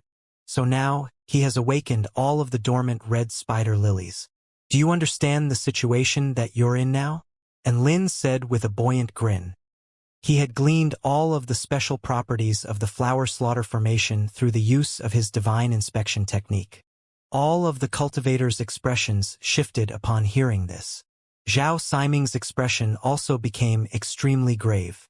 Right at this moment, the red spider lilies began to materialize crimson humans again. All of these crimson humans possessed much more terrifying auras than they had before. Not only that, but the entire sea of flowers had sprung into action, as opposed to just the expanse of flowers directly below everyone. There were not just a few dozen or a few hundred crimson humans, there were tens of thousands, hundreds of thousands. Countless crimson humans appeared before flying into the air and surrounding everyone. A female cultivator had already collapsed onto her sword with tears streaming down her face at the sight of all of the crimson humans around them. It's over. We're all going to die. Damn it. If only we had more information on his slaughter formation before we came here. Don't worry. Brother Zhao Siming will be able to keep the crimson humans at bay. A male cultivator offered comforting words. However, when everyone turned to look at Zhao Siming, they discovered that his face was deathly pale, and his entire body was trembling uncontrollably. It was quite clear that he was trying his best to remain calm, but he couldn't hide the astonishment and despair in his eyes. Brother Zhao Siming, let's be real here. There are so many crimson humans here that not even 10 Brother Zhao Siming would be able to save us. Even that Enlin probably can't do anything here. Xueshan bit down on her lower lip and glared at Enlin as she spoke in a cold voice. All of the cultivators present turned their eyes toward Enlin with complex expressions. There were expressions of embarrassment and shame on their faces, but there was also a hint of anticipation. Why are you all looking at me? Surely you're not waiting for me to save you. You said it yourselves. I'm a shameless, cocky man who can only cower behind all of you. You're right. I'm exactly that sort of man. Enlin pumped his fist to boost morale with a smile on his face. So best of luck to you all. All of the cultivators were enraged to the point of trembling, but they couldn't do anything. As sword immortals, all of them valued their pride and dignity. They simply couldn't bring themselves to beg for Enlin's help, especially since there was bad blood between Enlin and their sect leader, Lu Mingxian. Let's pin our hopes on our people. Enlin must be shitting himself as well. We can only rely on ourselves at a time like this. That's right, we'll find a way. There must be another way. Right at this moment, countless crimson humans swarmed toward them at once. All of the Heavenly Sword sect cultivators instantly fell into a dire situation. Get into formation, Zhao Siming roared. The 6 cultivators quickly got into position, upon which a peculiar sword formation began to take shape. All of the crimson humans were shredded by the powerful sword intent as they approached the sword formation. The crimson humans were extremely ferocious. Even though the sword formation possessed a terrifying power, they still charged into the sword formation in relentless waves. Poor Sun Yulua was ostracized by the Heavenly Sword sect disciples once again, but he still fought to the best of his abilities to fend off the crimson humans. Meanwhile, Enlin unleashed his holy vermilion flame to protect himself and Dabai. All of the crimson humans hurtling toward them couldn't even come within 100-meter distance from him before they were vaporized. He lay down on Dabai's back and supported his chin with his hands as he watched the struggling Heavenly Sword sect cultivators. The sword formation was very powerful and could temporarily keep the crimson humans at bay. However, it would undoubtedly be quite tiring to maintain. Sure enough, after killing about 10,000 crimson humans, an opening finally appeared in the formation. A male cultivator had his stomach torn open by a crimson human, and his blood flew through the air. Ah! Yuan Tian. A relentless wave of crimson figures pounced toward them with terrifying might. Soon, another crimson human exploited an opening in the sword formation to inflict a ghastly wound onto Xueshan's fair, long leg. Xueshan yelped with pain, but she still persevered for dear life. The sheer number of crimson humans around plunged them into despair, and they could only keep slashing their swords relentlessly through the air. Before even a minute had elapsed, all 6 cultivators aside from the return to void stage Zhao Siming had sustained wounds on their bodies. Sun Yulua had also sustained many wounds, but he still gritted his teeth and fought on. At this moment, Zhao Siming suddenly slit his wrist and blood spilled onto the blade of his sword before coiling its way up the sword like a crimson dragon. At the same time, his aura climbed explosively to the return to void intermediate stage. "Run! I'll cover all of you," Zhao Siming roared. He wielded his blood sword and unleashed a devastating sword strike toward the direction Enlin had come from. That was the direction where there was the least amount of distance to the edge of the slaughter formation, so it was the best direction for everyone to escape in. An extremely powerful sword projection swept through the air, pulverizing all of the crimson humans ahead for over 10 kilometers, and a temporary passageway of safety appeared before everyone. "Brother!" All of the cultivators turned to look at Zhao Siming with tears in their eyes. Even Enlin's impression of Zhao Siming was improved significantly. The 5 disciples immediately charged toward the passageway opened up by the sword projection. This was a passageway that Zhao Siming had created for everyone after unleashing a mystic technique to forcefully boost his power. "What are you doing? Get out of here!" Zhao Siming suddenly roared. "Don't worry about me. I can protect myself." Sun Yulua had also stayed behind to open up a path for the other disciples alongside Zhao Siming. The red spider lilies on the ground below detected everyone's attempt to escape, and they began to wave even more vigorously. At the same time, all of the crimson humans attacked with even greater ferocity. In a slaughter formation like this, all living beings that tried to escape would come under even more terrifying attack.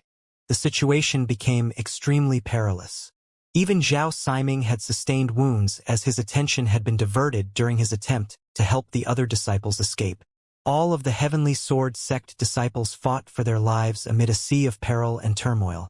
This was an extremely risky move. They couldn't find a way to break the formation, so they could only risk their lives and try to force their way out of the formation. "Sister Xue Shan!" a disciple suddenly yelled in a panicked voice. About a dozen or so crimson humans pounced toward the tall and slender woman at the same time, moving so quickly that they left a series of crimson afterimages in their wake. Xue Shan's expression shifted slightly as she unleashed a net comprised of a series of dazzling sword projections to slice the crimson humans into pieces.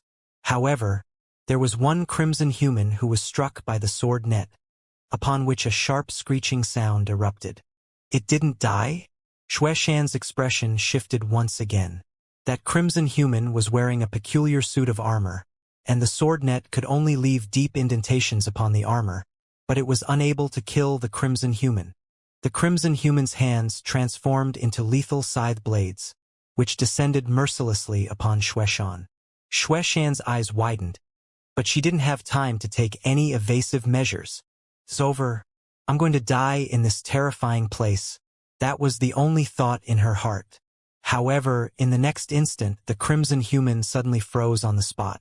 Just as Xue Shan was perplexed about what had just happened, the crimson human suddenly fell apart into 1,000 extremely even parts before plummeting from the sky, as if it had been sliced by some precision instrument. "Sigh, I'm getting obsessive-compulsive disorder from cooking. Even when killing small fry like this, I get struck by the urge to dice them into even cubes." A resigned sigh suddenly sounded. And Lin," Xue Shan exclaimed in shock. The person standing before her was none other than Enlin. The crimson humans were still charging relentlessly toward them, but all of them were somehow sliced into thousands of even cubes before they even managed to get close. Xue Shan knew that this was because Enlin was simply lashing out too fast for her to detect. "It's Enlin. He saved Sister Xue Shan," all of the Heavenly Sword sect exclaimed as they turned toward him with complex expressions. "Stop running away. Sword immortals should only advance and never retreat or cower," Enlin said in a firm voice. One of the disciples flared up with rage. "Stop running? If we don't run, we're all going to die. I can say a bunch of cheap, meaningless words as well. There are hundreds of thousands of these ferocious crimson monsters here. How are we supposed to survive without running away?" "You wouldn't be able to survive without fleeing either," another disciple chimed in. This slaughter formation was far more terrifying than what they had imagined. The countless crimson humans and the heavy aura of death and killing intent in the air struck all of them with a sense of crushing asphyxiation. It was difficult enough just to run away. How were they supposed to stand and fight? They might as well just slit their own throats. All right, let me show you what a true sword immortal looks like. And Lin laughed heartily as he pulled out a blue necklace from his storage ring before flinging it into the air. There are too many crimson humans to kill? Forgive me for being blunt, but there aren't even enough crimson humans here for me to kill with just one move. The blue necklace transformed into a blue hole as Lin spoke. Before everyone had a chance to react, an extremely terrifying burst of sword intent instantly engulfed the entire heaven and earth. If all of the sword projections they had unleashed up to this point were a drop of water, then what they were sensing now from the blue hole was an entire ocean. Sword Burial Necklace. A spatial storage weapon constructed with a star of sword intent as its core. It can absorb and store deceased swords before unleashing them after being charged with energy. The more powerful the wielder's sword intent and cultivation base, the more powerful the flying swords would be. There were tens of millions of deceased swords within the Sword Burial Necklace, all of which had been nurtured by Lin's sword intent, as well as his divine weapon origin energy, and they were now all pure golden in color. Even Lin was unable to estimate just how terrifyingly powerful they were. All of a sudden, a torrential downpour of golden flying swords erupted from the blue hole. Countless golden flying swords crashed down like a waterfall. The sea of crimson below was transformed into a boundless sea of gold. All of this had happened in the blink of an eye. Sword intent shook the heavens as flying swords converged to form an ocean. All of the heavenly sword sect disciples stared blankly at this astonishing scene. The golden flying swords crashed down upon the powerful crimson humans. These swords were imbued with the power of the divine weapon origin energy, and all of the crimson humans were sliced apart like tofu. There were indeed many crimson humans, but the sheer amount of golden flying swords struck despair into the hearts of all of the crimson humans. All of them were sliced into several pieces before being completely inundated by the boundless golden flying swords. Not only that, but the flying swords cascaded onto the ground below, shredding the sea of red spider lilies. Boom! The earth tremored violently. The heavenly sword sect disciples felt as if they were seeing an unstoppable ocean of golden lightning crashing down from the heavens, engulfing the crimson humans and destroying the crimson flower formation before finally transforming the earth into a sea of golden swords. Crack! An explosive sound suddenly erupted, as if something had been shattered. Zhao Siming's pupils contracted, and Lin was able to break the flower slaughter formation with his brute strength alone. What a terrifying power! There was no need to study the formation for any flaws that could be taken advantage of when you could just use brute force to destroy the entire thing. The entire terrain was now completely unrecognizable after being ravaged by the boundless sword intent. The flying swords began to fly back toward the blue hole. The hole twisted and warped before reverting back to become a blue necklace. Well, that was pitiful. And Lin shook his head before putting his necklace away and turning to everyone else. He discovered that all of the heavenly sword sect disciples were still staring at him in astonishment, as if they hadn't yet recovered from their shock. So powerful. Words of praise slipped out of Xueshan's mouth.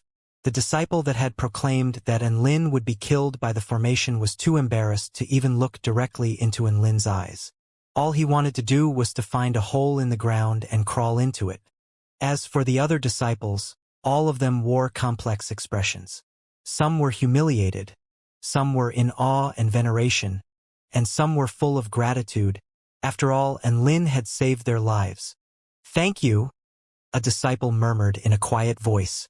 A faint smile appeared on Lin's face, and no one knew whether he had heard those words of gratitude or not. He turned to the blood-stained son Yulua and tossed a high-rank spirit pill to him with a smile. "You did well just then. Even though your fellow sect disciples looked down on you and insulted you, you still faced those crimson humans and tried to fight for their survival. That spirit pill is a reward to you." Son Yulua finally came to his senses after catching the spirit pill, and he looked at Lin with a frenetic gleam in his eyes. "Sword Immortal Lin, you were so cool just then." He had always worshipped Lin, but only after witnessing those scenes that had just transpired did he manage to confirm that he was right to worship him. And Lin was every bit as badass as the rumors stated. This is the sword immortal that Sun Yuluo reveres the most? Zhao Siming murmured to himself. Such a pure and profound sword intent is probably unmatched by anyone within the heavenly sword sect aside from sect leader Lu Mingxian. He had sensed an extraordinary sword intent from the divine weapon origin energy. All of the heavenly sword sect disciples were still rooted to the spot, at a complete loss for what to do. They were embarrassed to look at Lin, but they were even more embarrassed to look at Sun Yuluo. They had looked down on Sun Yuluo, and they even hurled abuse at him because his idol was Lin. However, Sun Yuluo had repaid their disdain with kindness by risking his life to save everyone in their hour of need. Not only that, but Sun Yuluo's idol, Lin, had saved everyone's life by eliminating their insurmountable enemies with his unrivaled power. They felt like they had been viciously slapped in the face. Even though Lin and Sun Yuluo hadn't said anything, the humiliation in their hearts was making them feel extremely uneasy. Looks like you're all safe now. Let's go. And Lin rode onto Dubai again. Wait for me, Sword Immortal and Lin. Sun Yuluo immediately hurried over. The 6 heavenly sword sect disciples looked on in silence as Lin and Sun Yuluo departed. They left just like that. I thought they would hurl some insults at us before they left. Don't you think that not saying anything is actually the most scathing insult? Sigh. Zhao Siming heaved a faint sigh. Let's focus on the task at hand. We have to recover the ancient sword as quickly as possible. All of the disciples nodded upon hearing this. Finding the ancient sword was their top priority. Meanwhile, Lin suddenly stopped as he rode atop Dubai's back. What is it, Sword Immortal and Lin? Sun Yuluo asked. A white light flashed past Lin's eyes as he replied, This is the core of that flower slaughter formation. Hasn't the flower slaughter formation already been destroyed by you? Why do we still need the core of the formation? Sun Yuluo was perplexed. That was a natural formation. Do you think just a plantation of red spider lilies alone could maintain the operation of such a terrifying slaughter formation? And Lin slowly descended to the ground. Sun Yuluo's eyes lit up with excitement. And Lin gripped the air, and the soil on the ground suddenly began to crack open. After a burst of rumbling, a crimson light erupted, and an object which appeared to be a stamen hovered toward Lin before landing in his hand. It was exuding an extremely formidable energy fluctuation and releasing a peculiar, depraved rhythm. Divine inspection technique. Dark blood divine flower. This is a naturally formed stamen that is imbued with an extreme killing intent after being nurtured by boundless blood and resentment for tens of thousands of years. This is a divine rank material. A smile appeared on Lin's face. Another divine rank material. What a massive haul. Let's continue, Dubai. And Lin instructed. Dubai was a perfect navigator with his astonishing sense of smell. In this place, he was like a divine tool. Big brother, and I can detect an extremely stimulating scent coming from that direction. Woof! Dubai flew toward a certain direction with excitement on his face. Sun Yuluo checked the map with a tense expression. That area has been labeled on the map. It is by Yen City, and it has been annotated with the highest level of danger. They had already entered the core region of the dead spirit demonic land, so they had to tread with the utmost caution from here onward. Danger and opportunity come hand in hand. Besides, the map indicates that there's a tall mountain in that place. We could see if that's the blood-erupting mountain, and Lin said with a nonchalant expression. After a short while, an extremely grand city appeared before their eyes. Desolation, dilapidation, there was nothing there aside from the bone-chilling dark winds that blew constantly. Sun Yuluo grabbed Dubai's tail with trembling hands as they flew over the city. All of a sudden, they stumbled upon a small child wearing yellow linen garments with his back facing them. He was drawing circles into the ground relentlessly. Hee hee. Eerie chuckles reverberated through the air. Even Lin's powerful divine sense was unable to detect this small child's power level. Let's go have a look, Dubai. And Lin instructed. Dubai carefully descended behind the child as per Lin's instructions. No matter how you looked at it, A little child drawing circles on the streets in an empty city like this was a bizarre occurrence. Sun Yuluo reminded himself over and over again of Enlin's teachings. A sword immortal should face their fears and conquer them. Thus, he stood before Enlin and Dabai before pulling out his snowy white longsword with trembling hands. He pointed at the small child drawing circles on the ground and yelled to instill courage within himself. "You over there? Why are you vandalizing the streets?" Enlin and Dabai, why did they feel like there was something wrong with this method of interrogation? The small child's hands abruptly faltered. He slowly stood up and turned around. To their surprise, the little boy in yellow linen garments had a set of particularly fine and delicate features. "Big brother." The little boy's ethereal voice was intermingled with a hoarse huskiness. Sun Yuluo shuddered in fear. Don't come over here. If you come any closer, I'll cut you down." A deathly silence ensued. The little boy stood rooted to the spot like a statue, not even blinking anymore. It was as if he had actually been completely immobilized. Sun Yuluo was greatly startled by this. He warned the little boy not to move, and the little boy really stayed still? What a cooperative little boy. Right at this moment, the little boy's eyes gradually began to bulge. Blood splattered everywhere as his two eyeballs tumbled to the ground, leaving two gruesome eye sockets from which tears of blood flowed relentlessly. "Ah! My eyes fell out." A strange smile suddenly appeared on the little boy's face. Sun Yuluo felt as if his heart had forgotten how to beat as he stared blankly at the scene before him with his mouth gaped wide open. "Ah! Ah!" Sun Yuluo finally began to scream, and he almost dropped his sword as he stumbled back before holding tightly onto Dabai. "Let go of me, you scaredy cat.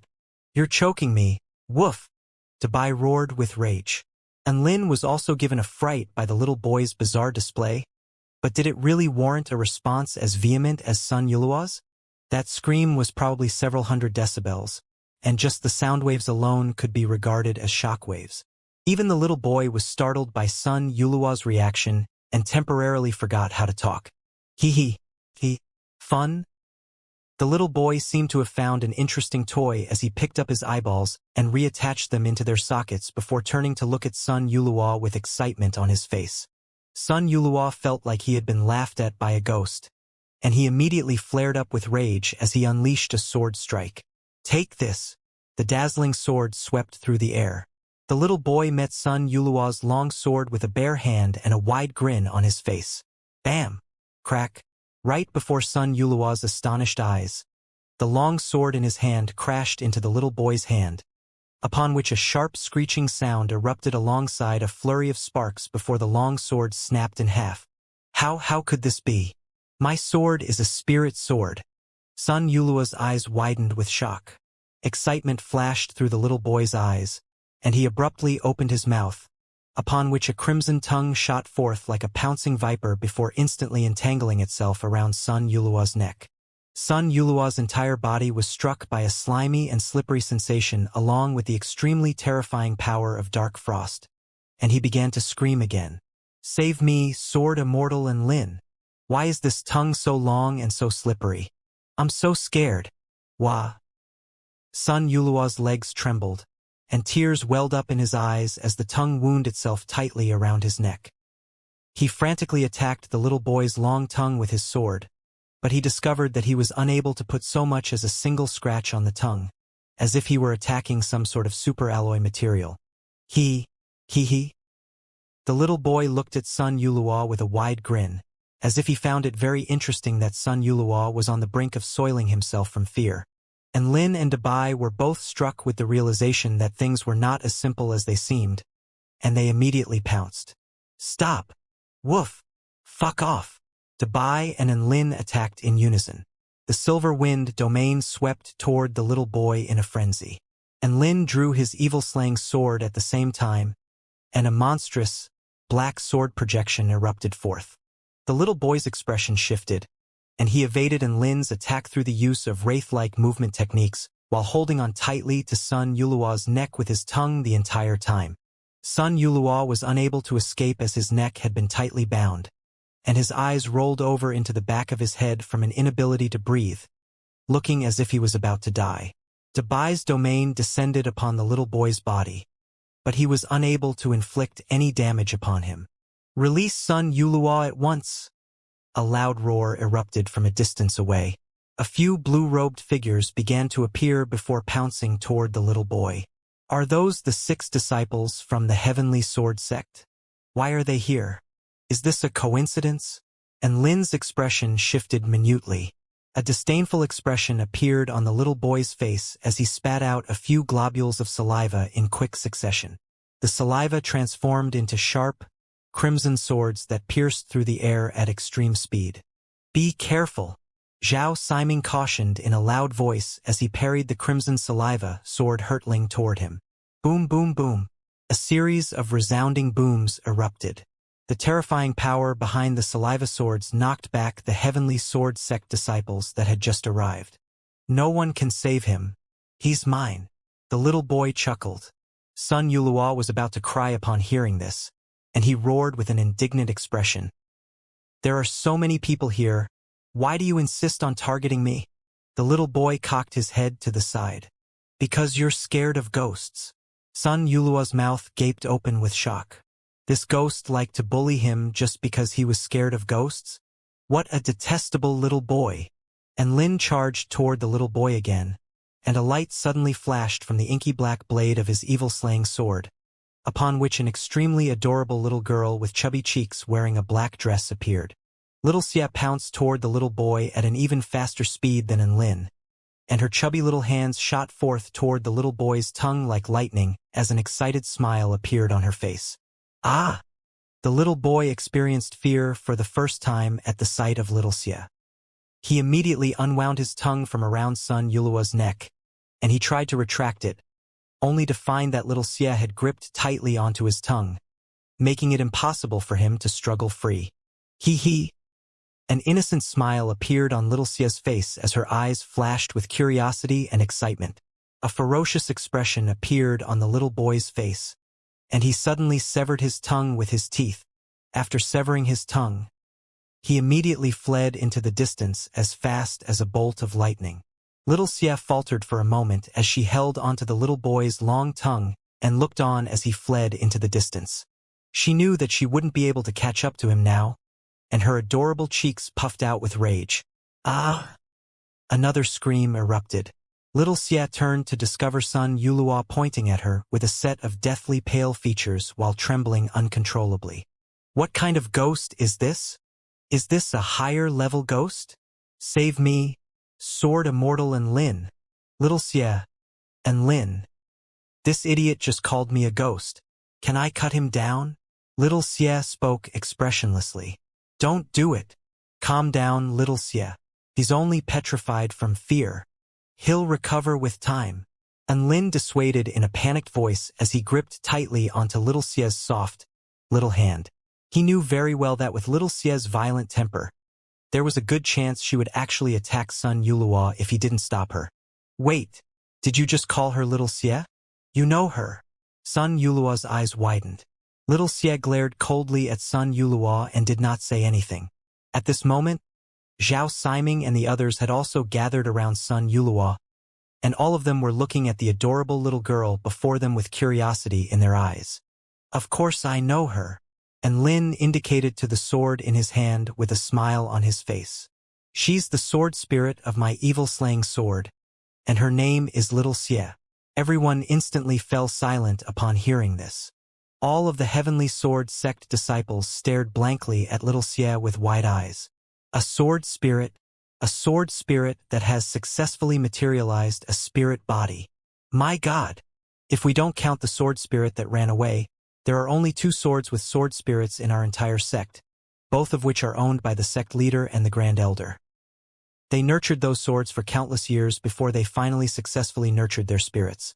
Who would have thought that Lin would possess a sword spirit at such a young age? And it's such an adorable sword spirit. I'm so envious right now.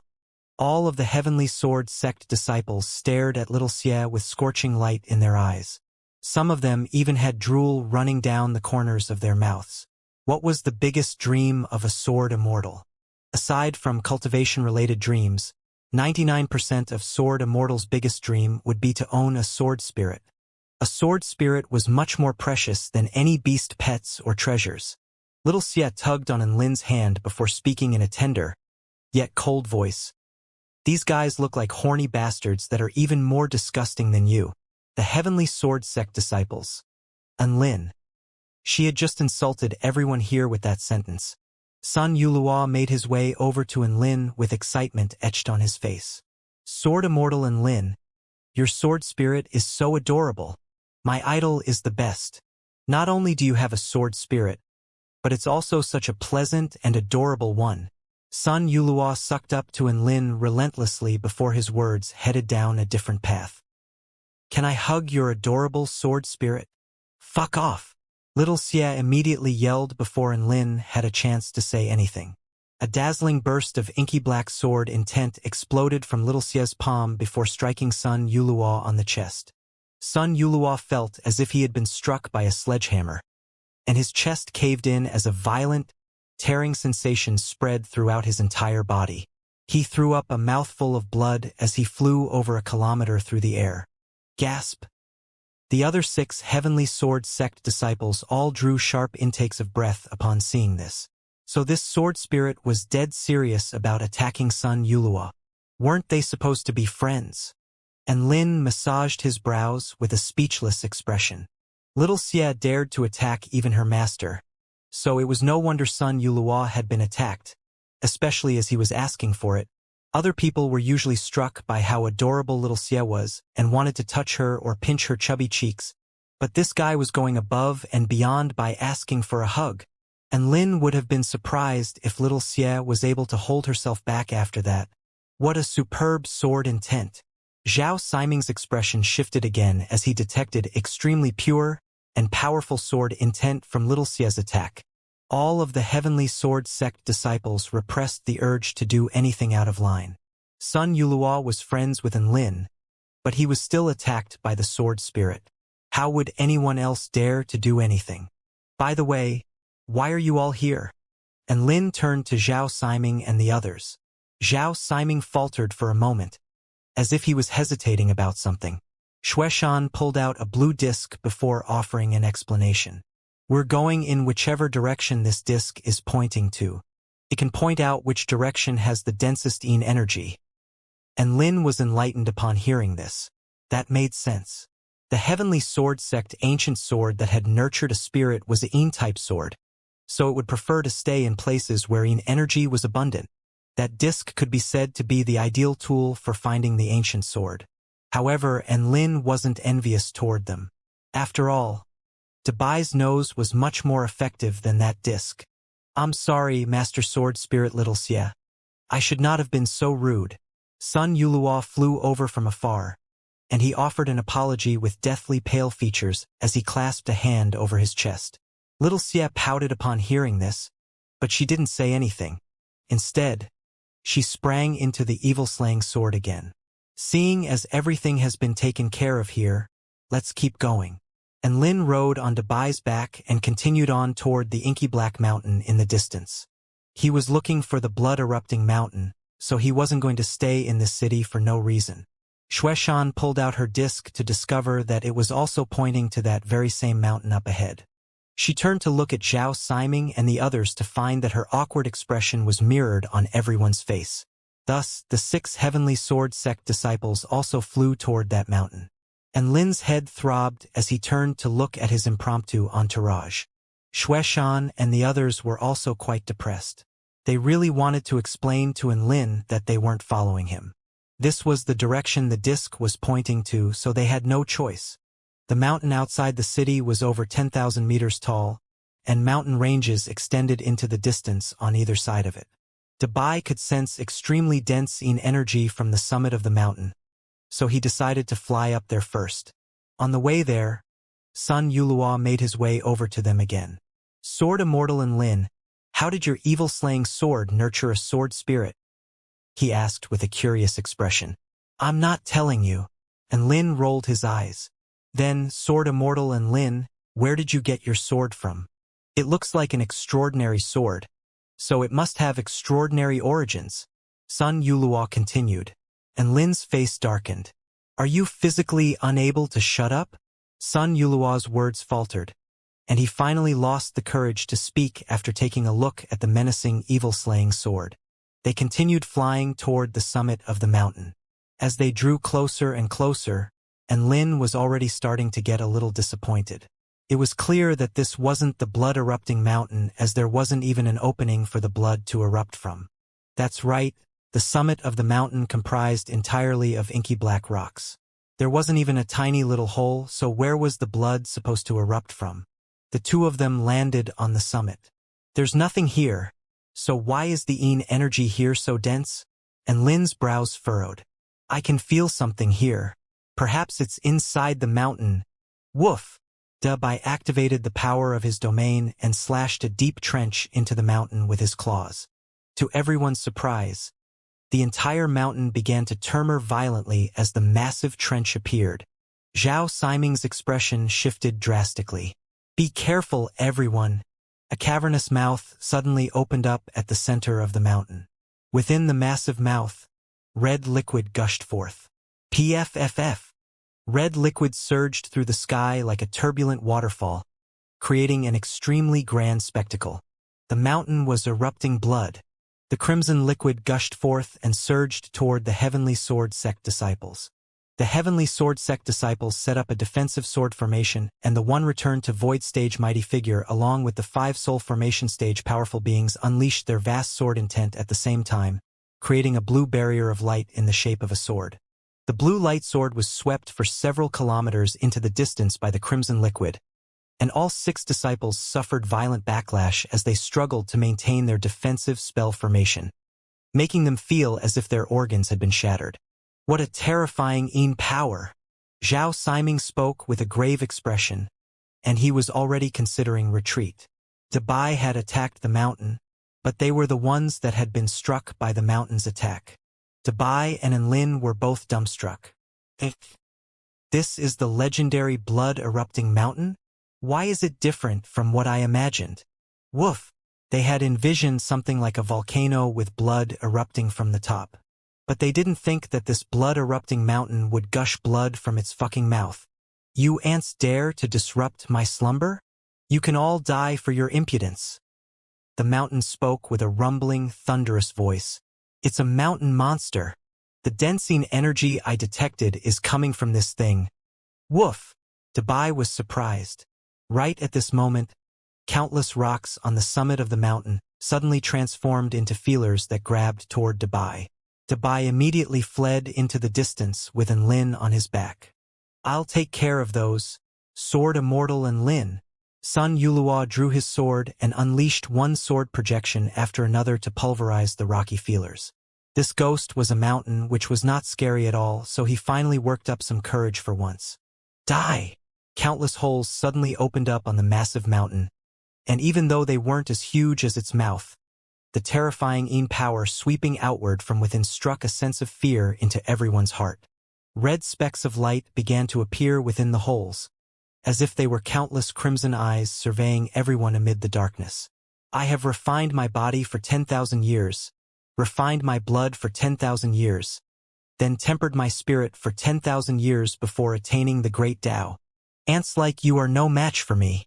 The howling of tens of thousands of ghosts erupted from within the mountain. Sun Yuluo's legs began to tremble again. Boom, boom, boom. Boundless crimson liquid erupted from the holes on the mountain. From afar, it looked as if the massive mountain was suddenly gushing blood from all over its body. Each of the streaks of blood was imbued with an extremely terrifying Yin power, which was capable of corroding and freezing everything it came into contact with. When Sun Yuluo parried a streak of blood with his sword, the Yin power invaded his body, making him feel as if his blood was going to congeal, and his sword was also corroded into a lusterless piece of scrap metal. "Retreat!" Zhao Siming roared. He knew that this colossus was not something they could defeat. PFFF, PFFF, PFFF. Crimson liquid erupted forth in relentless streaks. All of the Heavenly Sword Sect disciples fled for their lives. Sun Yuluo's face paled from fright as he looked at the countless streaks of blood hurtling toward him, and he stumbled back in retreat. a white figure suddenly appeared before him. It was Enlin and his trusty steed, Dabai. Enlin unleashed his origin energy of the netherworld, and his aura soared to the return to void stage.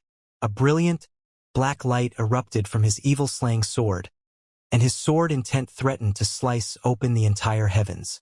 Third technique, 100 sword technique.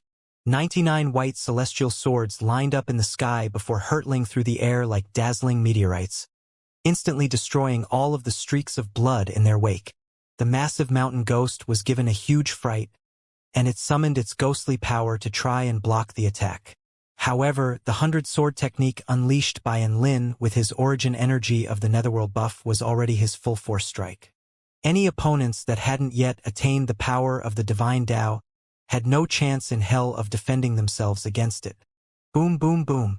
The white celestial swords tore through the mountain's defenses before puncturing its massive body. Howl! The mountain ghost roared with agony. 99 huge, gaping holes had been punched into its body by the monstrous celestial swords, from which blood gushed forth like massive fountains, creating an extremely gruesome spectacle to behold. The mountain ghost's massive body made it a huge target. This was the final sword of the 100 sword technique. An extremely dazzling sword projection materialized on the blade of the evil-slaying sword as a paramount sword intent rocked heaven and earth. Just as Enlin was about to strike down upon the mountain ghost with his evil-slaying sword, a little girl in a black dress suddenly appeared before gripping tightly onto the evil-slaying sword with her soft little hands. Enlin's mouth gaped open. Little Xia appraised the mountain ghost expressionlessly with her dead fish eyes before slashing down with her sword. The inky black sword projection stretched for over 5 kilometers, parting heaven and earth and engulfing all things. In that instant, the entire heaven and earth turned completely black as the massive mountain's thunderous, blood-curdling cries erupted through the air. When the darkness dissipated, everyone was shocked to find that the massive mountain over 10,000 meters tall had been sliced in half. It was completely devoid of vitality, and its blood flowed like a river. The mountain ghost died just like that? Xue Shan murmured. What a devastating sword strike. Zhao Siming took a deep breath. The mountain ghost that was like an insurmountable fiend celestial to them had just been insta-killed by Enlin? All of the heavenly sword sect disciples were rooted to spot in shock. Enlin was very excited as he flew toward Little Xia. Good girl, Little Xia. I feel like my 100 sword technique is even more terrifying when you are the one unleashing it. Little Xia pursed her lips and raised her proud head as she flew back into the evil-slaying sword, only to have her hand grabbed onto by Enlin in the last second. Little Xia. Enlin rubbed his hands all over Little Xia's adorable face. Tell me, what reward would you like for your exemplary performance? Little Xia looked at Enlin expressionlessly. Can you get your stinky hands off my face? Enlin pretended not to hear her and continued to pinch her cheeks. They were soft and smooth and oh so springy. Sun Yuluo was almost drooling as he looked on from the side.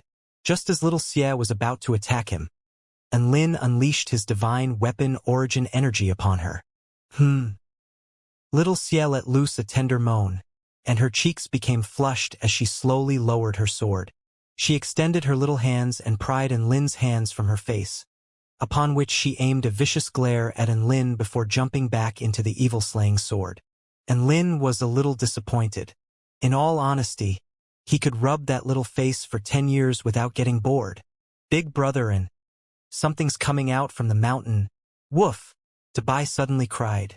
A crimson bead leaped out from the mountain and attempted to flee into the distance. Enlin's eyes immediately lit up. You aren't getting away. He unleashed his wind sword and wings of wind at the same time, instantly elevating his speed to 10 times the speed of sound. He extended a hand toward the bead, creating a cage of vital energy to imprison the bead. Divine Inspection Technique. Sky Sealing Dark King Bead. Collect all 9 beads the Sky Sealing Dark King distributed within this world and you will have a chance to inherit the Sky Sealing Dark King's true inheritance from the Dark King Palace. A smile appeared on Enlin's face upon seeing this. He had recovered the 6th Dark King bead. The mission for this trip was completed. The Heavenly Sword sect disciples looked on at the elated and Lin with complex emotions running through their hearts. It appeared they had done nothing but act as his stunned audience again. I have to admit, and Lin really is an exceptional sword immortal. Xueshan's eyes rippled as she looked at Enlin. Enlin had displayed to his overwhelming strength as a sword immortal to them over and over again, dealing psychological blows to the hearts of the Heavenly Sword sect disciples. Zhao Siming heaved a faint sigh. Forget about that. Let's continue in our search for the ancient sword. The longer we take to find it, the more detrimental it will be for us. Everyone nodded upon hearing this. Time to go home, Dabai? Enlin said with a joyful expression. Are you leaving now, Sword Immortal Enlin? Sun Yulua was reluctant to part with Enlin. He had to continue looking for the lost ancient sword from his sect. If Enlin decided to leave now, then he would have to part with his idol. I've completed the objective of my trip, so I have to go now. Enlin waved a hand. Cultivate hard, little son. Sun Yulua slapped his chest with battle intent burning in his eyes, and he nodded with excitement on his face.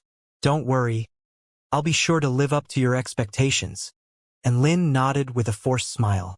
Who the hell has expectations for you? You're a coward who's scared of ghosts. How are you going to be a good sword immortal in the future? Xueshan pulled out her disc before speaking in a quiet voice.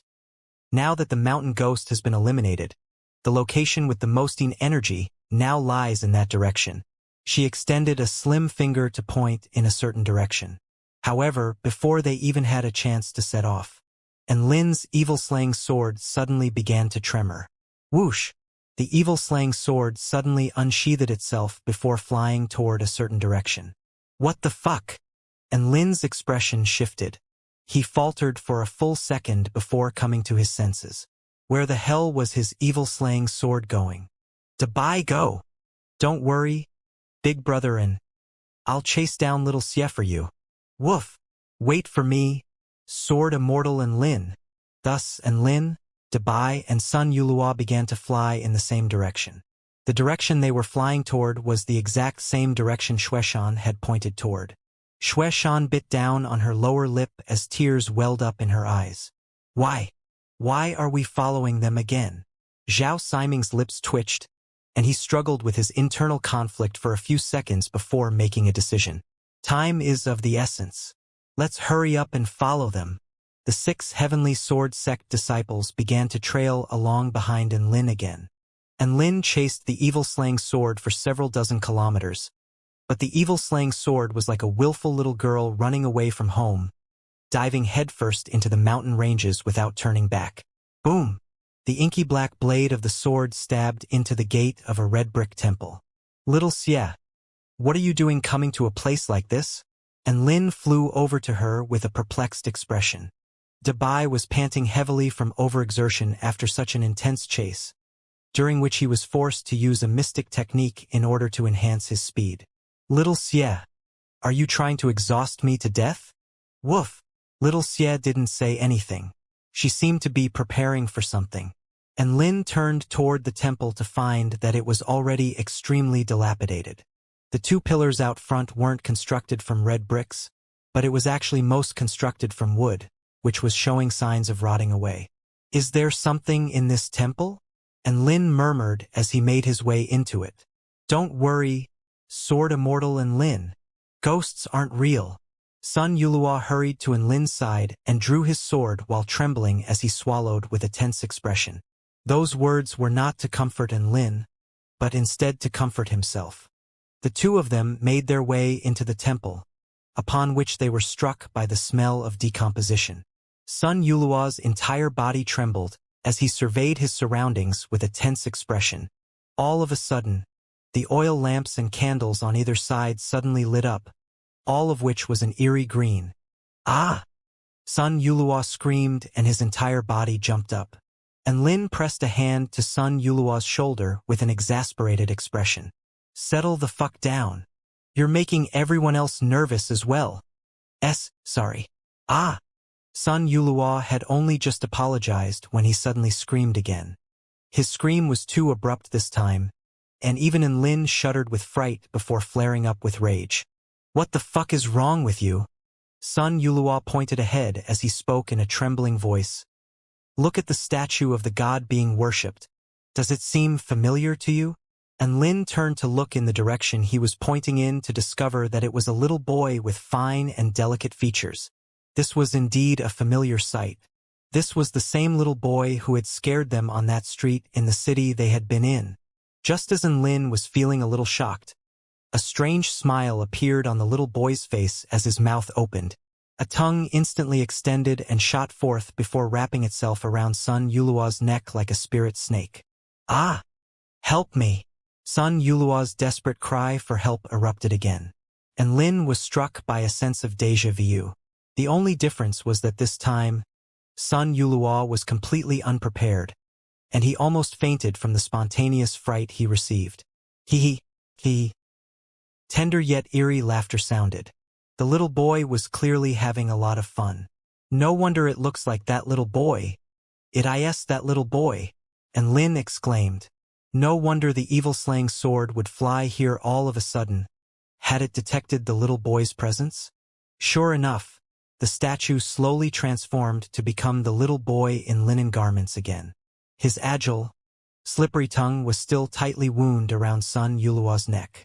Sun Yulua was struggling to breathe again as he kicked his legs, which were hanging in midair. The tongue around his neck was bound so tight that he wasn't even able to utter a single word. That was a good thing for Lin. "Release my underling at once." And Lin roared as he pulled out his ancient sea immortal sword. The evil-slaying sword was still elsewhere, so he could only use this intermediate-rank immortal sword for now. Destructive golden void lightning revolved around the ancient sea immortal sword, lighting up the entire temple with a scintillating golden light. And Lin's sword was imbued with the destructive purification power of lightning, and it sliced down with unstoppable force toward the little boy's tongue. Splat! The little boy's tongue was severed once again. The little boy howled with pain, and he immediately fled at extreme speed from the temple, knowing that he was no match for Lin. That's right, he had unleashed his signature escape movement technique again. Even Lin was unable to chase him down at his speed. However, it was also at this moment that a loud rumble erupted between heaven and earth. The evil-slaying sword flew into the sky, creating a dense net with its inky black sword intent, enshrouding the entire temple and sealing off all avenues of escape for the little boy.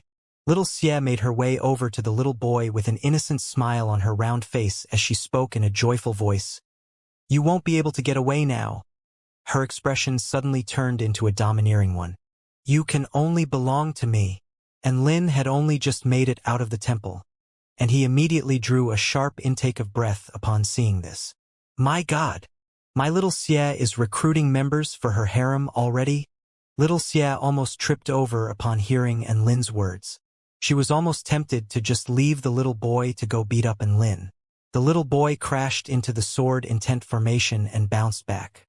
He immediately flew toward little Xie angrily. His hands became dark blue, and his attacks were imbued with terrifying power. Little Xie's expression did not change in the slightest.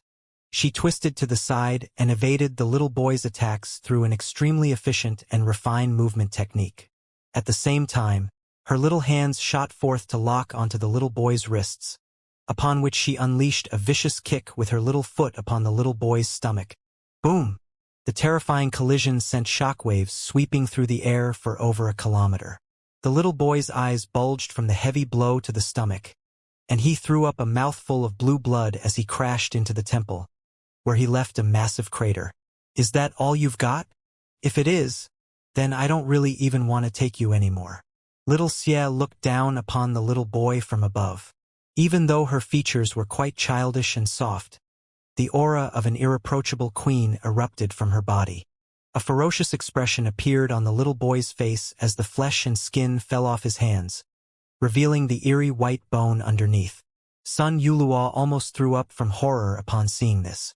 The little boy roared as he pounced toward little Xie.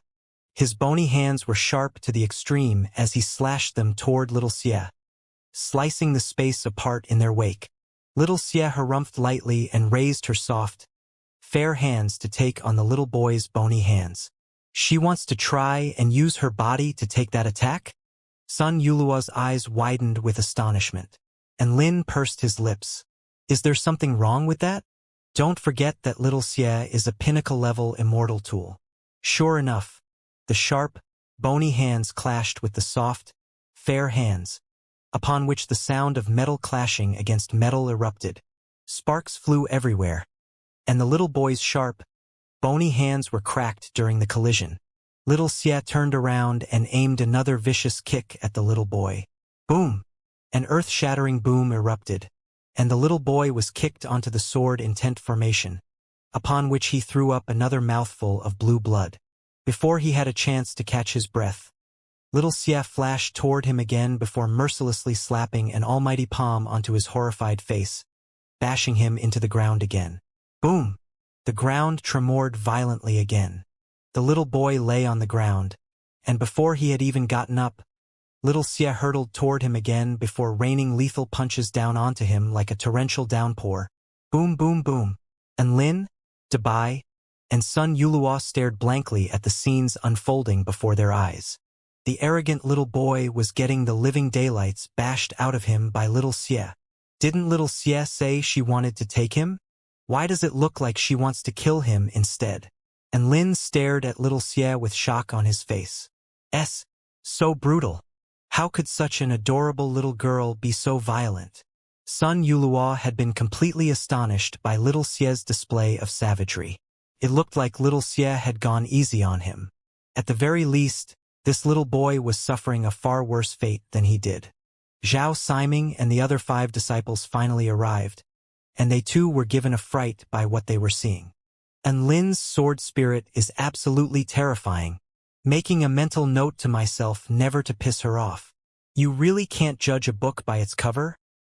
At this moment, the little boy had already been completely disfigured by little Xie's fists, and even his body was gradually becoming insubstantial. Spare me, please spare me. I was wrong to attack you, I'll never do it again. The little boy begged for forgiveness. That's enough, little Xie. If you keep going, this ghost really is going to die. And Lin persuaded. Ghost? Little Xie cocked her head to the side. Who told you he's a ghost? Huh.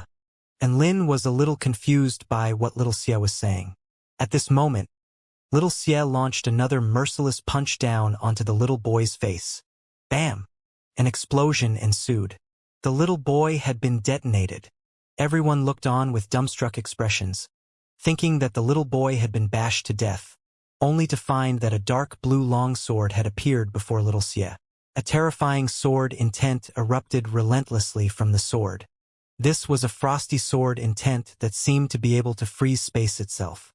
Everyone's eyes widened as they came to a sudden realization. Why was little Xie interested in this little boy? Why was little Xie able to detect him? He was no ghost. This was just a little boy that liked to pose as a ghost. This was actually a sword spirit. It's the blue dream ancient sword that nurtured a spirit and escaped from our sect. Zhao Siming yelled. No wonder this little boy can run so fast. It's the ancient sword that fled out sect. Only an ancient sword with exceptional escape abilities can make it out of our heavenly sword sect. Xueshan felt like she had been enlightened. All of the heavenly sword sect disciples' eyes lit up upon seeing this. However, little Xie suddenly grabbed the ancient sword before speaking in a cold voice. You're mine. Gasp. All of the heavenly sword sect disciples were given a huge fright upon seeing this. And Lin was also given a huge fright, but he was also frantically praising little Xie for a job well done. Little Xie was planning to subdue the sword spirit before adding him to her harem. Sure enough, little Xie began to carve out a divine symbol in midair. This is a slave contract. You're going to be my underling from now on. An intrigued expression appeared on Lin's face. He didn't think that sword spirits could establish slave contracts with one another. You can't. That's an ancient sword that belongs to our heavenly sword sect. You have no right to do this. Zhao Siming yelled in a panicked voice from outside the sword intent formation. This is a sword that belongs to our sect. If you take it, you'll incur the wrath of our entire sect. Please reconsider, Mr. and Lin, Shueshan persuaded. Stop that right now. You won't be able to bear the wrath of our heavenly sword sect, another disciple yelled. And Lin instantly burst into laughter upon hearing this. Is your heavenly sword sect a scary sect? I kicked Lu Mingxian out of my 4-9 immortal sect already. What are you going to do this time? And Lin turned toward the heavenly sword sect disciples outside of the sword intent formation with a smile on his face. Besides, the blue dream ancient sword escaped from the heavenly sword sect, so it has already recovered its freedom and is no longer part of your sect's property. My little Xie subdued it with her own power, so he should become my little Xie's underling. That makes sense. All living beings with sentient will are considered to be independent entities. It's just like how a beast pet should not be forced to return to a sect once it has escaped. This is a widespread, unspoken rule between all of the sects within the kingdom of the 9 states. Sun Yulua nodded. Zhao Siming immediately flared up. Sun Yulua, are you a member of the Heavenly Sword sect or a member of the 4-9 Immortal sect? Sun Yulua recoiled from Zhao Siming's enraged roar. Don't waste your words with them. We just need to do what we have to do. If they want a say in all this, they'll have to break my sword formation first. Little Xie spoke with a domineering expression. Zhao Siming and the others trembled with rage upon hearing this. Little Xie's spell formation was extremely powerful, and they really weren't able to do anything to it. No one can steal the property of our heavenly sword sect. An ethereal voice suddenly sounded from a distance away. This mere sword formation can be broken by my bare hands. The voice had only just fallen when a dazzling golden sword projection descended upon the inky black sword formation. A massive hole was torn into the spell formation that Little Xie had painstakingly set up, as if the light of dawn had broken through the darkness. Little Xie's spell formation was broken in the most violent way. Their opponent had to be a return to void final stage mighty figure or above who had attained the power of the divine Tao. Everyone turned to discover a blue-robed sword immortal flying over from a distance. This was a graceful man holding a golden immortal sword in one hand and a disc similar to Shueshan's in the other. He had a cold, handsome face that was very angular and sharp, and his eyes glowed with a frosty light. And Lin could sense from this man's aura that he was quite a powerful cultivator. All of the Heavenly Sword sect disciples immediately became excited upon seeing him. It's Brother Xianxia. This is great. Brother Xianxia is a sword immortal at the return to void pinnacle stage. He'll definitely be able to take care of things here. We can recover our blue dream ancient sword now. All of the disciples discussed spiritedly among themselves while Xianxia made his way over to Little Xie. He pointed at Little Xie before speaking in a cold voice. Release the blue dream ancient sword. It belongs to our heavenly sword sect. And Lin interjected, Oi, the blue dream ancient sword has nurtured a spirit, so it's considered an independent life form now. According to an unspoken rule of all sects across the Taichu continent, once it escapes, it no longer belongs to your heavenly sword sect. It will belong to whoever can obtain it first and make the ancient willingly accept them as its master. Xianxia shot a cold glance at Lin before speaking in a firm voice. It belongs to the heavenly sword sect, so no one can take it. And Lin's face darkened. Are you abandoning your dignity just so you can recover this sword? An ancient sword that can nurture a spirit is exceedingly rare. What are you going to do even if I try to take it by force? Xianxia spoke with arrogance in his eyes. At this moment, Little Xie had already carved out a divine symbol in mid-air from which a black light emanated from, and a mysterious energy fluctuation spread through the air. Xiaxia's expression shifted upon seeing this. Stop! And Lin instantly positioned himself in front of Little Xie with a smile on his face. You want to take the sword? You'll have to beat me first. You may have beaten trash like Ao Meng, but don't think that all mighty figures at the return to void pinnacle stage are that pathetic. I'm going to make you understand just how insignificant and weak you are to me. A scintillating divine Tao light erupted from Xiaxia's golden immortal sword as his sword intent surged, making the space around him twist and fracture. Accept the contract, Little Xie urged. The blue dream ancient sword trembled, and after sensing Xianxia's arrival, it actually seemed to make up its mind and immediately rushed toward the black divine symbol. Piss off! Xianxia let loose an enraged roar as he slashed his sword toward little Xie. A golden sword projection parted heaven and earth, and a golden crescent moon, within which contained a boundless, terrifying power of the divine Tao that was capable of destroying all things in its path. This was a sword strike that was even more fearsome than the one he had unleashed to break little Xie's defensive formation. It was Xia's full-force strike. There was very little chance that little Xie could take this attack. And Lin stood in front of little Xie with an extremely tranquil expression. He pulled out his vermilion bird mirror. He even had the heart to turn around and speak to little Xie. Hurry up. There's no need to waste so much time establishing a contract. Xianxia was greatly enraged upon seeing this. He felt like he had been insulted. The price for his ignorance and arrogance could only be death. However, upon making contact with the reflective surface of Lin's mirror, Xia's monstrously powerful sword strike suddenly switched directions right before everyone's astonished eyes. Xia's heart jolted with shock, and he immediately tried to defend himself with his sword. However, his full-force strike was not going to be so simple to defend against. The golden sword projection swept toward him with an unstoppable force. Xianxia was instantly knocked back several kilometers by his own sword strike, and his blood churned within his body before trickling down the corners of his lips. All of the heavenly sword sect disciples were dumbstruck. Their invincible senior brother had just been wounded after having his own attack reflected back at him. What the hell is that thing?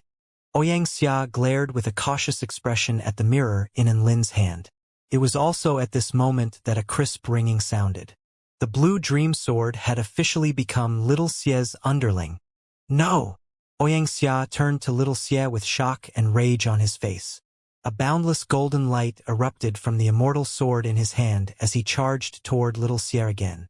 Divine flames and holy flame erupted around Lin's body, and he activated his fire god mode before charging toward Xianxia. 4 times, fire god fist.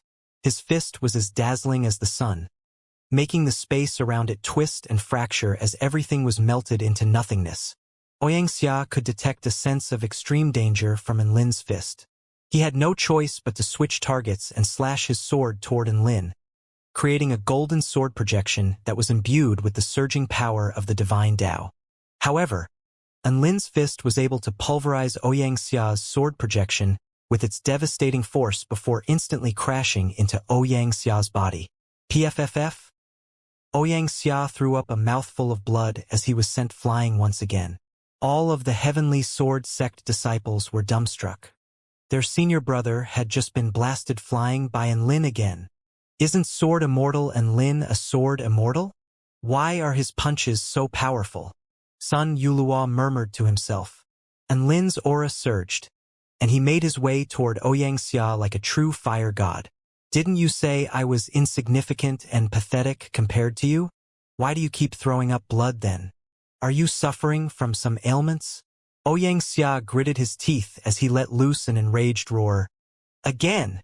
Golden sword projections lit up heaven and earth while divine flames incinerated the heavens as the two of them clashed in the air above. Boom, boom, boom. Shockwaves surged for close to 10 kilometers, and it was as if daylight had returned to the dead spirit demonic land. Little Xie looked up at Lin, and a hint of a smile appeared on her round face. He's pretty reliable after all. She then turned to look at the blue dream ancient sword. The blue dream ancient sword trembled lightly before whizzing in circles around little Xie, as if it was trying to curry her favor. Little Xie spoke with a smile. Even though you've established a slave contract between sword spirits with me, you can still be refined by a human. What do you think about my Lin as your master? The blue dream sword recoiled slightly. Ring. Oh? You say Lin doesn't know your heart? You already have a man of your dreams. Little Xie spoke with a teasing smile. The blue dream sword tapped its hilt in the air, as if it was nodding in agreement. Who is he? Little Xie was curious. Sun Yulua was just enjoying his idol's battle when he suddenly felt a chill on his back. What's that? He turned around to find a little boy sprawled onto his back. A 180-degree smile appeared on his dark blue face, and his eyes bulged as he extended his tongue to lick Sun Yuluo's cheek. Sun Yuluo. Ah! Another scream of several hundred decibels erupted from Sun Yuluo's mouth, and he almost lost control over his bowel functions. Help me! His legs gave out from under him, and he collapsed to the ground as he pleaded Little Xie for help. Little Xie looked at Sun Yuluo with a peculiar expression. You mean him? The little boy nodded before elongating his tongue to lick Sun Yuluo's neck again. Sun Yuluo trembled uncontrollably. That familiar yet terrifying sensation made him want to black out. Little Xie. You sure have some interesting taste.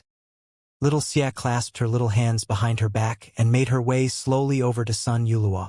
Master Little Xie, please save me. Sun Yuluo had goosebumps running all over his body, and he was on the brink of tears as the little boy nestled on top of his body.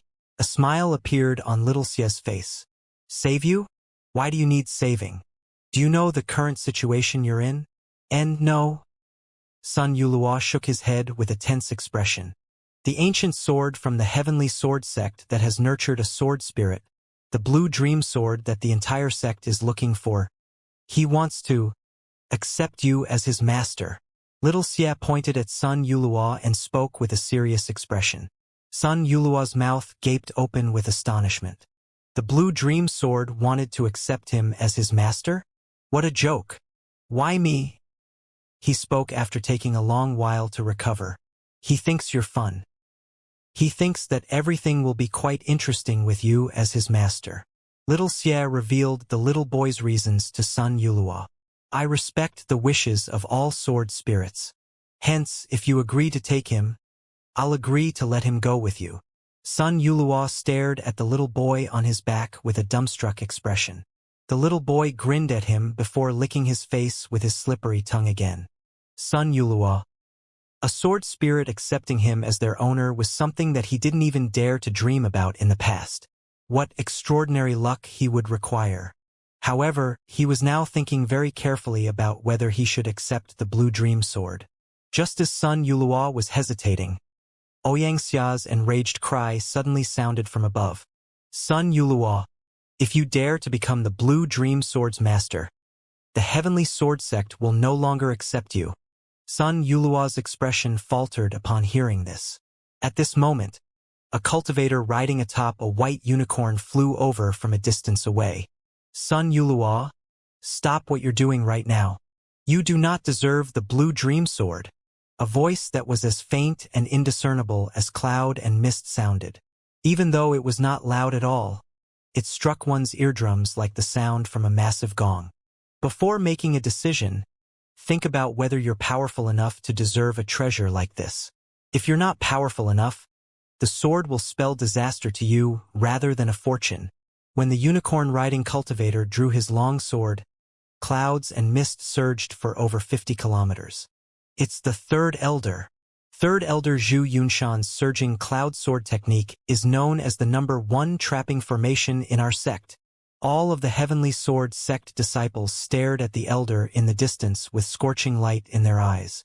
Zhu Yunshan was a Heavenly Sword sect mighty figure at the pinnacle of the Return to Void intermediate stage. And Lin was now engaged in a fierce battle against Xianxia. So who would be able to stop Zhu Yunshan? Sun Yuluo, I'll give you 10 seconds to hand over the blue dream sword. Otherwise, I will still take the sword by force, but I'll also kick you out of the Heavenly Sword sect. Zhu Yunshan's stern voice sounded. Boundless white mist was already spreading as he spoke, creating an inescapable trapping formation around the temple.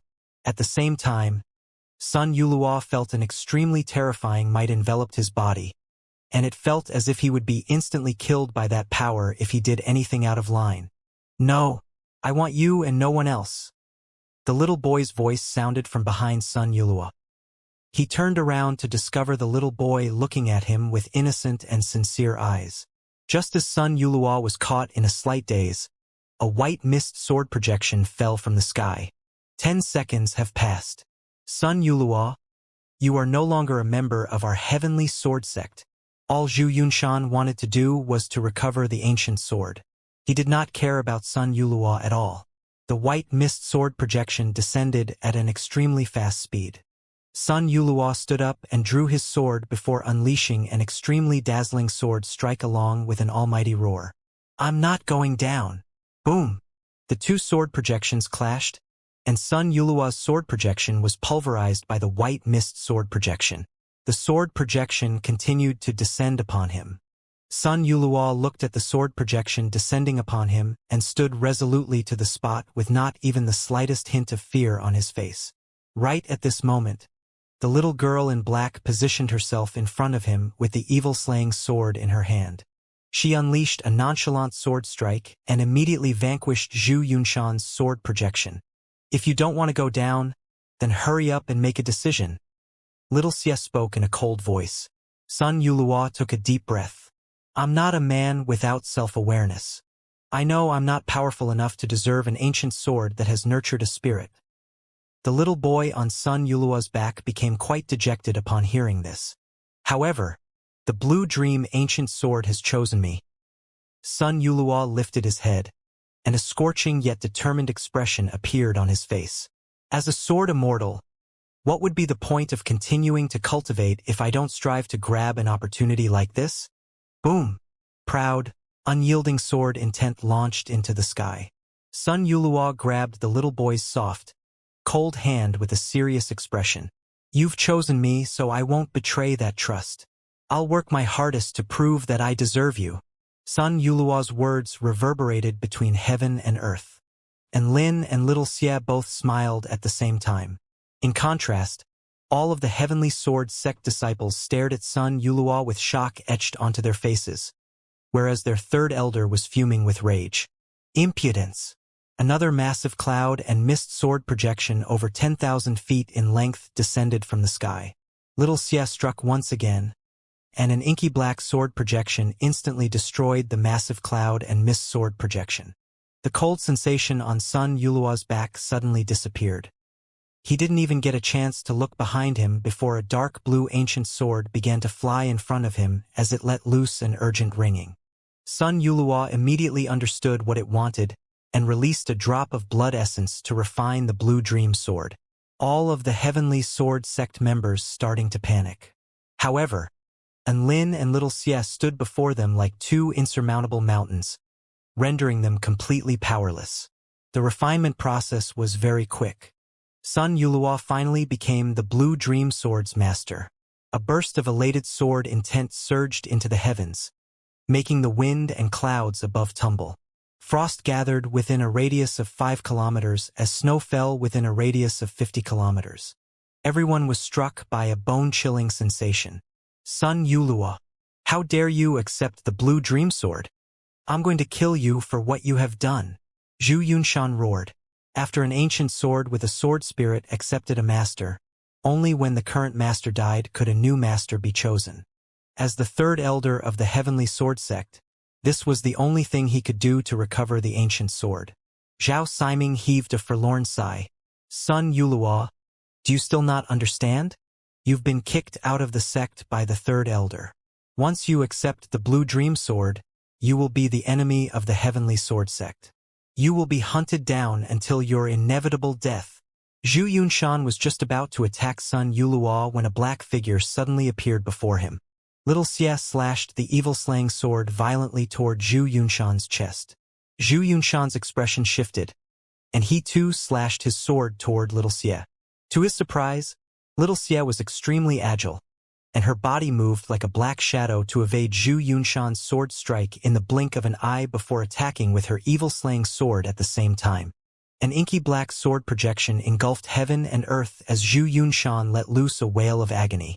When the light returned, everyone was greeted by the sight of Zhu Yunshan frantically hurtling back in retreat with a massive gash on his chest, from which blood gushed forth like a geyser.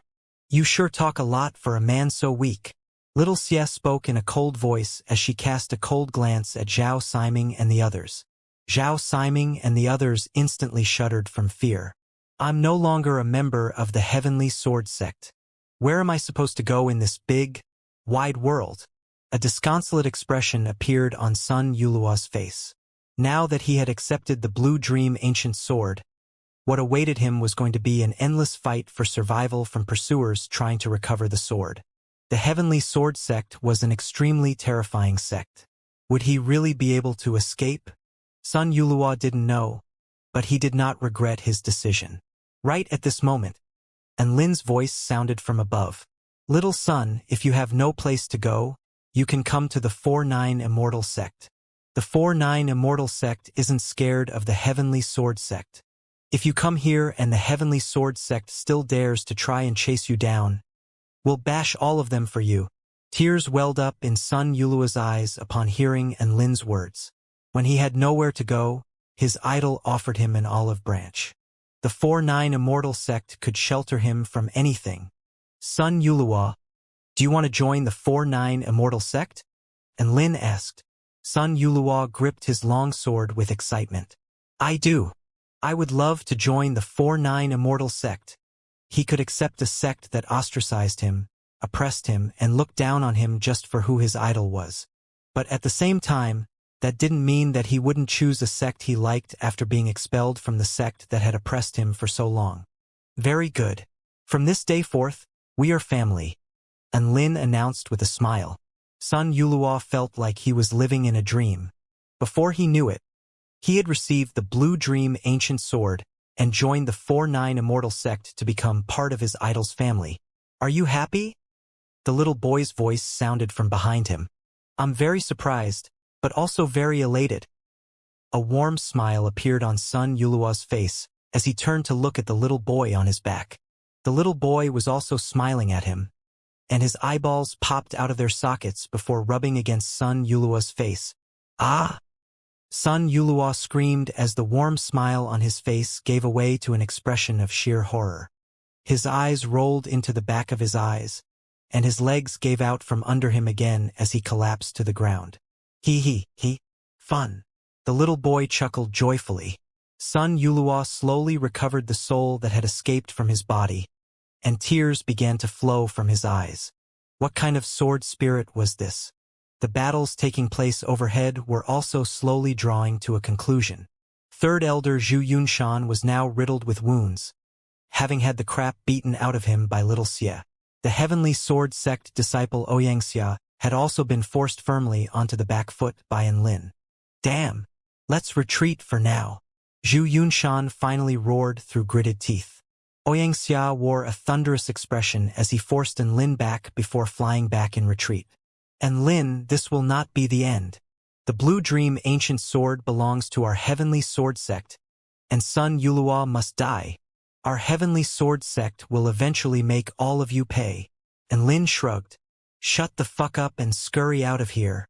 Xiaxia's chest constricted with rage, and he aimed a vicious glare at Sun Yulua before turning to flee into the distance. Zhao Siming and the others also took meaningful glances at Enlin and Sun Yulua before flying away as well. Thus, Sun Yulua had become a sworn enemy of their sect. They were feeling extremely conflicted emotions. They were still unable to forget how Sun Yulua had risked his life in order to save theirs in the Flower Slaughter formation. They were thinking that maybe their relationship would improve after returning to the sect. Who would have thought that they were now no longer members of the same sect, and he was their sect's sworn enemy? Fate could be cruel, and Lin landed gently onto the ground before stretching his body. Phew, that was an enjoyable battle. Xianxia is a decent sparring partner. A reverent expression appeared on Sun Yulua's face.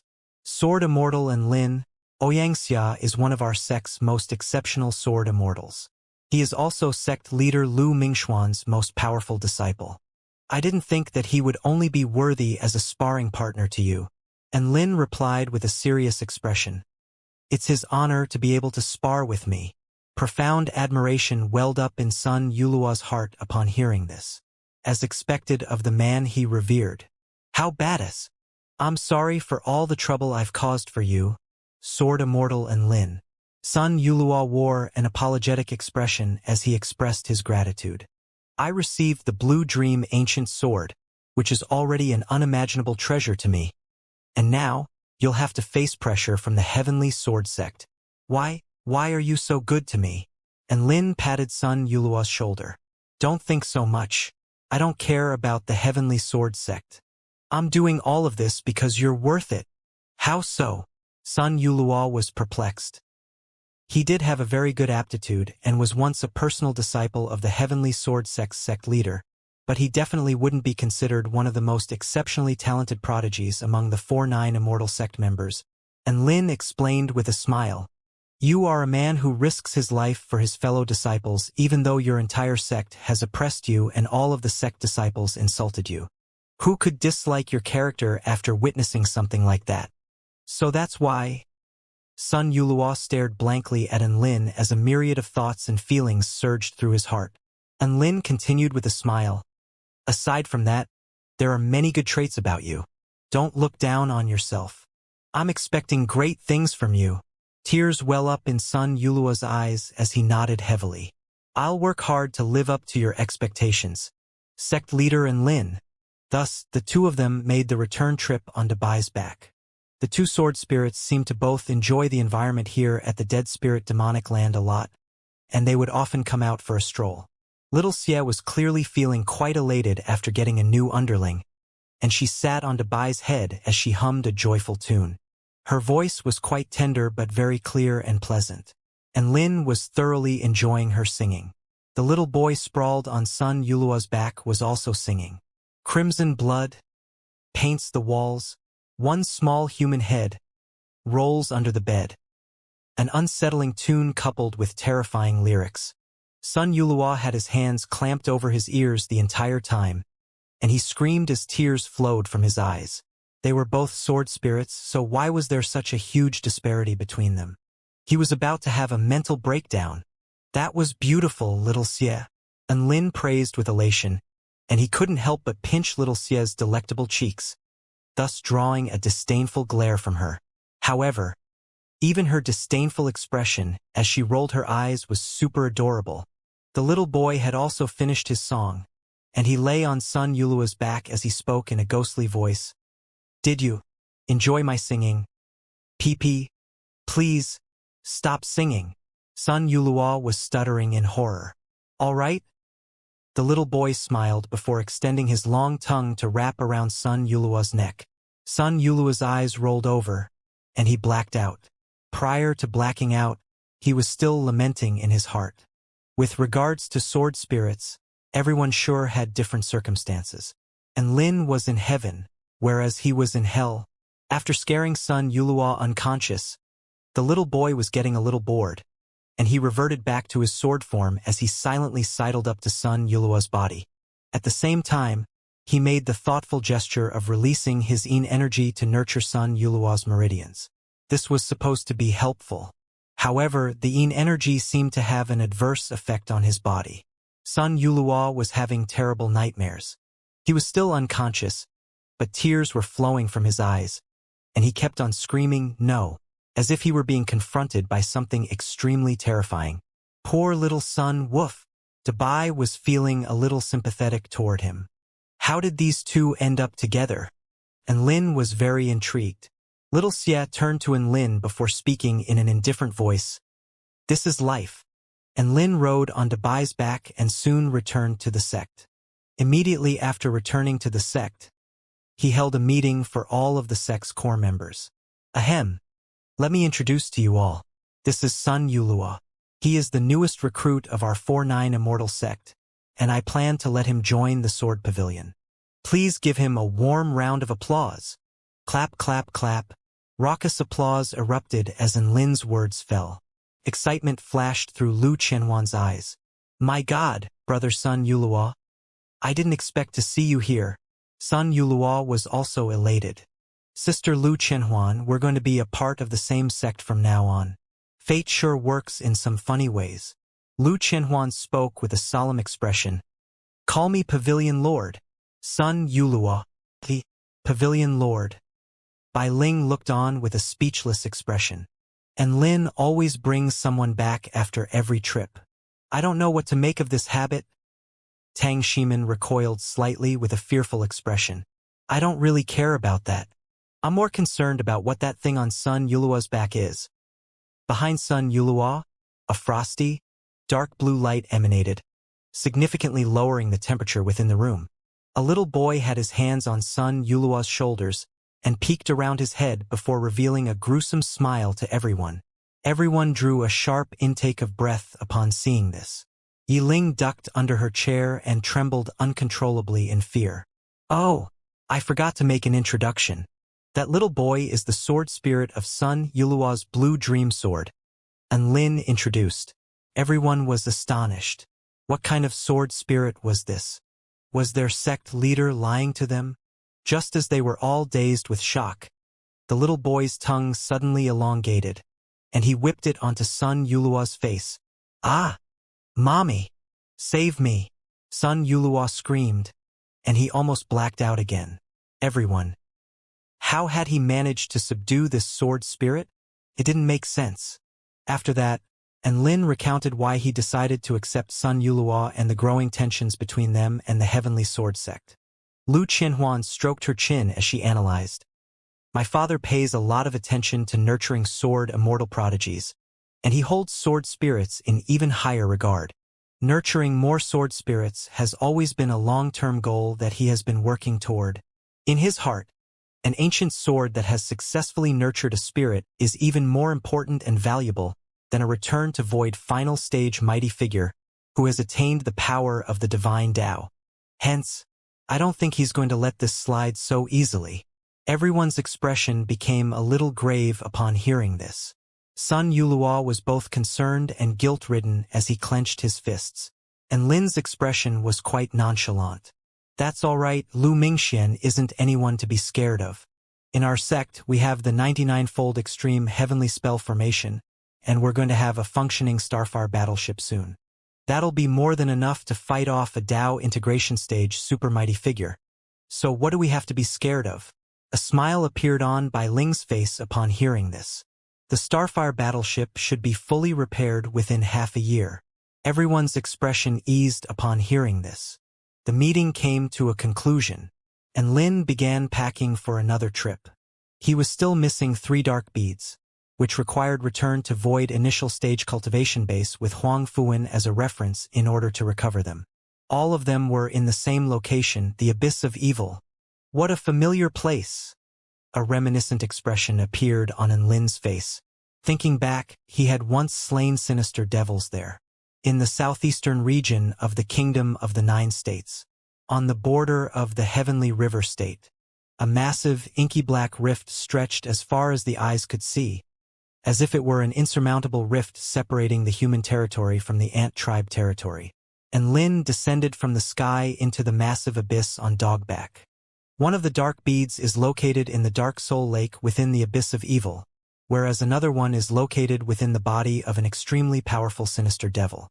Both of them are located at an extremely deep part of the Abyss of Evil. And Lin looked at the map to get a gauge on how difficult it would be to recover those dark beads. The first time he had entered the Abyss of Evil, he had only traveled to the central region. There were already spirit nurturing stage and soul formation stage powerful beings in vast abundance there. The sinister devils had a different power scale from everyone else. However, sinister devils that were comparable to soul formation stage cultivators were already capable of speech and possessed intelligence. An example of this was the boss sinister devil Lin had encountered last time. As for the higher-level sinister devils, he had yet to encounter one. "It's getting darker and darker." Dabai wagged his snowy white tail as he descended. "We should have taken Big Brother Cho along with us. His searchlight eyes would be really useful here, woof.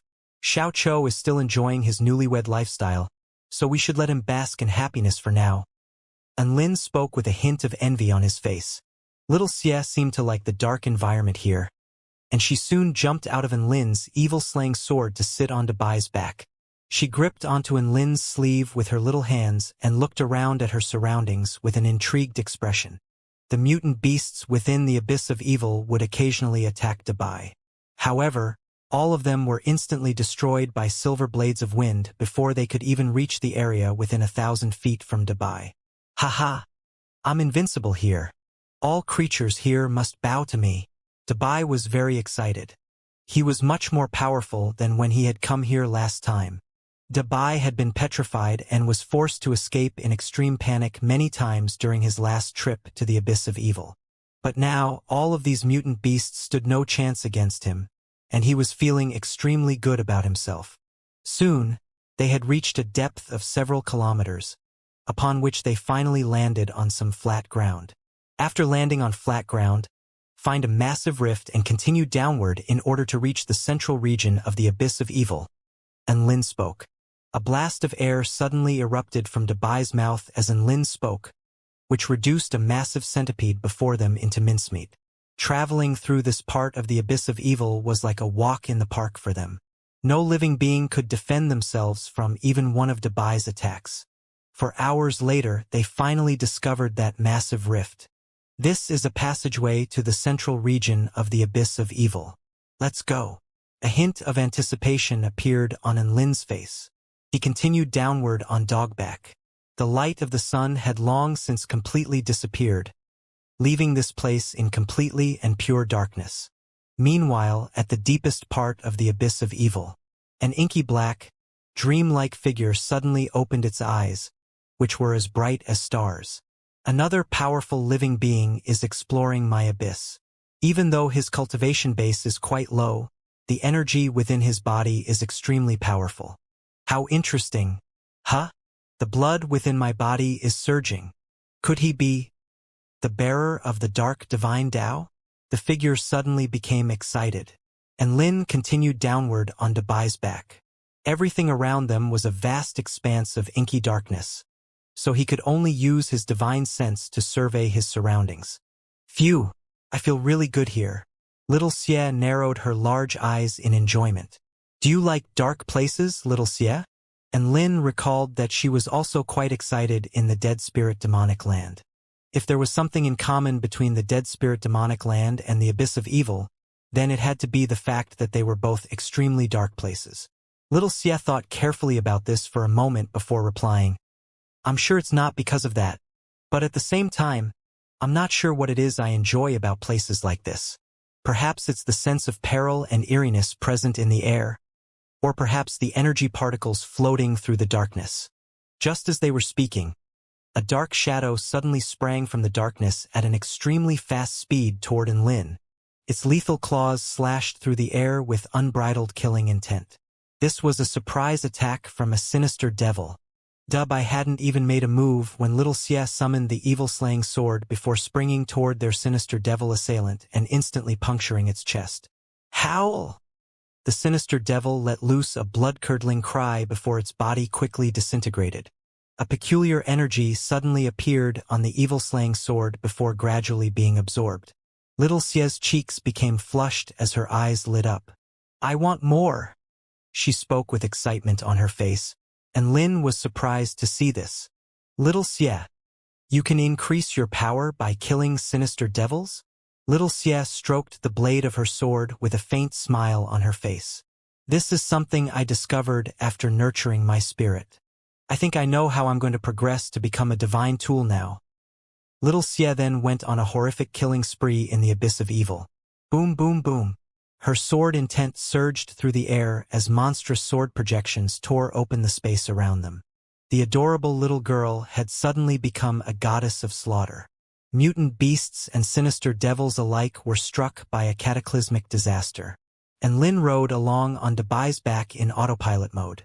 All of the living beings that held hostility toward them were slain by Little Xie without any exceptions.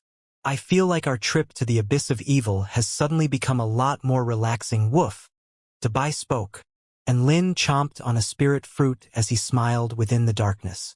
Little Xie is awesome. She's like a female demon king in a place like this. Little Xie decapitated a demonic dragon before turning to look at Enlin with a cold expression. Female demon king? What a hideous title. Please call me Queen or Your Majesty. Enlin. Wasn't it a little weird to refer to an adorable little girl as a queen? However, he suddenly thought of that little girl a few years ago who had placed her crown upon his head. It didn't seem all that weird now all of a sudden. As they continued onward, the frequency of sinister devil encounters began to increase. and the mutant beasts that were attacking them were becoming more and more powerful. However, Lin didn't have to fight any of them. No matter how fearsome the mutant beasts and sinister devils were, little Xia could take care of them with ease. I'm so envious of you, big brother, and even your sword can fight in your stead. And she's so powerful too. I feel like we're taking a stroll in our own backyard. Woof! Dabai sighed with emotion as he looked on at the invincible little Xia. I'm not trying to boast, but little Xia's power is second only to mine. All of these trash sinister devils and mutant beasts are just delivering sustenance to her. And Lin chuckled. What a relaxing trip. All he had to do was sit on Dabai's back and enjoy the fruits of little Xia's efforts. Little Xia led the way so he didn't have to do anything. What a satisfying feeling. Little Xia was not interested in any of the treasures they encountered along the way, so Lin took all of them. Occasionally, he would reward Dabai with the spirit fruits they came across in order to share the fun. The abyss of evil was a twisted and convoluted place, but Lin and the others were progressing through it quite quickly. Regardless of what monsters, demons, sinister devils, or ferocious beasts they encountered, all of them were insta-killed by little Xia. Little Xia could even take care of the slaughter formations, illusionary formations, and poisonous realms with a slash of her sword. 20 hours later, within a certain crack, all of the sinister devil-powerful beings were cowering away as they trembled uncontrollably. All of them were extremely powerful sinister devils within the abyss of evil, possessing power comparable to powerful beings at the pinnacle of the soul formation stage. Gasp! How terrifying! Just who is that little girl? The resentful Poison King didn't even finish its sentence before it was slain by that little girl. Thank God you guys notified me in time. Otherwise, I was about to go and try to devour that delectable dog. We're no match for them. Let's lie low for now, and hope that they'll be on their way soon. From the direction they're progressing in, it appears they're traveling toward Master Dark Demon's territory. Haha! They're running to their deaths then. Master Dark Demon is an emperor-like character within the abyss of evil. All those who have tried to encroach upon Master Dark Demon's territory had been horrifically slain with no exceptions. They're going to pay the ultimate price for their ignorance and arrogance. Should we follow them and spectate their deaths? Oh, that's a good idea. Let's all go together. In a place where countless lost souls roamed, ghosts and demons wept and howled as boundless negative emotions hung in the air. Darkness, depravity, violence, pain, despair. A twisted yet substantial sinister devil with a wingspan in excess of 100 meters dwelled here. It wore layers of dark armor over its body, and its malicious, dark blue eyes stared directly ahead with unbridled ferocity. Roar! It let loose an almighty roar. It unleashed a spatial seal along with demonic energy powerful enough to drive weaker cultivators insane in the blink of an eye. I am the Dark Demon, the Emperor of Abyss of Evil who rules over the sinister devils. All those who encroach upon my territory must die. It slashed its claws through the air as it spoke. Inky black claws projections imbued with the power of depravity swept through the air like lightning. Countless ghosts sobbed and howled as the claw projections erupted forth with unstoppable force, corroding and melting all of the rock formations in its path. It was also at this moment that a little girl wielding a black sword hurtled toward it. Evil sword technique, soul-crushing strike. A light flashed from the evil-slaying sword, and space was severed as the dark demon's claw projections were instantly pulverized. What? An expression of shock and horror appeared on the dark demon's face. However, before it even had a chance to react, the inky black blade of the sword had already sliced cleanly through its body. The lake behind it was sliced in half, and a bottomless fissure was created in the rock face. There was nothing that could stop this sword strike. Little Xia slowly sheathed her sword before speaking in a cold voice. Trash like you dares to call itself emperor? Ah! The dark demon let loose a final blood-curdling cry, and its body inflated before violently exploding. Countless particles of black energy flowed into the evil-slaying sword. The flush on little Xia's face deepened, as if she were inebriated. The energy isn't very powerful, but there's a lot of it and it's quite pure. Sinister devils of this level aren't bad. And Lin, I want more. Little Xia's eyes were a little glazed as she turned around to look at Lin. And Lin pinched her round cheeks with a dark expression. Do you think return to void stage sinister devils are as common as a cabbage? Everything will have to come down to luck. If worst comes to worst, we'll just have to explore this place in more detail. And Lin and little Xia continued onward. Within the darkness, all of the spectating sinister devils had completely shit themselves. The most powerful sinister devil among them had just been insta-killed by that little girl. The events that had unfolded before the sinister devil's eyes were completely beyond their imaginations. The insurmountable gap in power struck indescribably horror into their hearts for the first time. Who the hell is that little girl? Terrifying. Absolutely terrifying. Did he just say they were going to explore this place in more detail? Holy fuck! What are we still doing here? Run! All of the sinister devils scurried away in fear. And Lin and little Xia didn't walk far before they discovered a strange cave. The cave was not far away from the lake within the dark demon's territory. The opening of the cave was about 100 feet in diameter, and there was no end to it in sight. An aura of darkness and depravity emanated from within, as if it were the gate to hell. I just used my divine sense to survey this cave. This cave extends for at least over 30 kilometers. Not even my divine sense is able to detect exactly how long it extends for. And Lin spoke with a grave expression. Could it be a passageway to the deepest part of the abyss of evil? Woof, Dabai speculated. Little Xia made her way into the cave with an excited expression. Let's go. There must be a lot of sinister devils in there. And Lin looked on speechlessly at little Xia with a hint of concern in his heart. What if she became addicted to killing sinister devils and decided to stay here? How could he convince her to come back with him then? Let's go, little Xia ushered impatiently. Let's go, Dabai, and Lin urged. Dabai immediately twisted his tail into a corkscrew propeller again and shot forth like a rocket to catch up to little Xia. Everyone quickly continued onward into the deathly silent cave. There was no light, no sound, no signs of life, nor any end to the cave, and Lin had an indescribable feeling as he continued deeper into the cave. It felt as if he was about to disappear from this world, all the way until Dabai sneezed to break the silence. Achoo! The sound of the sneeze traveled through the cave to infinity and beyond. Crap! This is a really long cave. Where is it leading to? Woof! Dabai complained with a glum expression. We're already 50 kilometers deep, and there's still no end in sight. It really is quite long. And Lin nodded. This cave was a lot longer than he had imagined. After continuing onward for another 50 kilometers, they finally reached an exit. Little Xia was already waiting for them at the exit. Phew! What a massive place! Woof! Dabai exclaimed in surprise. And Lin summoned his great holy flame, and a dazzling light lit up an area within a radius of over 10,000 feet. There were no more rock faces around them, only the bumpy ground beneath their feet as well as an extremely cavernous space. This is like an underground world, and Lin exclaimed as he looked around at his surroundings. He had thought that this would be a narrow underground passageway. He didn't expect the bottom of the abyss of evil to be so cavernous. Little Xia wrinkled her intricate nose and carefully sensed the space around her before pointing in a certain direction. Let's go there. And Lin didn't have any objections. He was looking for the Dark Soul Lake, as well as an extremely powerful sinister devil.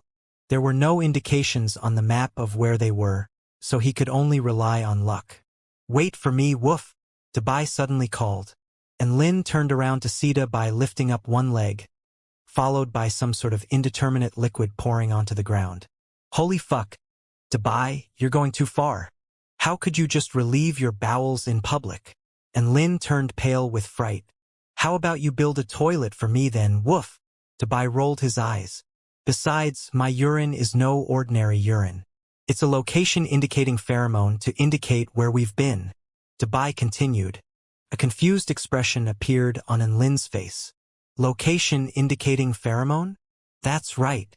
My nose is extremely sensitive to this smell, and I can smell its exact location even from over 500 kilometers away. Woof! Dabai spoke with a proud expression, and Lin was astonished. You can smell your own pee from over 500 kilometers away? Badass. It's a very good way to not get lost. Little Xie nodded with a serious expression. Dabai laughed heartily. That's right. This place is so huge and so dark. It's good to urinate at important locations so that I won't forget the way back. Woof! And Lin's lips twitched, but he didn't know what to say. He had never seen someone so proud and justified after engaging in public urination. Dabai's urine began to seep into the ground, creating a special veined scent. Dabai inhaled deeply, and an intoxicated expression appeared on his face. After committing this scent to memory, he nodded with contentment. All done, let's go, woof! And Lin continued in the direction Little Xie had pointed in. Not long after that, hiss! The sound of metal grating against rock suddenly erupted. 3 black figures pounced toward Lin and his group at the same time, compressing the air with their vast, terrifying auras.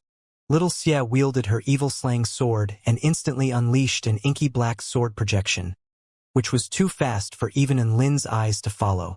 In the next second, all of the black figures pouncing toward them exploded in unison, insta-killing 3 soul formation stage sinister devils with 1 sword strike. Impressive! And Lin was still trailing along in autopilot mode, and he applauded with approval. Little Xie absorbed the sinister devil's energy before continuing onward. After traveling for about 50 kilometers, they arrived at a place where some sort of viscous substance was wafting through the air, as if the air had been infused by some sorts of evil jelly. An inky black figure opened its crimson eyes before slowly drawing a huge sword that it carried on its back. Boom! Its terrifying aura swept forth like a tsunami.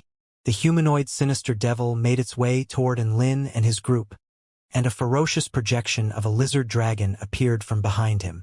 And Lin and the others were struck by the oppressive aura of sinister devils intermingled with the aura of a western dragon forest creature. I am the evil dragon lord, ruler of... The sinister devil hadn't even finished its sentence before Little Xie charged toward it and unleashed a powerful strike with her evil-slaying sword. Evil sword technique, soul-crushing strike. The blade of the sword swept through the air like a bolt of black lightning. The humanoid sinister devil's expression shifted drastically, and it swung its sword at an extremely fast speed. An explosive collision ensued, shattering the space within a radius of several thousand feet. The sinister devil hurtled back over a kilometer, and its hands trembled as an extremely large crack appeared on its huge sword. Its expression became extremely heavy. What a terrifying sword strike! Who are you? Oh, it managed to take one of Little Xie's attacks. This sinister devil is a lot more powerful than that dark demon guy. And Lin surveyed the scenes unfolding before his eyes with intrigue. Little Xie didn't answer the evil dragon lord. Instead, she charged toward it using her wraith-like movement techniques again. Impudence! The evil dragon lord flared up with rage, and it unleashed a sword projection that howled like a dragon, leaving a trail of viscous, polluted air in its wake. Little Xie didn't evade the sword projection. Instead, she gripped her sword with both hands. A divine symbol appeared on the blade of the sword, transforming it into a pure black color. And Lin looked on, but he could only see a boundless expanse of darkness. Evil sword technique, royal divine monarch. Extremely powerful and regal sword intent exploded forth, as if a paramount divine monarch had arrived at the scene. Little Xie violently stamped into the ground to launch herself forward, leaving a massive crater in the ground. Within the blink of an eye, the evil dragon lord's sword projection had been sliced in half. Before it had a chance to react, Little Xie had already appeared behind the evil dragon lord while maintaining a bow stance, as if she had just unleashed a sword strike. Behind her, the evil dragon lord wailed with anguish as its body was sliced in two. Even after being sliced in half, the evil dragon lord was still squirming on the ground while howling in agony the entire time. This evil dragon lord was indeed quite powerful, seeing as it was able to survive 2 of little Xia's sword strikes. And Lin's self-esteem was starting to take a hit at the sight of little Xia's swordsmanship. As his sword spirit, little Xia's combat prowess seemed to be even more badass than his. He felt like his dignity was being swept to the ground. Was he going to have to get a little girl to carry him in the future? He had to do something. Stop, little Xia. And Lin immediately let loose a loud cry just as little Xia was raising her evil-slaying sword again. Little Xia's body faltered, and she cocked her little head to the side as she blinked in confusion. I have some things I have to ask this evil dragon lord, Lin explained. Oh, then hurry up, little Xia replied as she lowered her sword. She was still waiting to absorb the energy of this sinister devil. It must be very delicious. And Lin rode on Debai's back as he made his way over to the evil dragon lord before interrogating the 2 halves of its body. I'm here to look for the most powerful being here. Where are they? An extremely powerful sinister devil was supposed to be in possession of a dark bead. It was most likely the most powerful being among the sinister devils in the abyss of evil. The evil dragon lord was quite powerful already, so it should at least be at a level where it was familiar with the most powerful being among them. The squirming black figure on the ground suddenly faltered in its movements, as if it had heard something absurd, and it burst into raucous laughter. Ha ha ha! You want to find our king? Did I hear that right? You want to fight him? What a cocky and impudent idiot. You think you'll be a match for our king just because you defeated me? How arrogant and foolish. There's no harm in telling. You'll die if you go there anyway. The evil dragon lord pointed in a certain direction. Keep going in that direction, and you'll see a green lake. The green lake tapers to a point, and that point is where our king resides. And Lin was dumbstruck by the evil dragon lord's words. What a cooperative, sinister devil. He was initially planning to torture it for some information. He didn't expect it to spill the beans before he had a chance to do so. He was wondering how this so-called king would feel if it knew how cooperative to the enemy its subordinate was. The evil dragon lord's body squirmed as he spoke with anticipation in his eyes.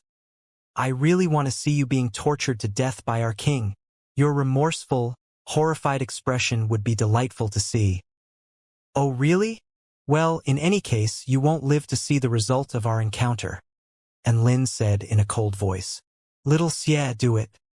His voice had only just fallen when an inky black sword projection engulfed the evil dragon lord's body. Little Xia savored the sinister devil's energy, and her eyes became even darker than before. Her aura also explosively climbed to an extremely terrifying level. Little Xia, aren't you getting too powerful too quickly? And Lin was a little astonished. Is your body going to be able to handle it? You're not going to explode like a balloon, right? A smile appeared on little Xia's lips, and she raised her proud head as she spoke in a cold voice. Foolish master, who told you I'm becoming more powerful? I was once like a parched river. Even though my body is capable of storing vast amounts of power, it is nothing but an empty vessel. The energy of these sinister devils is like torrential rain that is filling me up. In other words, I'm not becoming stronger. I'm only recovering my former strength. Little Xia explained with a proud expression as she aimed a disdainful gaze at Enlin. When she had first nurtured her spirit, she had lost to Enlin in a battle. This humiliation remained clear in her mind. When she recovered more of her power, she was going to show him how powerful she really was. Enlin was oblivious to little Xia's thoughts, and he asked with a curious expression, Roughly how much longer would it take for you to return to full power? And will you be able to break through and become a divine tool after that? Little Xia was in quite a good mood, and she replied with a smile. I've already recovered half of my power. After completely recovering to my full power, I should be able to make the breakthrough to become a divine tool. And Lin was ecstatic. If little Xia could break through to become a divine tool, then he would be one step closer to reaching the return to void stage. He might even reach the return to void stage before graduation. By the way, little Xia, your evil sword techniques look like they're very powerful. Can you teach me? A warm smile appeared on Enlin's face as he caressed little Xia's head. Little Xia swatted Enlin's hand aside with a disdainful expression. I can't. The moves are easy to impart, but the true intent is very difficult to convey. Only after I become a divine tool will I be able to use my powerful divine intent to impart it upon you all at once. And Lin ignored the disdain in little Xia's words and chose to focus on the content, upon which he was extremely elated. He didn't want to diligently practice a technique. He would much rather have everything handed to him instead, just like what the system always did. As such, he was ecstatic that little Xia was able to do the same thing. Humph! Little Xia pursed her lips before continuing onward. She was advancing in the direction the evil dragon lord had pointed in. She was going to meet that so-called king, and Lin had no objections to that. He suspected that this king was the owner of one of the dark beads. The three of them continued onward for a while, and sure enough, a green lake soon appeared before them. The green color of the lake water indicated that it possessed an extremely peculiar power. And Lin hadn't even made contact with the water, but he could already clearly sense the intense corrosive and dark power imbued within it. The tip of the lake is in that direction. Little Xia pointed up ahead. The lake was shaped like a teardrop, so the point on the teardrop should be where this king resided. However, Lin grabbed little Xia's arm before she even had a chance to spring into action. Little Xia's brows perked up. What is it? I sense a spiritual power within this lake. And Lin replied with an excited expression. So? Little Xia was perplexed. The other dark bead dwells within this dark soul lake. The yin energy here is very abundant, as is the spiritual energy. This indicates that a dark bead is somewhere down there. And Lin explained elatedly. It looked like they would be able to collect both of the dark beads here. What a pleasant surprise. Wait for me here. I'll be back soon. And Lin dove into the lake as he spoke. Dabai recoiled slightly upon seeing this. This lake water is terrifying. Is Big Brother going to be all right? I feel like if I dove in like that, I would be corroded into nothingness. Woof! Little Xia shot a glance at Dabai. There's no need for a useless dog like you to be concerned. This lake can only drown useless dogs, not lions. Dabai. Not only were little Xia's attacks very powerful, but even her words were also extremely scathing. Just as Dabai was lamenting to himself, the little girl was already beginning to carve diagrams into the ground with her sword. What are you doing? Dabai asked. And Lin might engage in a battle soon, so I'm going to carve out a spell formation in advance to help him should a potential battle arise. Little Xia replied. Dabai nodded upon hearing this. Even though little Xia had a vicious tongue and a violent temper, it did appear that she cared for Big Brother, and after all, thinking about it that way, she was suddenly more adorable.